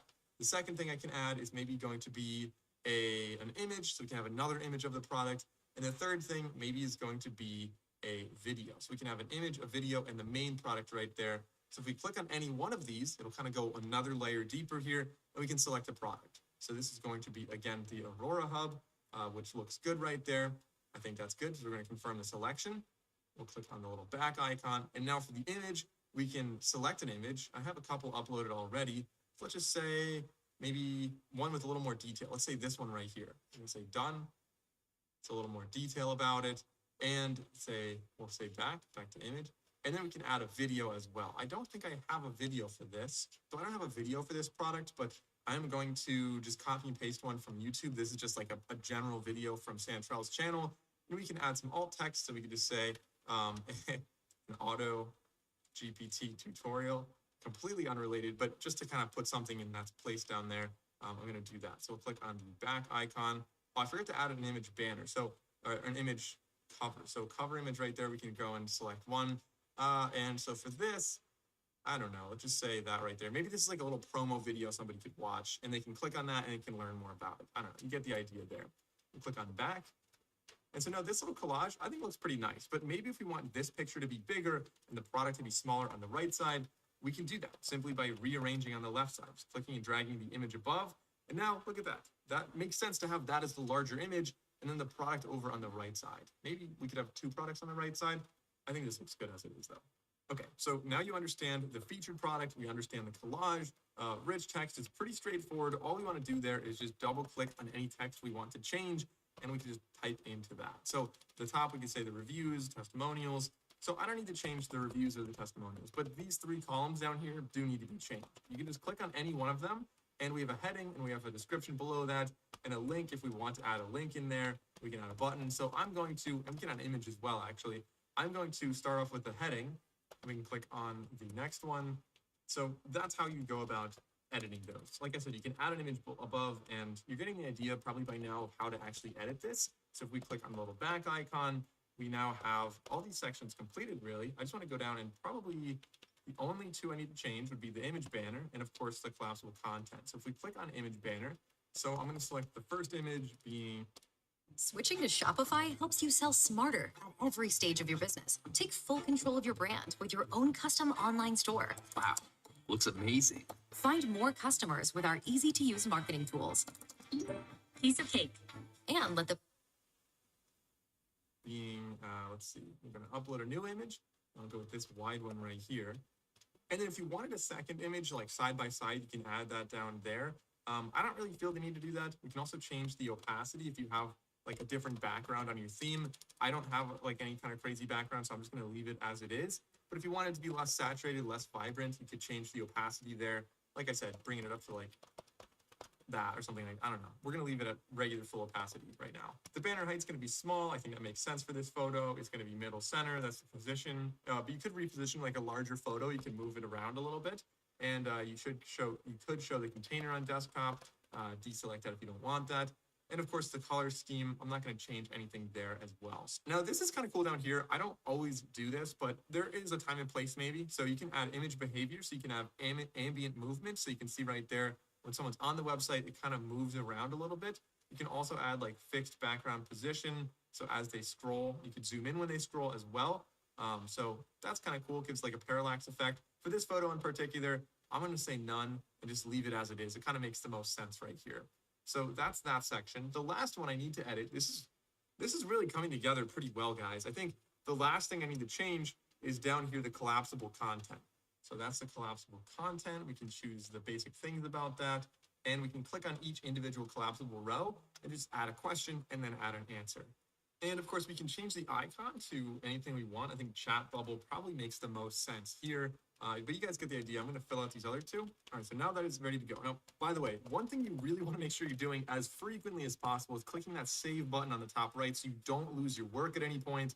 Obviously, that's super important. And the second thing you probably want to do pretty frequently is check out what this looks like on other devices. So right here, this is what it looks like on desktop, of course. But if somebody's using it on a phone, which many users will, especially if you're running ads on social media, you'll end up having people view the website like this on their phone. And so this, I still think, looks really nice. It's one of the main reasons I wanted to get rid of that title above the featured product, just because on mobile, I think it looks cleaner like this. Testimonials, that doesn't look good. You can't have the letter S down like that. So let's go and change that to medium.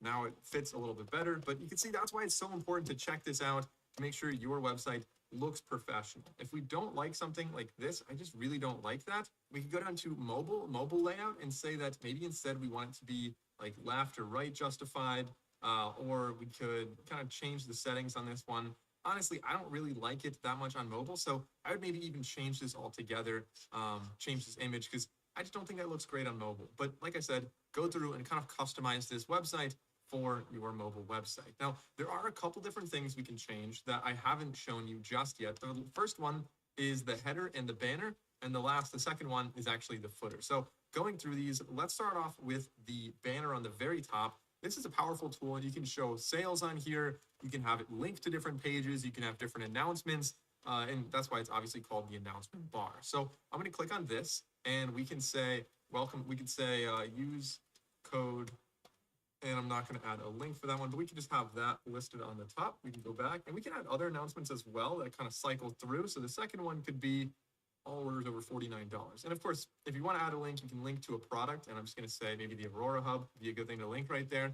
And so now we have those two announcements on the top. The next thing is the header. Next up, we have the header. I think this one's pretty self-explanatory. You can choose the positioning of it. We can choose a menu. Right now, we don't have any menus here, so we can create a menu. And so, well, we do have menu, we have main menu, but I'm going to create a menu first. So if we go and click on create menu, it'll take us to back to our dashboard. It'll go down to navigation, and we can make a new menu. So this menu is going to be main header menu 1. And we can choose items. So we're going to add a menu item. The first item is going to be the product. So it's going to be Aurora Hub, and we can choose a product. So we can choose Aurora Hub. So we'll add that one. We can add gift cards. We're going to add, of course, that's another product, and that is gift card right there. We can click on add, and maybe we also want to add policies, which we actually don't have at the moment. So I'll come back and add this a little bit later. I'll show you how you can actually make all your policies. But for now, we'll just leave these two items. Actually, I want this to be a placeholder. So we'll have this link to just like a contact page, for example. So we'll say save. Now we have those three things. We can save that menu. And if we go back to this other tab, we should now have our menu there. I'm going to save. I'm going to refresh this page to make sure that the menu is appearing. And now we can click on select menu, and now main menu 1 is there. And you can see it's showing up on the bottom. Now, I don't really particularly like the layout of that. So if you wanted to change, you can change like the logo maybe is on the top left, put the logo over there, and we can change kind of where things are located. The drawer, I think, is pretty clean, or just drop down as it is. We can make our header sticky. So when people scroll up, it'll automatically appear. So if they're all the way down here and they just start scrolling up, you can see it shows up. They don't have to go to the top to find that. And we could have a separator line if you wanted to. And of course, if we go down to the bottom and click on footer, once again, we can change everything on the footer as well. So maybe I don't want an email sign up. We can capture emails later when people actually check out, and I'll show you how to set that up as well. But otherwise, yeah, social icons all look good. We can have the country region selector. Let's leave all of this as it is. Policy links, I do want to add that on the bottom, and we will make our policies in a minute, as I mentioned. But that kind of, you can see right here, the color scheme is the last thing I want to touch on. So this is using color scheme 1. There are several different parts of this theme. So let's click on back. Let's go to the top of our website. And now I want to click on the theme settings, little gear icon all the way on the left. So this is going to allow us to change a lot of global things about this website. So for example, the logo, which we currently do not have, I'm going to select an image. And I think I have an image. Let's go and add an image. The logo is going to be this right here, just a basic little logo. You can make a logo, by the way, on canva.com. Super easy to do, and it's free to use. You can upgrade to a pro version if you want. We'll have a link in the description. But essentially, it's a really powerful tool. You can make all types of graphics for really anything, social media, your website, an actual logo. There's a lot of templates you can use, even slideshows and things like that. So there we go. We have our logo there. Now that's going to be on the top. I think that's a little bit small. We can change the width of it, make it a little bit larger. It's still not great. I'll probably redesign that later in Canva, but at least for now, it kind of gets the job done. The favicon image, right now you can see on the top, it's just a little Shopify store logo. That is definitely not what you want. And so this image is going to be on any browser when somebody is using a desktop to visit your website. That's the image that they're going to see up on their tab. So we want to make sure we have a better image for that. And again, I'm just going to use kind of a basic little one I made on Canva. We'll choose this one and we'll say done. So now that's going to be appearing up on the top. And then we can collapse the logo portion and let's go to colors. Now the color scheme by default, I actually really like it. I like the dark text and kind of this like neutral color, the brownish tone, kind of a greenish brown throughout the entire website. So I don't really need to change this a lot, but you can change the scheme right here. Have your own logo, your own colors and everything like that. Change those very easily. Like I said, I'm going to keep this one because I actually really do like this. I don't think I could make it better for myself if I tried. Typography, usually fonts come in pairs, so there's like different pairing of fonts that go well together. You can look these up, but by default, you can actually go here and change like individual fonts if you wanted to. So we can have our heading font and our body font as two different fonts, which, as I said, is super common to do. And so I can just change, and I can go and change this one to maybe like here. I can say select, and you can see that changed everywhere. I liked it when it was bolder, so might change it back. But of course, we've got all types of different fonts we can work with. That one works well enough. Ideally, it would match the logo, but then we have layout. I'm not going to change anything here with the page width or the spacing of things. We have animations. Again, I don't really like doing too much with animations. It'll slow down your page speed, and that is not ideal for your ranking on Google and also for the experience. If anybody has a slower machine they're using, like you just don't want anything that could make your website seem weird or laggy or slow. So I usually just don't have many animations at all. As far as buttons go, we only have a couple buttons on here, but you can add maybe like a corner radius. I kind of usually like to add a bit of a radius on buttons. So we'll go and add that right there. And now our buttons, you can see, are a little bit rounder. I really like that. So we'll go and close this one for our buttons. And then this right here, the variant pills, these are like the other buttons. You notice the black and white right there, the two variants, that didn't actually change to the rounded button like what I changed above. So we can change the corner radius on here. Find out how a small group of regular people turned the Audible app into a whole new income stream.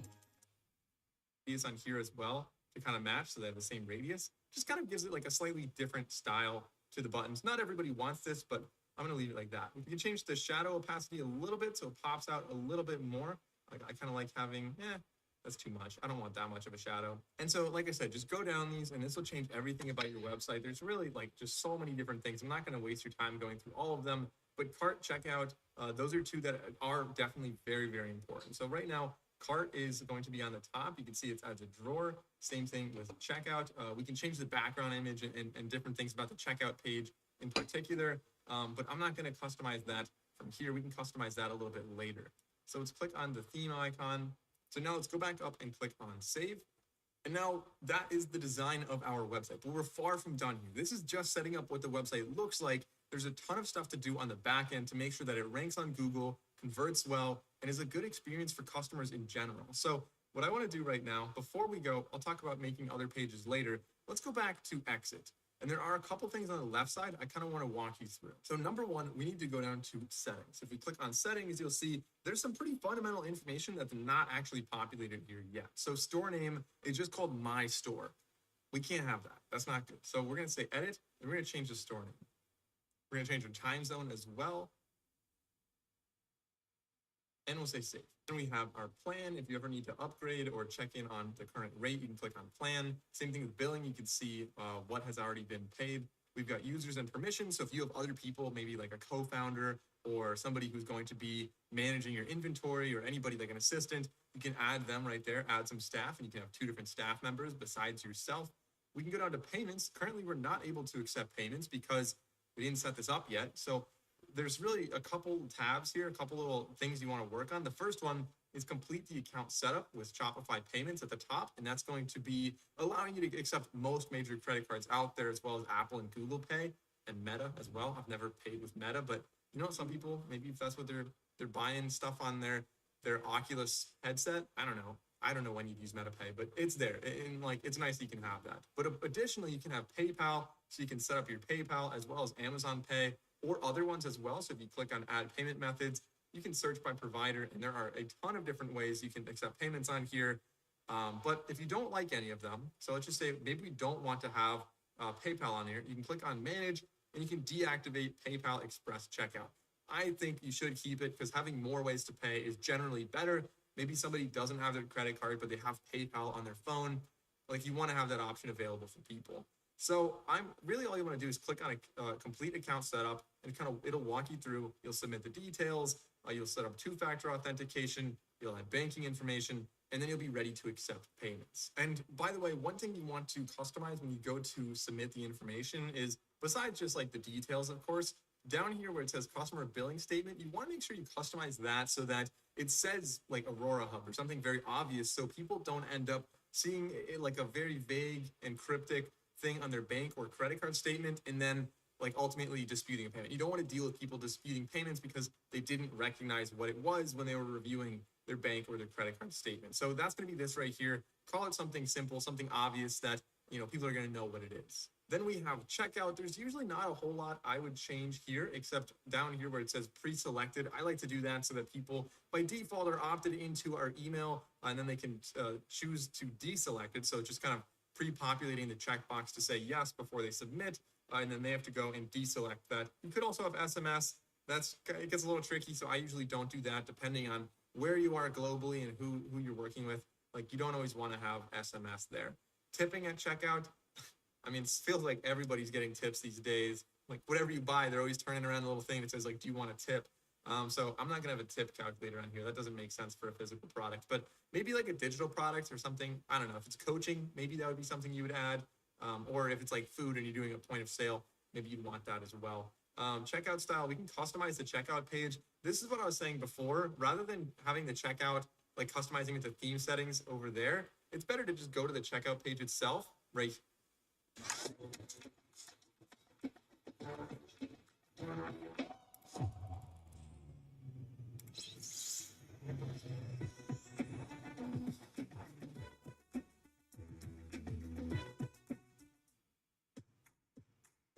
I'm Nora. I ditched the 9 to 5 in order to thrive using Bluehost for my vintage online store. With Bluehost's AI-powered site creation and shipping tools, I made a custom WordPress website in minutes, filled with confidence at Bluehost.com.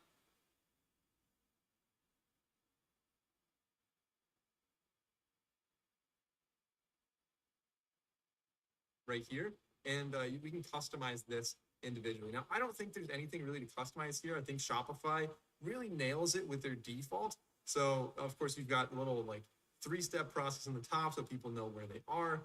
They have a really simple entry right here. On the right side shows what they're buying.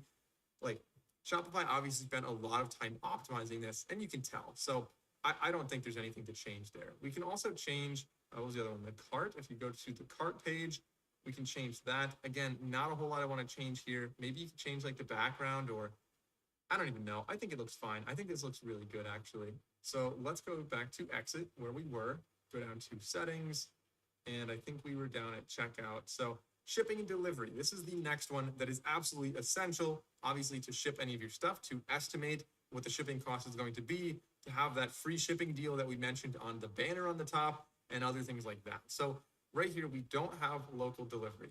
No, not doing that. Big equipment, maybe you would, but we're not doing that. Expected delivery dates, yeah, they can show a shipping, let's say 2 business days, and we'll say safe. So that's going to be good so people can have an idea of when they're getting the products, especially if you got to be fast with shipping if you're doing this though. Custom shipping rates, we will create a new profile in a second. And then now let's click create new profile. So for shipping, the first name is going to be main products. We're going to select the products that are within this. So everything in Aurora Hub, we're going to say done. The shipping options, let's create some shipping zones. So this is going to be USA 1, so USA, United States, right there. We're going to say done. It says 62 states. There's only 50 states. So maybe it has like Guam. Yeah, we're not going to Guam. Let's see what else we have. Really, I just want the 50 states. I'm going to say done. And now we can click on add rate. And we can use a carrier or an app to kind of choose the rate for us. This is like if you've ever sold on eBay, it's what they do there, where they'll kind of allow you to get the shipping label directly, like with the carrier, and it allows you can customize, or it can calculate the price for you based on how far it's going, how much the product weighs, and it really makes your life a lot easier if you set this up. But I'm just going to say, let's say UPS standard.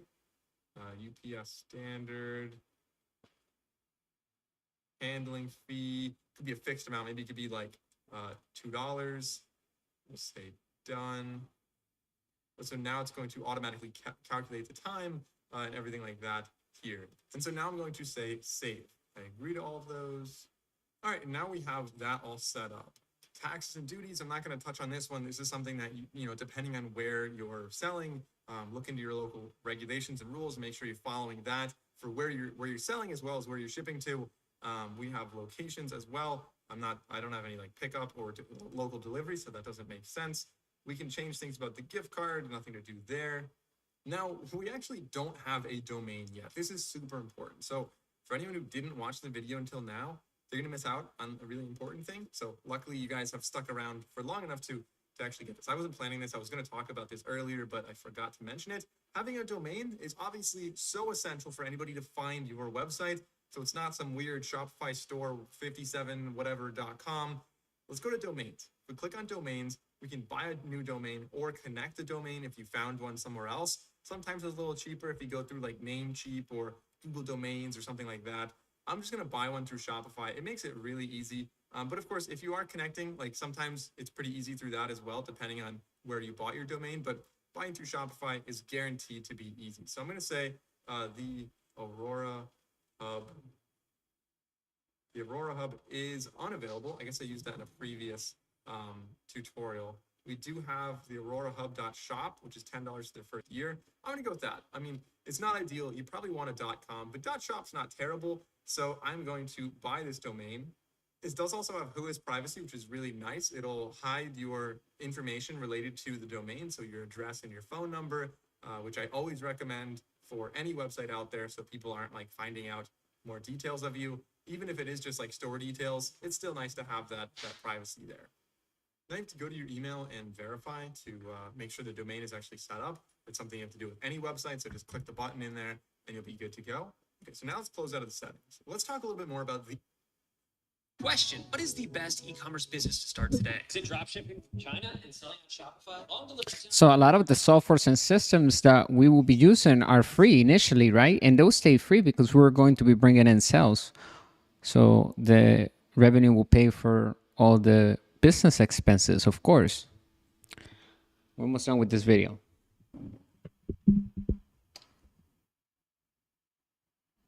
The discounts. We had two on the top. We had one that was called Save 10 for 10% off. And we had discounts, another discount for free shipping. So if you click on discounts, we can create two discounts. One of them is going to be, let's say, free shipping. So we can say free shipping. This is not going to be based on a discount code. It's going to be a minimum purchase requirement of $49.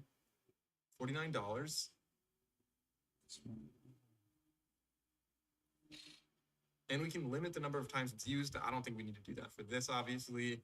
And we can combine this with product discounts. And it's active indefinitely. Let's leave that. So I'm going to save this. They do need to use the discount code free. So we'll go back to the header and we'll add that in a second. But let's go back. And now the next discount, let's create another discount. And this one is going to be amount off the order, an order discount. So the discount code is Save 10, like we said there. It's a discount code, and we are going to make it a percentage. It's going to be 10% off, and there's no minimum in this one.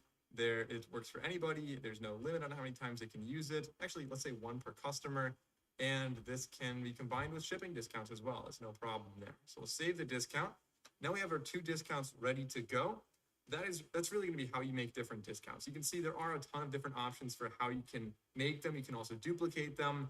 You can click generate and have like specific codes that you would then email to people. But there's tons and tons of options here. Super powerful marketing tool. I wouldn't overlook it. But speaking of marketing, if we click on marketing, we have a bunch of options here as well. So by default, it's going to show us a lot of the analytics, the average order value, some insights into conversion rates and things like that.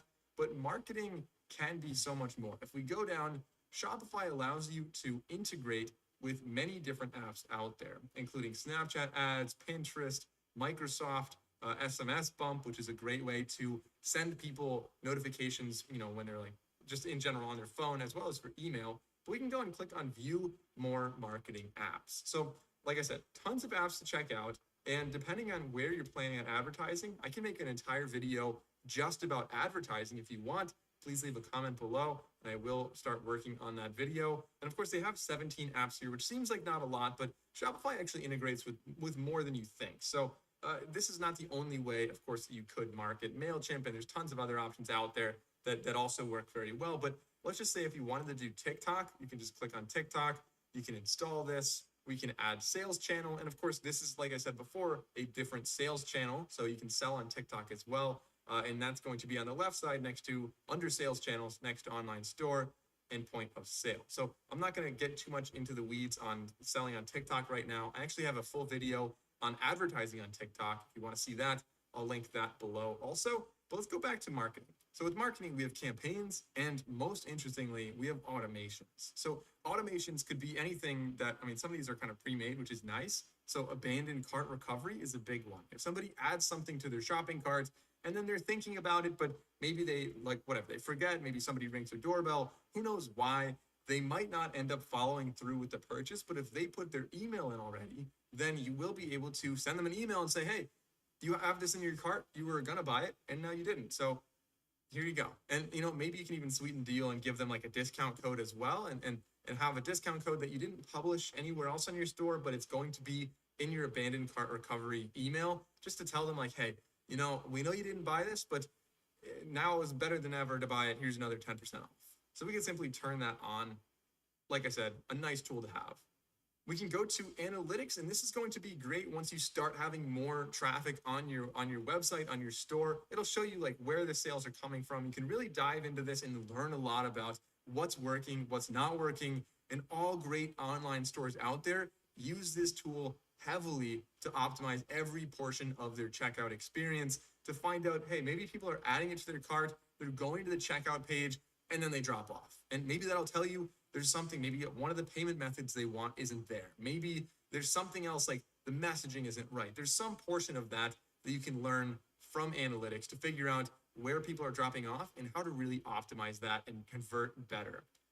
Finances will tell you a lot more about your profit and your margins and your earnings in general. So this is kind of like a little bit like a P&L, a little bit, but just kind of at a glance, which is nice to have. It's basically analytics, but just in its own separate tab, because you can also see payouts and bill pay and credit and things like that. And of course, you can go back up to customers and see what people ordered. If anybody files a complaint or they contact you, customer service, then you can go here and actually figure things out right there. So now I want to add a couple pages to this website. We'll talk about adding like an About Me page, some blog posts, and of course the ¿Quieres hacer upgrade pero sigues pagando tu teléfono bloqueado? Libérate de los contratos de teléfono a 3 años. Policies. But starting off, the policies are a little bit different. Rather than finding them in your online store area, you want to go down to settings, scroll down to policies, and Shopify does this really cool thing where they have some templates that allow you to auto-populate your policies. Of course, you want to read them and customize them for yourself, but it's nice to get a really good starting point here. So for the first one, the return policy, if we just click on create from template, you'll see right there, that entire thing was written there. And of course, like I said, it's going to be, you want to read it, so you want to know you have like a 30-day return, free return shipping and things like that. You can customize this all on your own. And of course, you can manage, let's stay here. Of course, you can manage that and customize it as you wish. Down here, the privacy policy, if you click on create from template, you'll see a very long privacy policy. Again, read this because this is your policy that you just made. But again, it really is easy. It saves a ton of time. And then down here, terms of service, we can add that one from a template. And there is no shipping there is no shipping policy. And so now I am going to click on save, and we'll go back to, we'll X out of this. We'll go back to online store. And now, like I said, we want to make those two other styles of pages, the blog posts and the pages, just general pages. That could be about us, could be contact, could be frequently asked questions. Go down to pages under online store. There's two ways you can make a page. One is just by clicking on add page. And this is going to be like, let me just show you. It's really, really rudimentary. Like there's not a whole lot you're going to be doing with this. Just a default page for the template. And it's going to, you can add some text on here. You can add a title. It's not the best way, not the easiest way to edit your page. We can click on customize template, and that'll bring you over to the actual Shopify editor, and you can edit the page here. So by default, right now, it's not actually showing us anything there. So it's not really like doing a whole lot. It's not super exciting because it is just the default template. But once you have a lot of text in here, so let me just, so I'm just gonna paste this Latin dummy text, and we can save this one as, this can be like FAQs. That'll be our page there. So we'll save that. And it's just based on, like I said, the default page is the template of this one. If you click customize template, it'll show you what it looks like. So this is the same one that's being used on like the 404 page and some other pages on our website. It's not that exciting. You can customize it a little bit more by adding images and videos. You can insert those in this little tiny editor there, but it's not the easiest way to edit them. Another way you can actually do this is if we go back to theme and we click on customize. On the top, you'll see these are the different pages we have, the home page, the product, the collections. And if you click on pages, you'll see we have a couple different page templates to kind of start with. So we can create a new template. Let's just call this one page 2 template. We can say create the template. And from here, you can add other sections. You can add some things in here to make it look a little bit better. And you can use this as a template for an FAQ page or something like that. So maybe if I wanted, where was that? It was a collapsible content. Maybe I want collapsible content on here on the FAQ page. And so you can add that. It'll obviously make it look a lot better, not just like a big word salad as we otherwise have with this. But we can save that, and that's how you can customize different pages on your website. Hopefully you don't need a lot of pages, and hopefully any accessory pages you have are just, you know, FAQs or basic stuff like that. I think a lot of shops generally focus more on the products, and you can add more details on your homepage.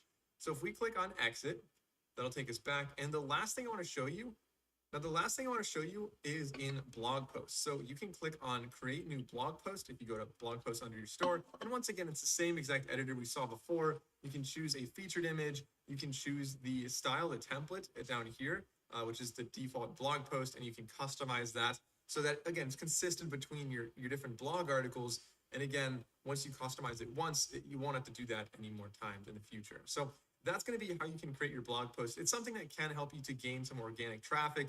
And when you're focusing on that, I highly recommend checking out other tools on the internet like SEMrush, or some people call it SEMrush, or Ahrefs is another one. Those are both really powerful tools to show you how well people are converting or going to your website, where you're ranking in search, what kind of keywords you can target for different blog posts in the future, as well as what your competition is doing, again, to help you rank in Google. So for this, like if we're selling this little Aurora hub, maybe a big focus would be on like circadian rhythm and sleep. So maybe we write some articles about circadian rhythm, or why am I tired in the morning, or things like that that could drive traffic to get people to buy this. So the very last thing we need to do is, you might notice if we go back to themes, is that our online store is still password protected. There's no reason for it to be now because we have a plan, we have a domain, we have everything ready to go. So all we have to do is click on remove password, and our online store is now ready to go. We can click on view your store, and you'll see right there, we have our online store, professional, ready to go. And of course, you can go through and do a test order. You can do a test order in many different ways by disabling your payments or allowing like cash on delivery, like paying in person. You could add that option if you wanted. But regardless, you want to make sure you test out that entire process. You go to like open a new incognito tab or a new browser, maybe a different device, and go to your website, go and find the product, add it to your cart, and go through the entire purchasing process just to make sure you didn't miss anything. No problems with shipping, no problems with anything like that. And it should be, you know, if it's bug-free, you're ready to go and you can start advertising. But I hope you found this video helpful, and I really do wish you the best of luck with your online store. Please leave a comment below and let me know what kind of products you're selling. I'm interested to see what's working for you and what you're looking to do next. So if you enjoyed the video, consider liking and subscribing. I'm Mike O'Brien from Santrel Media, and we'll see you in the next one.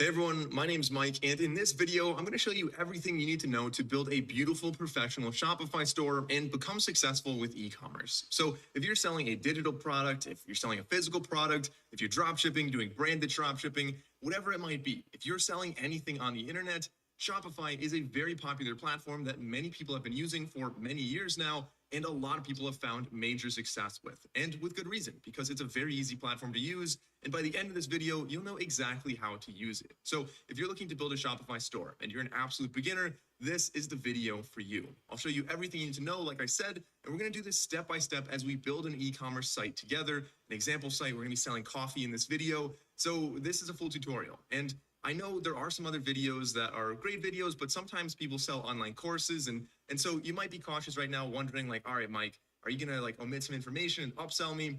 No, we don't do any of that. At Santrel Media, we believe in free information. So you can be confident that everything I show you in this video is the full everything we think you need to know to actually get started with an e-commerce business. Like I said, we don't sell a course and we never will. So I guarantee if you watch this entire video and fully understand everything I say, then by the end of this video, you'll be able to make a beautiful professional website without any coding understanding and without any college degree or anything like that.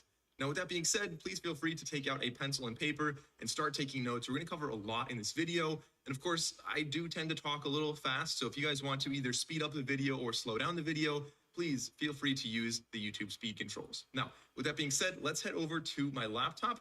The first thing we want to do is actually click on the link in the top of the description, or you can copy and paste it into a new tab, or you can just type in santrailmedia.com/Shopify. That makes sure we're all starting out on the same page. And this might look a little different depending on when you're visiting it, but the important thing is that you have a little field that says enter your email address, and then we're just going to click start free trial. Now, the next thing it's going to ask us is make a password. I'm just going to make a password right there. Buy that and send that. I'm Aubrey. I went to St. Jude because I have a cancerous tumor. These kids, they don't deserve to have to go through this. My beautiful little redheaded girl has cancer. You don't know what's going to happen. Please go online and become a St. Jude Partner in Hope for only $19 a month. I think it's the most worthwhile place to put your money when it comes to childhood cancer.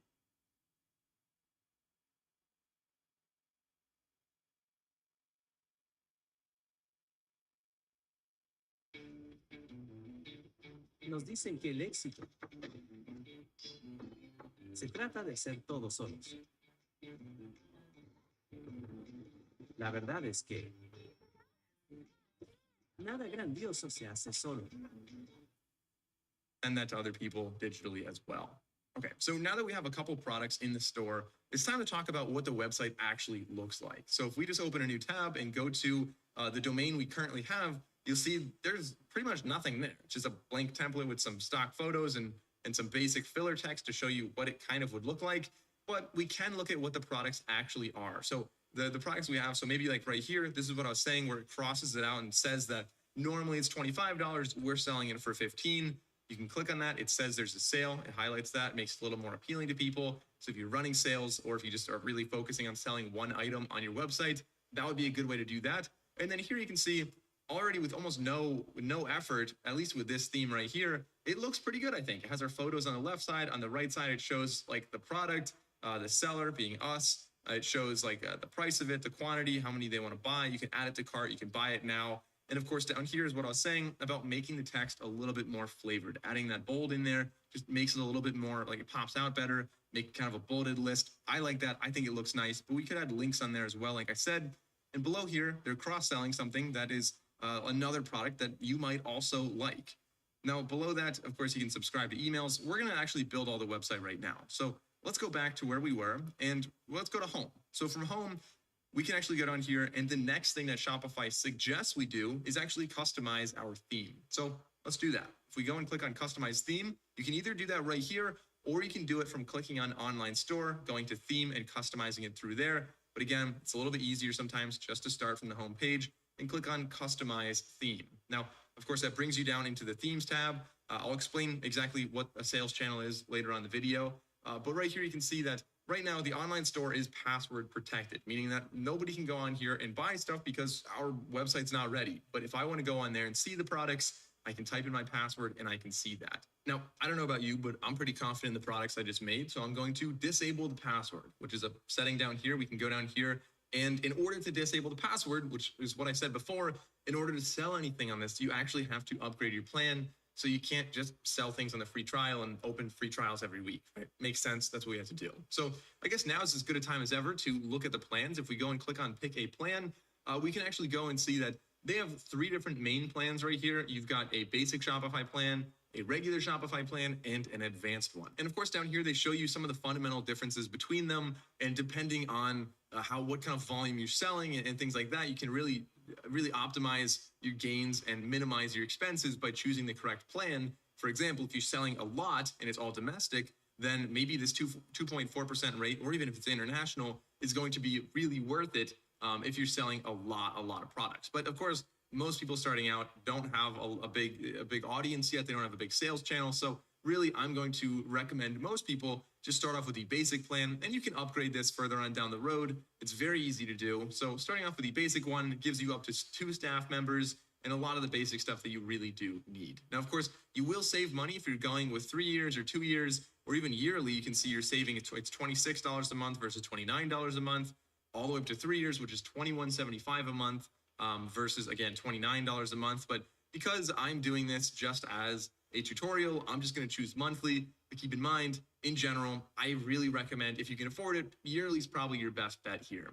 And then down here, we can add our payment method. So this is going to be a subscription, of course. So keep in mind, you want to maybe not use like a Visa gift card. Make sure it's something like your actual business credit card or debit card so that everything is going through smoothly. I'm going to add that right now. All right, so once you choose your plan, you enter your information and you click Start Plan. That'll bring you right back here to the home page. And so going back to what we were saying about customizing the theme, let's click on Customize Theme from our home page. And it's going to bring you, again, right here. Again, we are still password protected, so I'm going to go and disable the password. Now we should be able to do that, so I'm just going to deselect Enable Password, click on Save, and now our store is technically live. It's ready to go, and anybody can start buying things from our store. Okay, so that was a little bit of a roundabout there. We still haven't edited the theme. Let's go back to home one more time, go to Customize Theme, and now we can actually go and customize it. So Shopify has a lot of both paid and free themes. So before we go and customize this one, let's see if there's any other theme that we'd like a little better. So as we go down here, you scroll down, you can see theme library. We have free ones and we have Shopify theme store. There's a lot of them, like I said, but it's still relatively limited. So if we go to the free ones, I think there's only like 12 or 15 different ones. Yeah, you can see right here. But each of these, don't be deceived, they have like 2 or 3 different variations of each of them. So for example, if I go to, let's say maybe I really like this one. I think this has, 3 variations on this one as well. And so really the main difference is it's not going to be the photos on there. You can customize the text in the photos. It's really going to be like the font, the color, and the overall spacing of that it will save you a lot of time if you find a theme that looks most like what you really want it to look like in the end. So I'm going to go back and say out of these, maybe for a coffee shop, this one just really resonates with me. This one looks the best. So we've got pantry, we've got bistro. Bistro, sure, that looks pretty good. I think that would work really well for a coffee shop or for a coffee selling company. So I'm going to go add that theme to the library, and that is going to be our theme once we have it activated. Okay, so we added that, but you can see right here, if we scroll up, it still says Dawn is our live theme. So if we click on actions, we can actually go and publish this one. Click on publish. And that is going to make this one our new theme. So that's something that I know, like a lot of beginners, when you start a Shopify store, it's one of the most confusing things is you add a theme and you always wonder like why does it not just by default go into that? But it's because you added it to your library and you didn't actually add it and make it the live theme. So once you publish that, it becomes your live theme, and now our website is using that theme. So again, if you go to actions, you can rename this, you can duplicate it, you can download the theme file. You can edit the code if you want to do some more advanced things or edit languages. What we're going to do is go to customize, and this is going to allow us to really change the way the website looks, change where the text is, the titles, everything like that. But essentially, let's take a look at what we have right here, a new interface, right? So this interface on the left side, we kind of have the structure of what is on the website, and I'll dive into each of these in just a minute. And then on the top, we have some other settings up there for like what page we're on. We can, toggle between different products or collections or different pages, blog posts, the cart, all types of stuff like that. Right now, we are just on the home page. And then this little thing over here, it's actually supposed to be like an iMac, I think. And that means desktop essentially. So desktop, and we have mobile, we've got full screen. And so from desktop, we can actually go here and scroll down, and the main part of this window is going to be a preview of what the website would actually look like for a viewer on here on a desktop site. And of course, I highly recommend you switch between mobile and desktop as much as possible so you can really get an idea for how it's going to look. So right here, Central Coffee with the E's cut off looks really bad. We don't want that. We want to make sure we fix that. But things like that, they're going to come up as you keep building your website, and you just really want to make sure that you have a great experience on both mobile and desktop, because in all likelihood, it's going to be very close to 50-50 with where your traffic comes from. Actually, if you advertise on Instagram or any social media, it's going to be predominantly mobile, which for most people is really probably what's going to be the truth. Now, let's go back to desktop. I think it's easier to build in desktop. I just always like building websites in desktop. It's easier to see everything, and then, kind of retrofit for mobile in just a minute. Now, as we scroll down, you can see that this theme has a lot of, basic stuff for like photos and things like that. But I'm going to go and actually start customizing on the left side. So if we click on header, let's start off with that. Right here we have, it says announce something here. That's a very bland header. So we're gonna start off with our logo. Let's make a logo, and I can upload, and as far as a logo goes, let's say maybe a small photo like this. Really, you want to have like a square one that's not that big. You want it to be like 10 pixels by 10 pixels or something. Like a lot of times it doesn't have to be huge, but here we're just gonna use that. That's our logo, whatever.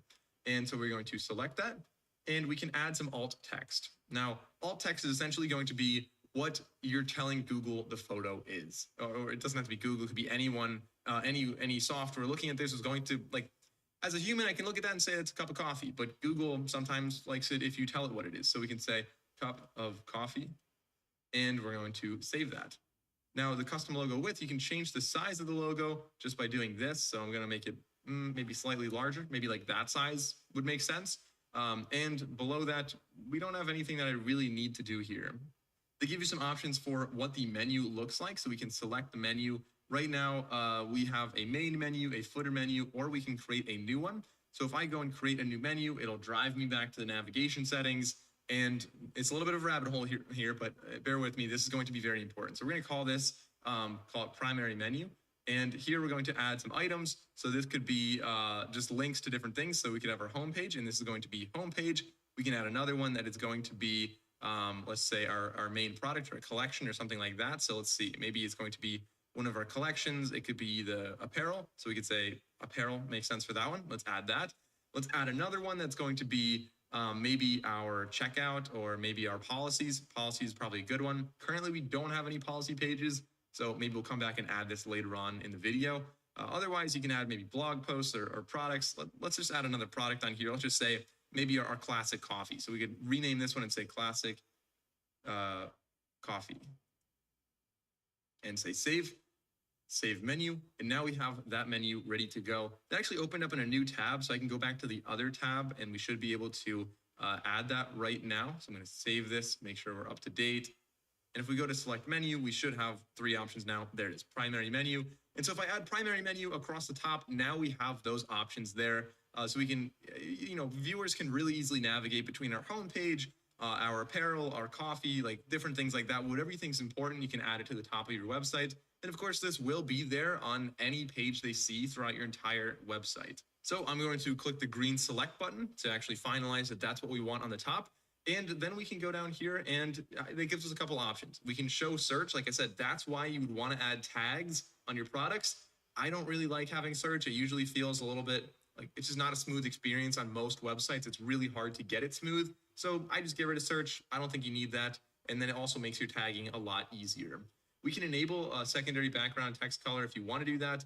I think it looks kind of nice on this particular theme, so I'm going to leave that. And then on the top, we can show or hide the announcement. So if you want to have an announcement, like our fall collection is now available, or we have a sale, or like 20% off store-wide, you can do that.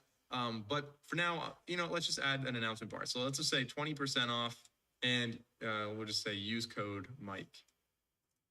Use code Mike, and that's going to give them like 20% off. And so that's something that maybe we'll add that later on. We'll add a code, and I'll show you guys how you can add discount codes later. But for now, maybe that's just like an announcement bar we want to have on the top.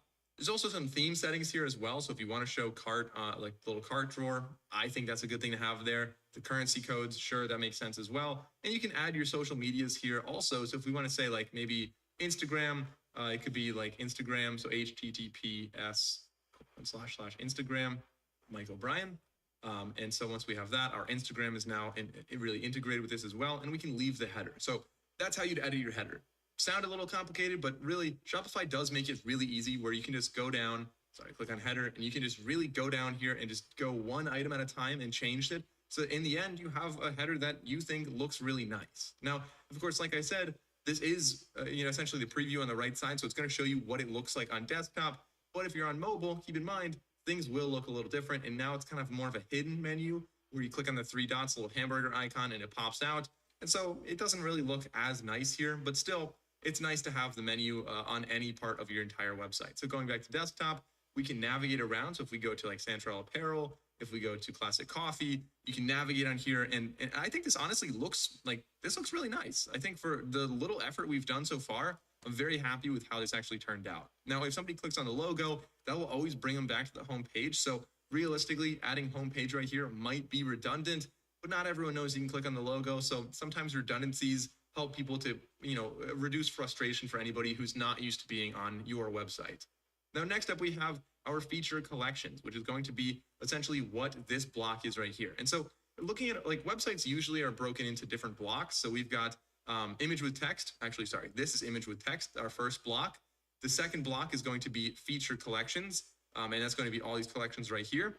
Then we have featured product is the next thing. And I'll talk about how to rearrange these and customize them any way you want.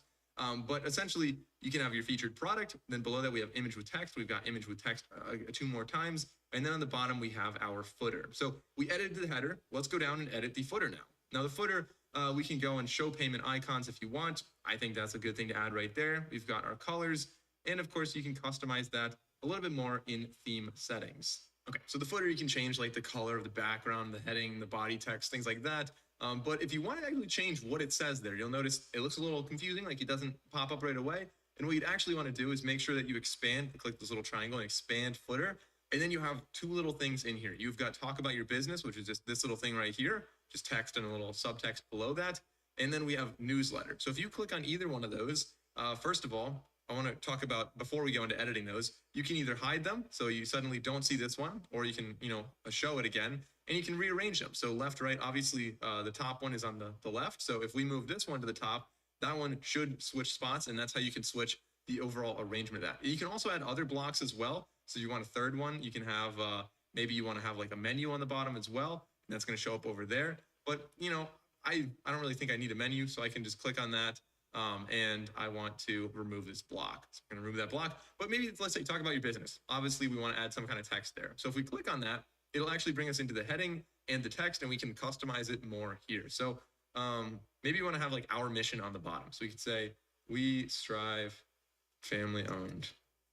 So we can say something like that. Maybe our mission is going to be on the bottom just to make it a little more, small business kind of feel there. So if we go back, that's essentially going to be the same concept we're going to follow with the rest of these. So that's how you edit the footer and the header. And now the rest of the main page right here. Again, this is just the home page, but the way you'd be editing it, of course, on the left side, you have all these different blocks, as I pointed out. You've got like image with text, you've got featured collections, things like that. And just like the footer, you can rearrange the way these look. So if I want like featured product to be below image with text, we can click on the little 6-dot array and drag it down, and it'll show up right there. You can see in a little preview here, it shows where it's going to be. Let's drop it right there.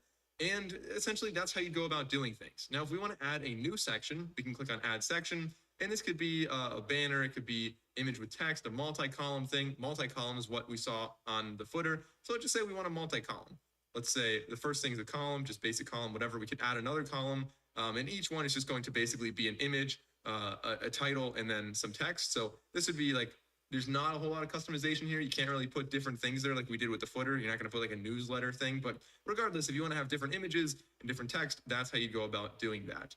Now, before we go into editing those, again, I'm just talking about the macro here. Before we go into edit individual things, let's start getting into individuals though. So starting off in the very top one, image with text. So right here, we're going to click on that, and it'll bring us into a little editor to edit this specific kind of banner, stripe, box. And then it'll bring us into an editor for this specific element. So let's say the title here is going to be We Sell Coffee, or We Love Coffee. And so the text below that, we want to say like, coffee is our passion. Coffee is our passion, right? And we can have a button down there if we want, and the button could be something like try our signature coffee if we want to have a button. And the link to the button could be to a product, and maybe it's going to be to our classic dark roasted coffee, right? So right there, now we have a button, an action item on the top. That's something I like to have. And of course, like I said, if you don't want to have a button there, you could delete the button link. You could delete the text there. You could delete the text, like this little thing. By just deleting it, it automatically gets rid of that. So I'm going to keep it there. And we're going to say, our community. Okay, there we go. So that's what that's going to be. And of course, we can add an image up here. So if we select an image, we can upload a new one, and maybe our top image. Of course, you want this to be like a really good image, a little more of a square one. Let's go with this image right here. That's going to be, at least for now, the main choice on the right side. So the image that we have, once you select it, not a whole lot you can change about it. I wish the size was like slightly different, but it is what it is for now. And we can get into some more advanced settings later. Now, I don't really like the size and the aspect ratio of this right now. So maybe what we want to do is once we click the little X, there is a setting on the bottom that we can disable to keep the image ratio. So maybe instead we want it to fill the space a little more. And I think that looks a lot better, a little more balanced on the overall page. And so that's how we have our first element right there. So now we're going to click on the back icon right here. So we'll go to back. Okay, so image with text is our first element. The second thing is featured collections. And so here we've got 4 different collections that they're showing. I don't have 4 collections made, so maybe this entire section is just a wash. Maybe we should get rid of it. But just to look into how you'd actually go about editing this, you can see right here we've got 4 collections when you click the drop down arrow, and each one, or 5 collections. I think they're showing 5 collections, but only 4 right here. So each one you can maybe you can click on that. You can remove the block if you want to get rid of that one. Go down to just 4. Maybe we'll just go down to 3. So let's go down to 3. And you'll see right there, we have 3 across the top now. So each collection is going to show a bunch of different products. So if we click on the first collection, we can select a collection. Maybe like Santrell Apparel is going to be the first collection. We'll save that one and we'll go back. The second collection is going to kind of be tabs. So if people like click across, you'll see like all the different ones. So the second collection, maybe we want to have, we could just say, we don't have another collection, but we could say like classic coffee collection is the other one that we kind of have. Each one only has 1 item in it, but whatever. As you build out a store and you have more and more products, that definitely makes more sense to have that there. And then lastly, I'm going to remove the third collection. So we just have these 2 collections. Really, that's probably fine. That's all we really need. And it just shows some of our top products right now. That's a simple way to do that. Now, going down, of course, so we've got image with text, really plowing through these. We've got featured collections, image with text again. You guys already know how to do this, so I don't really need to touch on this too much. But let's just say maybe it's going to be our story. Our story. We could say that like we are family owned, and then just a bunch of dummy text. I don't know. And we can select an image right here. And I think for this one, I'm not going to add a button because it feels like this is a little bit more of like just an about us kind of raw, authentic thing. And I don't really need to drive any traffic anywhere. If you have too many buttons, it definitely can get a little bit noisy, a little bit cluttered. So again, we're going to select this image right. Todos tienen el nuevo iPhone 15 con esa cámara increíble y la familia necesita uno. Zoe, tu familia te ha apoyado todo. This image right here, select. I'm going to change the image ratio so it matches again. And here we can choose the secondary background. I don't really care about any of that stuff. Mobile is going to be text first or image first. You can choose that. That's actually really interesting because essentially what it's going to do is take this block, this little half right here, and this half, and it's going to put one on top of the other. So you can choose if you want this on top of that or the image first. Because we have not really any images above that, I think I might want to maybe try image first. Let's just try that. I don't know. See what it actually look like on desktop. Oops, I meant to do that for mobile. So on desktop, we want to do that. So if we go to mobile, it should put it that way, image on top. I don't know. That might look a little better, maybe not. It's up to you depending on obviously what you're doing and things like that. But right there, that's a really nice thing that you can actually customize there. Otherwise, not a whole lot I want to change about image with text on this segment. This one looks fine. So we're going to go back and move on to the next one. The next one is featured product. You guys already know which featured product I'm going to pick here. We're going to select a product. And this one is obviously going to be our dark roasted coffee beans, the classic, the main important thing. And you'll see here, it's bringing a lot of that important stuff that we had, like the description, the title, the price, the add to cart, and of course the images we have. It brings that right over and integrates it and embeds it really well on your homepage. So I think that looks really nice. So far, this website, I mean, you guys saw how little effort I've actually put into this, and it already looks like a pretty professional website that if you built from scratch would take a really, really long time to make. Continuing down, we've got, of course, a bunch more image with text. For now, I'm just going to actually hide them. That probably makes the most sense. So that's pretty much everything I wanted to show you about the homepage. We've got the header, we've got the little banner on the top, we've got the footer, we've got all the elements in the middle. If you want to add another section, I know I call them element section all interchangeably, but section's the technical term that Shopify uses.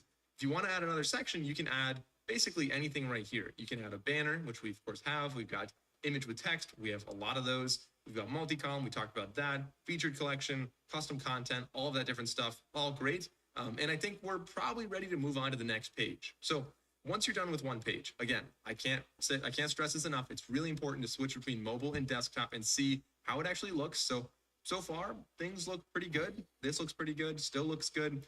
I think overall, this page looks really good on both on mobile and desktop. And of course, this is something that Shopify really excels with because they have a really relatively limited supply or selection of themes. Like there's a lot to choose from, but there's not like thousands. And because of that, they can really make sure each one is very curated and really responsive, so it's easy to switch between mobile and desktop. And it's honestly pretty hard to make it look bad on either one of those. So like I said, let's move on to the next page. If you click the drop down on the top, you can see we have a lot of different pages here. We've got our cart, our checkout, we've got blog posts. I'm not really gonna make blog posts with this one, but that is something that some people really want to do for SEO purposes.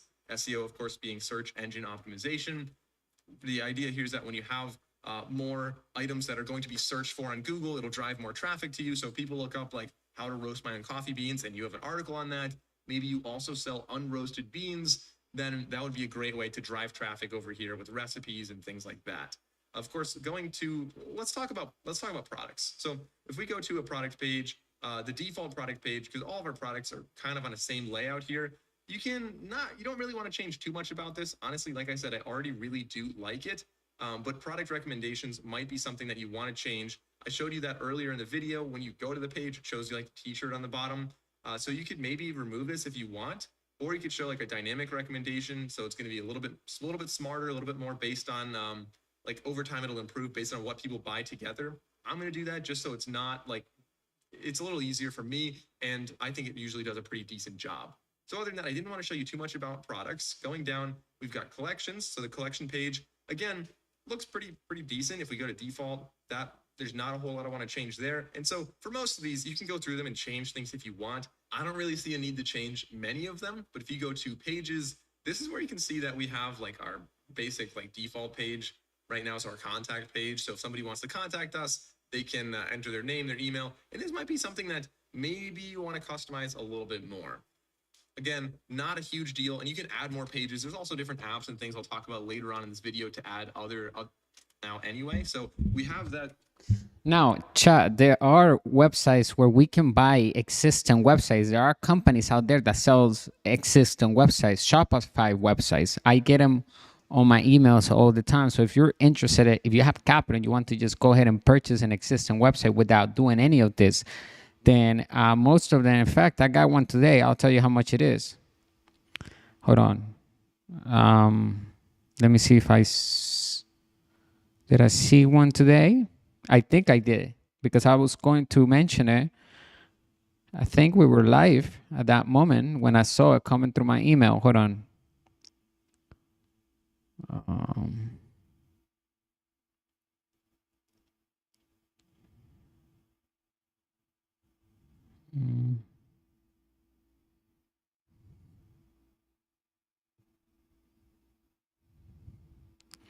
Let me see. Let me show you the last one that I got.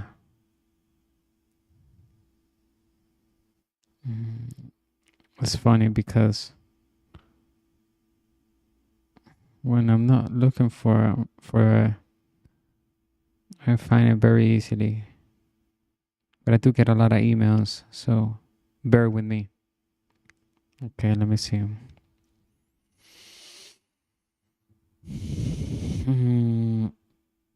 I think I already passed it for sure.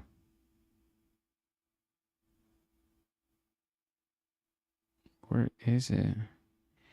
I know it's like it shows up like right here. I found it. All right.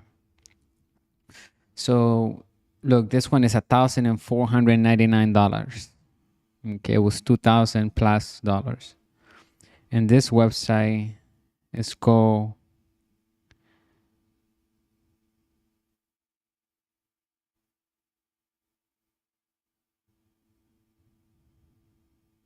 like this one is called merchacy.com. Shopify dropshipping store specializing in officially licensed US-based marble merchandise. Okay, so that's one. Hold on, dropship for sale. Let me see another one. Okay. There's another one called the ecomplaybook.com for sale. That one is $1,000. The size listed for 2,100, just it went down for the next 24 hours to $1,000. The ecomPlaybook.com comes with a host of benefits compared to traditional dropship models: 100% profit margins without the need for physical inventory. The cost associated with goods sold is virtually non-existent. This means you keep more of what you make. Instant access: your customers won't have to wait for shipping. Once a purchase is made, they gain immediate access to their products, enhancing customer satisfaction. Scalability: digital products can be sold repeatedly without the need to restock, allowing your business to scale without the logistical nightmares. Lower overhead costs: say goodbye to the expenses of storing, packing, and shipping products. Digital delivery eliminates this cost, improving our bottom line. Global reach: there are no geographical limitations to selling digital products. You can reach a global audience without the complexities of international shipping. Okay, so let's look at the website just for the ecom playbook. Okay. Oh, what's the password? Because it has a password to view the website for a few minutes.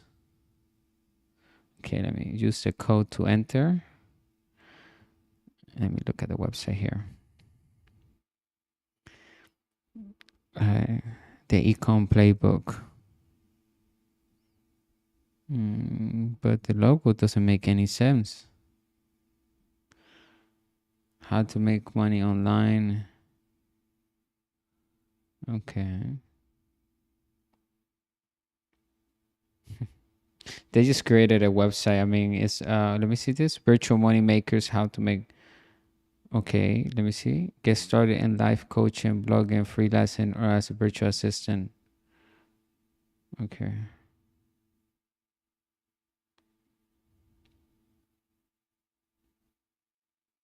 So you wish to dump your corporate style and join the ranks of, okay, but you're a mortgage. I'm not talking about advertising, affiliate marketing. I said, I'm discussing the new fresh economy: freelancing, life coaching, virtual assistant, blogging, niche selection, affiliate marketing. Okay, hold on. Let me see this. Is this something that is actually a product? So what do you get for the product? Okay, I see. It looks all right.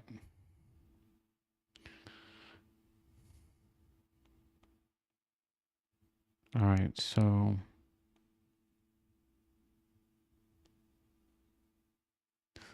oh, I see. They just put stuff together in there. Okay. All right, so anyway, there are so many websites that are already done, like this one, the one I'm looking at right now. It's $1,000, but you can either build it from scratch for free. If you have the time, maybe you don't have the money and you have the time.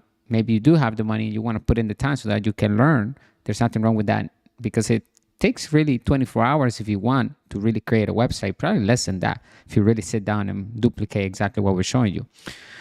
But I'm going to catch on the next live stream. I'm going to end right now for just a few hours. I'll probably turn it on back at the gym. I'm going to go have dinner and then I'll head to the gym. Remember, work on the 4 pillars of an extraordinary life: health, wealth, love, and happiness. Ensure to click the link in the description. Join our community here at Master Investor. My name is Jose.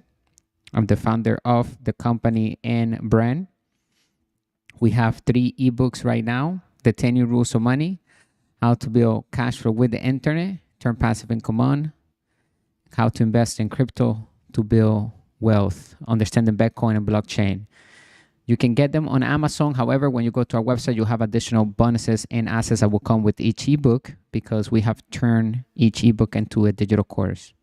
And we will continue to add more assets as we move forward. And you will be grandfathered in when you get in today for any additional asset that we add into that specific digital course. And you will be locked in for the price that you paid today. So the price will go up. Tomorrow's price will not be the same of today, because as we add more assets, the price will increase. And if you just want the ebook, then go get it on Amazon. But I encourage you to just go straight to our website right now, because you're getting a great deal today. In 5 years, in a year, and in 6 months from now, these courses are going to be way more than what they are today. So right now they're priceless just because of the content that it has. They're literally just on the ebook alone 49 chapters, 580 pages, total guide, step by step, showing anyone how to take their business to the next level, how to build a digital business, how to build the asset column, how to understand financial statements, how to read them, how to improve financial statements, the difference between good debt and bad debt, what is money, the cash flow circle, the cash flow triangle, the cash flow system. And this one right here, the cash flow. And this is how we get wealthier, okay? This is the reason why the wealthier gets wealthier. Okay, where is it? Right here. The cash flow tetrahedron, which is this right here, this formula. So we built our businesses, so our Shopify, our assets, our digital assets that are bringing in passive income and capital gains income through direct sales. So it could be maybe a marketing agency or something that runs on itself, right? Affiliate marketing. We can have videos, audibles, different types of assets bringing us cash flow. So our businesses ultimately will buy and pay for all expenses, will buy our real estate, which is another asset class, right? Will help us buy the real estate because we would use part of that money to raise more capital through mortgage, right? So we will put down the down payment of the deal, of the real estate deal that we put together. So our businesses revenue will buy our entry to real estate deals and will also pay for all expenses, right? Including personal expenses, because we're going to run everything through the business legally. And we will have a CPA, and everything has to be done properly according to the law, okay? And then the revenue will also buy as paper assets, stocks, right? The revenue of the business. So the businesses will buy us more assets. That's the holy grail. And then we'll buy us all the assets, and then our expenses a lot of times will be assets, right? We'll be investing in different assets. So we need to allocate investing as an expense on our asset column. A lot of people are not used to investing. All they're used to is saving money in the bank. You got to turn that into passive income and capital gains income, but you can only do that when you have financial education. So make sure you click the link in the description. This is inside our ebook, How to Build Cash Flow with the Internet. You're looking at the back office or the virtual office that you will have access to once you buy the product.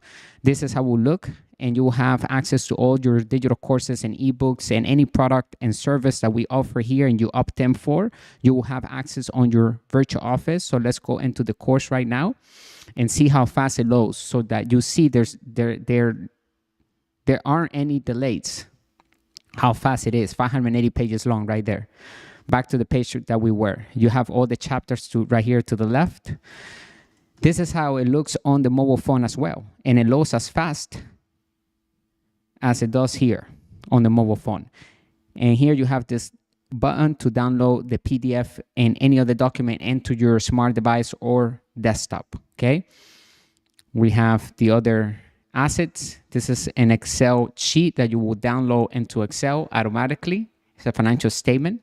It's a blank financial statement that will allow us to understand where we are financially today and how we need to improve our financial statement to create financial freedom and true wealth. And then we have a mutual agreement for finder's fees. And this is when we meet somebody, they have a business, and we want to recommend people to that business. Before we do that, we put an agreement between our companies, right? Our company, your company, and their company. We get into an agreement, say, okay, for every sale that I send to you, for every person that turns into a sale, I want to get 30%. Okay, and it renews every year. And it's universal. Anybody can use it. It's ready to be just fill in with the names of the companies, of the parties, and sign. That's it. So don't leave money on the table. Get inside of our inner circle. We have a lot more things coming. And when you go to our website, you will be able to find the investor tab where you have additional resources right here. So you're going to eventually need an email autoresponder. And this has a free month trial. So just get in here, join, and you'll get a discount for a whole month. And you'll be able to use the email autoresponder that we use inside of our community. You can also create a landing page or capture page from here, and you can do targeted traffic inside of the GetResponse system. Okay, remember, a sound business is a system of systems.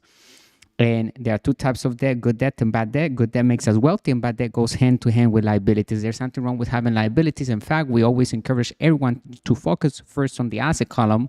And if you already have liabilities, then focus on the asset column so that you can pay for those liabilities and figure out if any of those liabilities can be turned into an asset. A lot of times we look at people's financial statements and they didn't know that they could turn their liabilities into an asset that will bring them positive cash flow, and now it becomes a tool for them to become wealthy and break free from the rat race, reach financial freedom, and build true wealth to the point where we desire, right? Everybody's wealth number is different because everybody's standard of living is different. So figure out what is your wealth number, what type of lifestyle we want to have, what we want out of life. Write down your name in the chat. Let me know where you're signing in from. And let's begin to take action. Remember, that's how we turn information into knowledge. And I'll see you on the next live stream. Thank you for being here on another valuable talk on money, business, and investing, bringing you the good and bad news of money, the business principles that work in all economies. Stay extraordinary and wealthy.